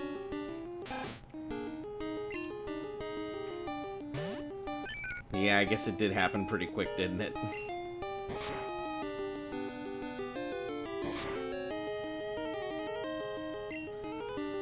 That's what I get for existing.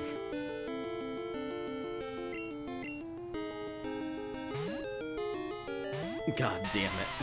There goes my Lapras. Well, I guess at least I don't have to worry about that anymore. No worries about Lapras, because we're not getting one. Oh god, it's just such a strong... It's just such a strong ice Pokemon. To get for that damn... To get for the gym later on. It's alright. It is what it is. It wasn't meant to be. Such is fate.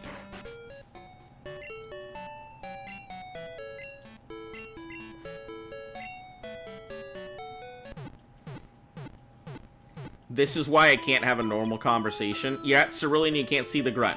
Go up to Nugget Bridge. Oh, no. Walk into the Cerulean Gym to start with. Sorry. Walk into the Cerulean Gym, then you'll go up to Nugget Bridge afterwards, and you're gonna have to fight him. But yeah, he'll be in the Cerulean Gym. Or at least that's what I think the guy said at Power Plant. There should have been a guy who said, hey, somebody was spotted in Cerulean Gym, or something like that. No waiting a week, though. Let's go. Yeah, that's true. I can just blow through it all now. Not have to wait a week for anything.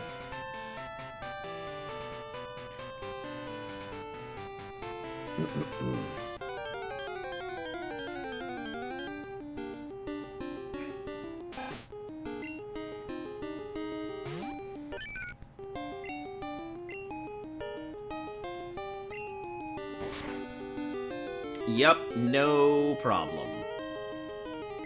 He was? Gotcha. Perfect.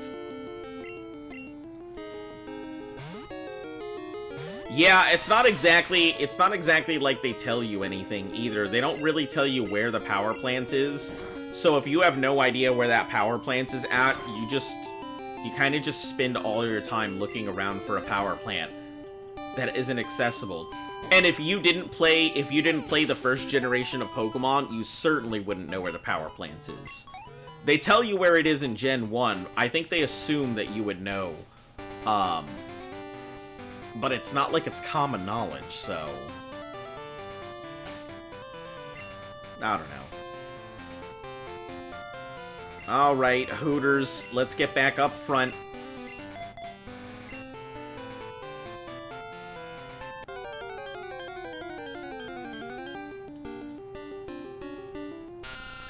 Alright, you guys know that I'm gonna sit here and we're gonna grind it out, so...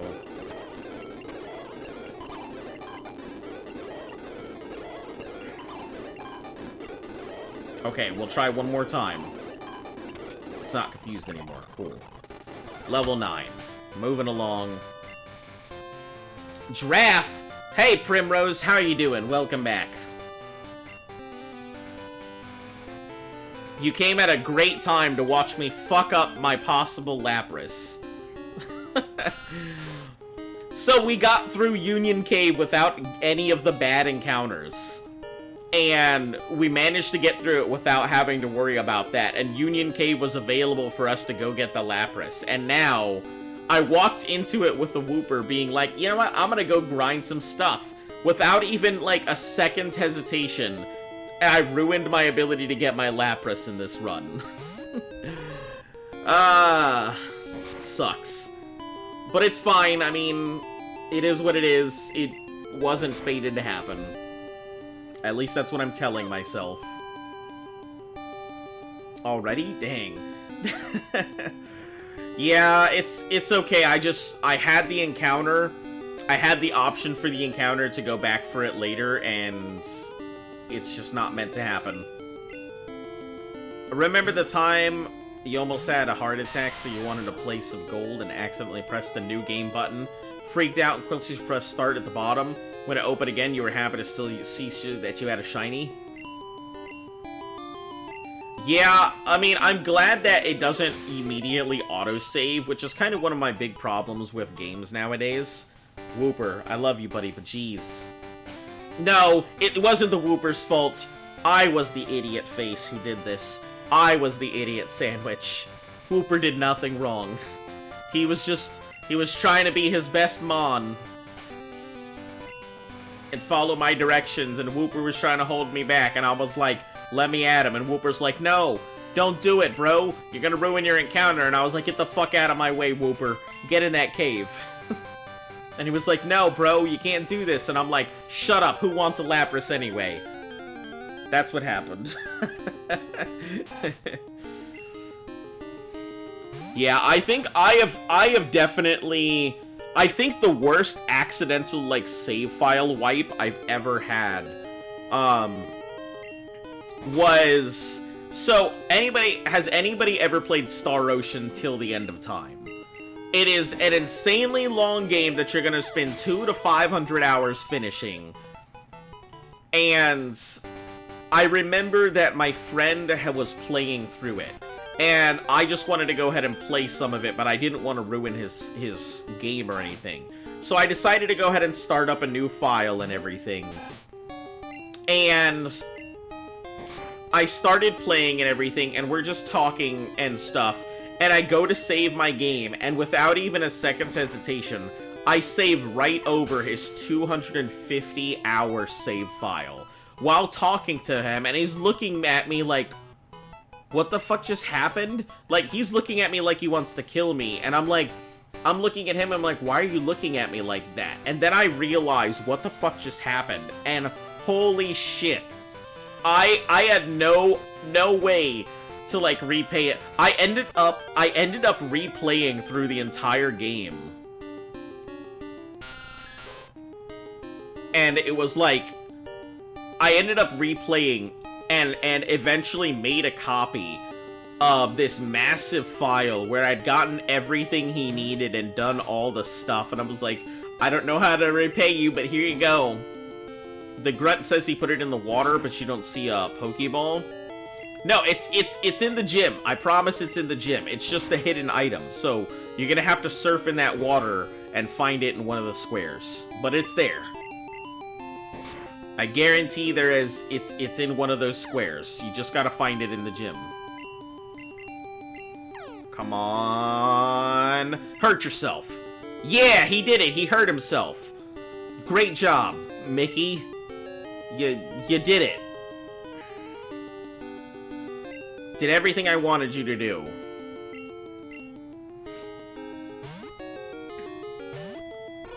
Happy the Quagsire did excellent against that irritating Gengar.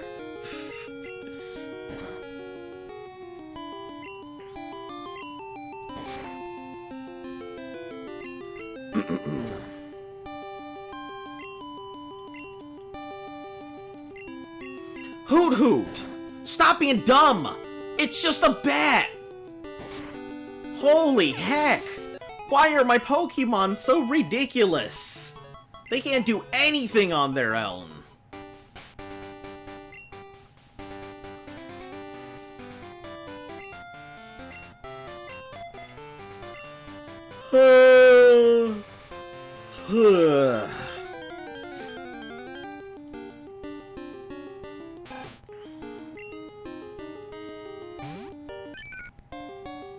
I feel like I should use the Mud Slap on this thing. You know what? We're gonna run. We're gonna teach it the Mud Slap. Because I never end up using it on anything, and I feel like Mud Slap is a good move early on for it to be used on something.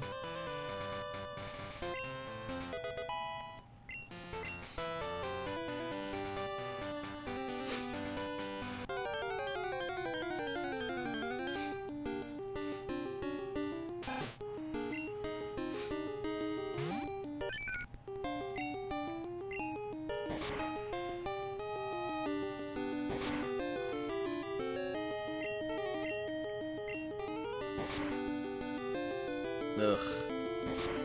Quagsire, I thought you were supposed to... Wooper, I thought you were supposed to be good. What happened? Why aren't you good, Wooper?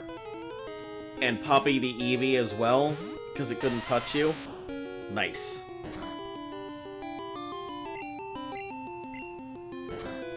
Yeah, I've never been too hyped about Eevees. Like, I don't get why everybody loves the Eevee.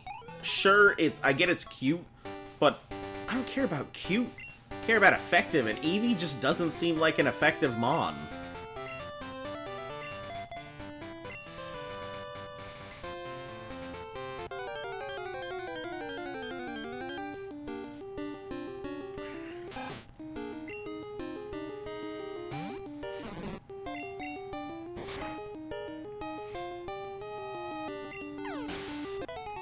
Yeah, it can split to cause coverage and level up to other things, but I mean, if Eevee doesn't come in every type, then what's the point?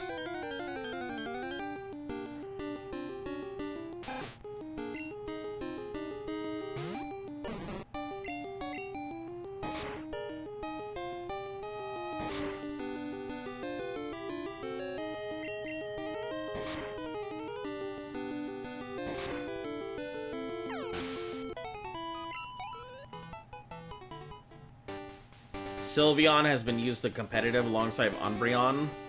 Yeah, I'm aware that it's used in competitive and stuff, but, like, that still doesn't change that I don't really, like... It's fun to use in a playthrough, you're just jealous because you never got to use it? It's funny because I actually had the opportunity in Yellow to use it. Because I managed to found it after this whole series of events. You can finally rock Brock. You can beta Brock.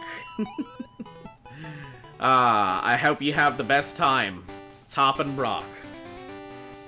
But yeah, so in Yellow, I managed to go ahead and catch an Abra, right at Vermilion. And so it completely opened up the world of Eevees to me. And then I put that bitch in a box and it never got used. It was so funny because I thought that, like, I was gonna use it, but I didn't. But I don't know, Eevee just doesn't seem like it just doesn't seem fun to me.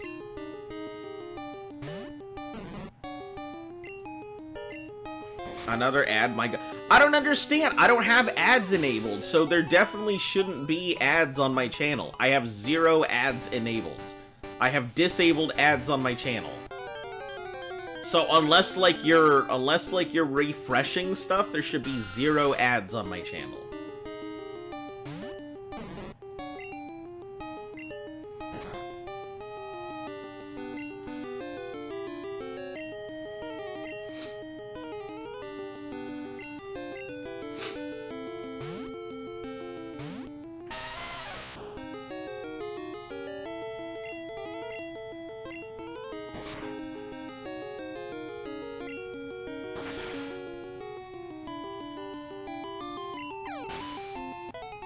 I mean, like, my internet kicked me. Ah, that's what it is. So, every time you come onto the channel, you're gonna get an ad, but that's all Twitch. I can't help that. Twitch will do that every time you come onto a channel.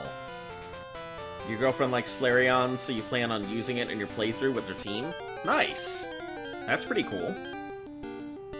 Yeah, Luft has never played Pokemon. Never. She has no idea about Pokemon whatsoever. So when I'm doing all of this challenge, she doesn't know anything about this stuff.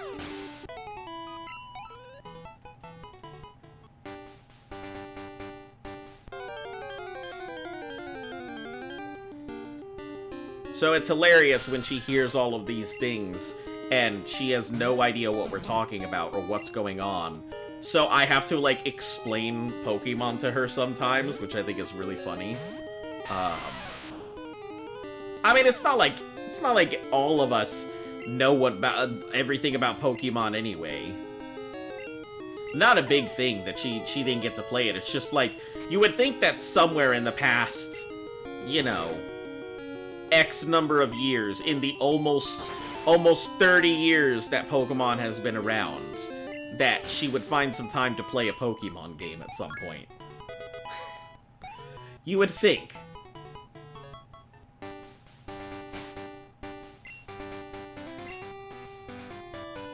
Don't underestimate my power. Yeah, you fight that rat. You take it, you punch that rat right in the face. You grab it by its tail and, you know, swing it around, give it the old Gay Bowser swing. And then just be like, "So long, Gay Bowser," and then just whoosh. Show that thing what a human can do.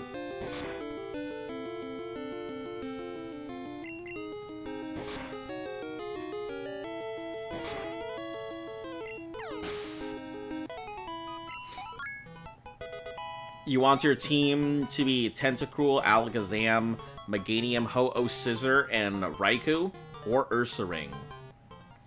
Raikou's pretty solid. I actually like Raikou. Overall the legendaries, I think Raikou's the best. No, that's a lie. I think Suicune's the best. But I think Raikou's the best looking. I personally like Raikou's appearance over the others.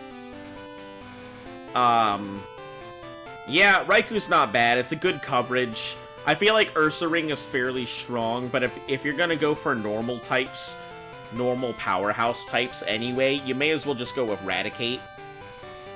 You know, Hyperfang is second to none in terms of just pure, unadulterated hatred. Alright, so we've just got Sokka and Geogal left. We'll just put them out here for some quick levels. Zap Cannon. Oh, God, but then you have to go lock on Zap Cannon unless you're just gonna Lucky Lotto the 50%. Zap Cannon's extremely strong, but, like, you would really need to just hope for the Lucky Lotto.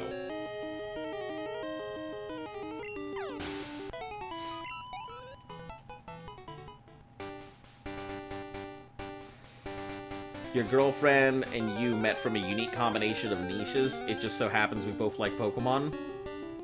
Huh.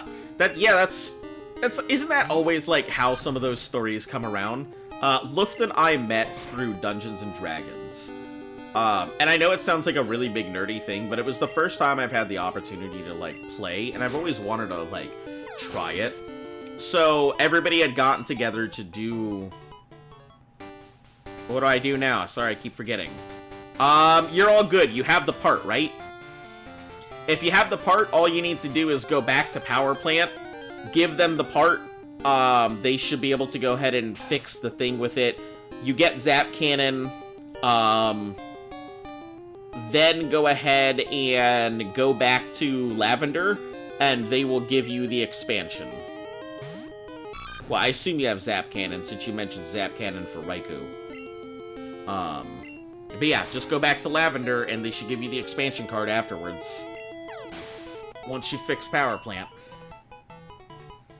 Yeah, so, like, we were supposed to go ahead and have somebody who would do, like, Dungeon Master stuff. And nobody did, so everybody kind of turned to me. because I'm really good at storyboarding and coming up with stuff on the fly.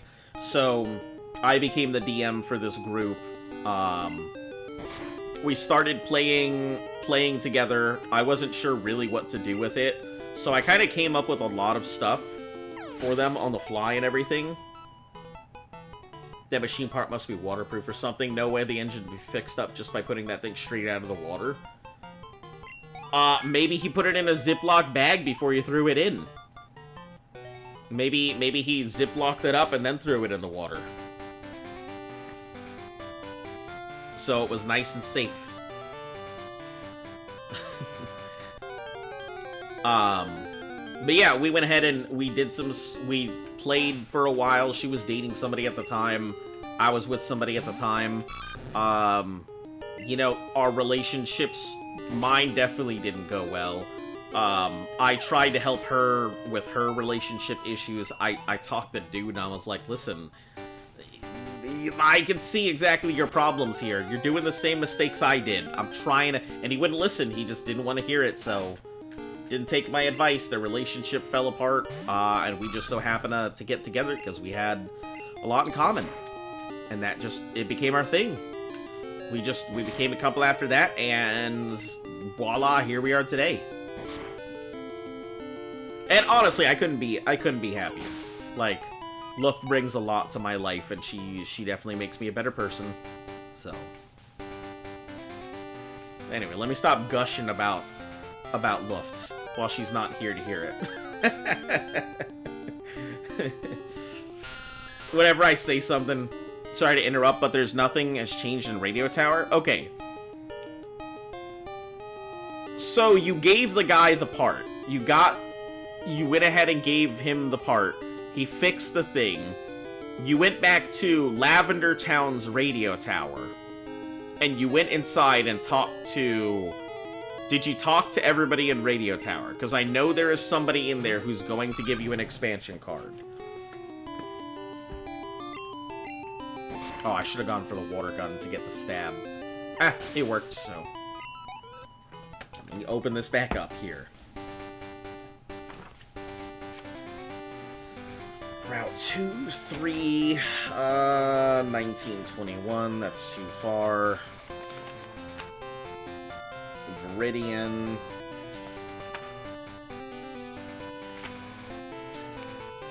$12, $15, $16, $18. Yeah. Well, I'm not sure what to tell you because that's what it says. When you return the power to the power plant, I'm gonna read this word for word. You'll be rewarded with TM7. That's when that's all over. You'll be able to recover the... You'll be able to recover Copycat Girl's Clefairy doll, ride the train station from Saffron to Goldenrod, and pick up the expansion card in Lavender. Let me go over to Lavender. So I can read exactly where it's at. So you can listen to better music? No. What it does is that expansion card gives you access to the Pokeflute channel.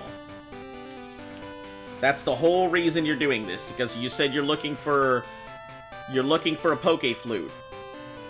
And there's no Pokeflute, it's only the Pokeflute channel. So it's on your radio.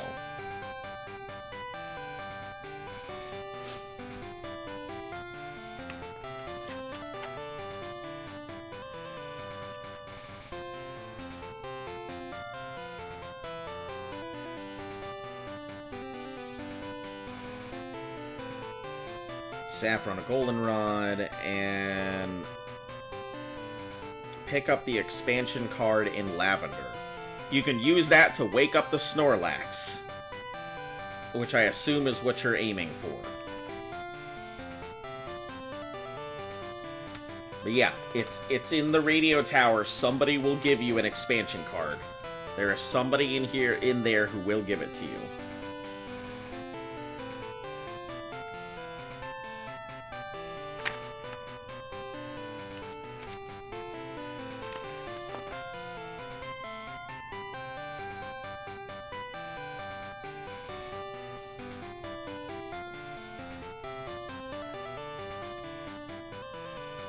Yeah, it's in Lavender's radio tower. Somebody in there has it. After you've already restored power with the power plant, as long as you've done that, somebody in there should give you the thing.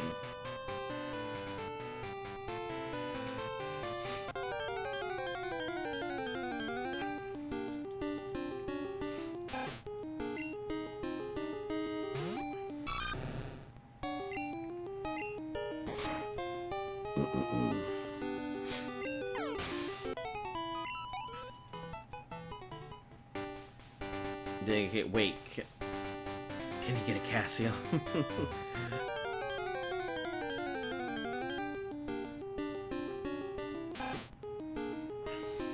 It's funny, because when I first saw Queso's name, I definitely thought it was Casio and not Queso. And I was like, I thought it was hilarious. And then when it became Queso, it got even funnier.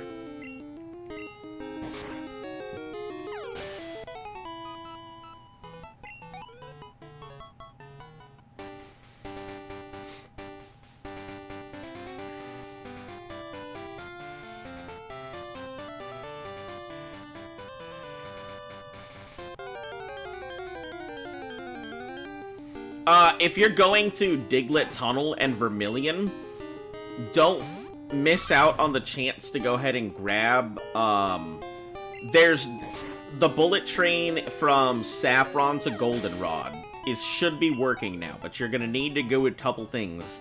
You'll need to get the Clefairy doll from Vermilion, from the guy in the fan club, and give it to Copycat Girl, who lives in Saffron. She'll give you a bus pass, or a train pass, and then... And now you're in front of Snorlax, and you have to talk to nothing. There's nothing to do now. Turn your radio to the station for the Pokemon flute. If you turn your radio to the Pokemon flute channel, then you should be able to go ahead and have the Pokemon flute and then interact with it. It is a level 40 Snorlax. So... keep that in mind, and there's only one. So just be prepared for that.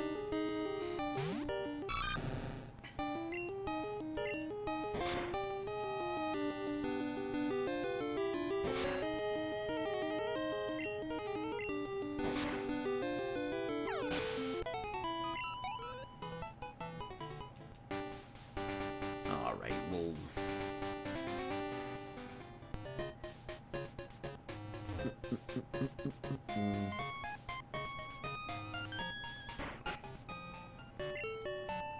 Alright. Radios in the Pokegear. Yep. Unfortunately, I don't have it currently, or I would show you exactly where it's at. Actually, I think I might have it. Let me see. No, I don't have it yet. But yeah, there's an expansion for it, and the Poke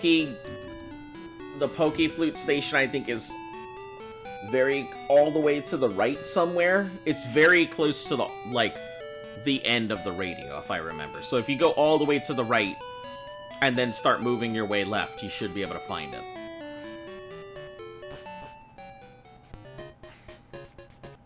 Alright, guys. I think I'm gonna go ahead and call it for today. So I can go ahead and get my dog some food. I can make myself some dinner. And then I'll wait until Luft gets off work here. Yeah, maybe I'll go ahead and hop on some Helldivers or something. That's fun. Sounds like a good way to burn some time. Couple hours. Anyway, guys, if you are new to the channel and you like what you see, make sure to go ahead and, hold on, let me pause this real quick. Pause both of our things. Give me 1 second. Open settings, pause.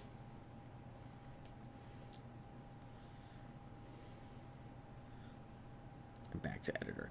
Alright, yeah, if you guys like what you see and whatnot, make sure to like, sub, share, follow, all of that good stuff helps the channel grow. Tell your friends so that they're in the know. Make sure to leave your comments down below, and I'll get back to those. Anyway, I'm gonna go make some food.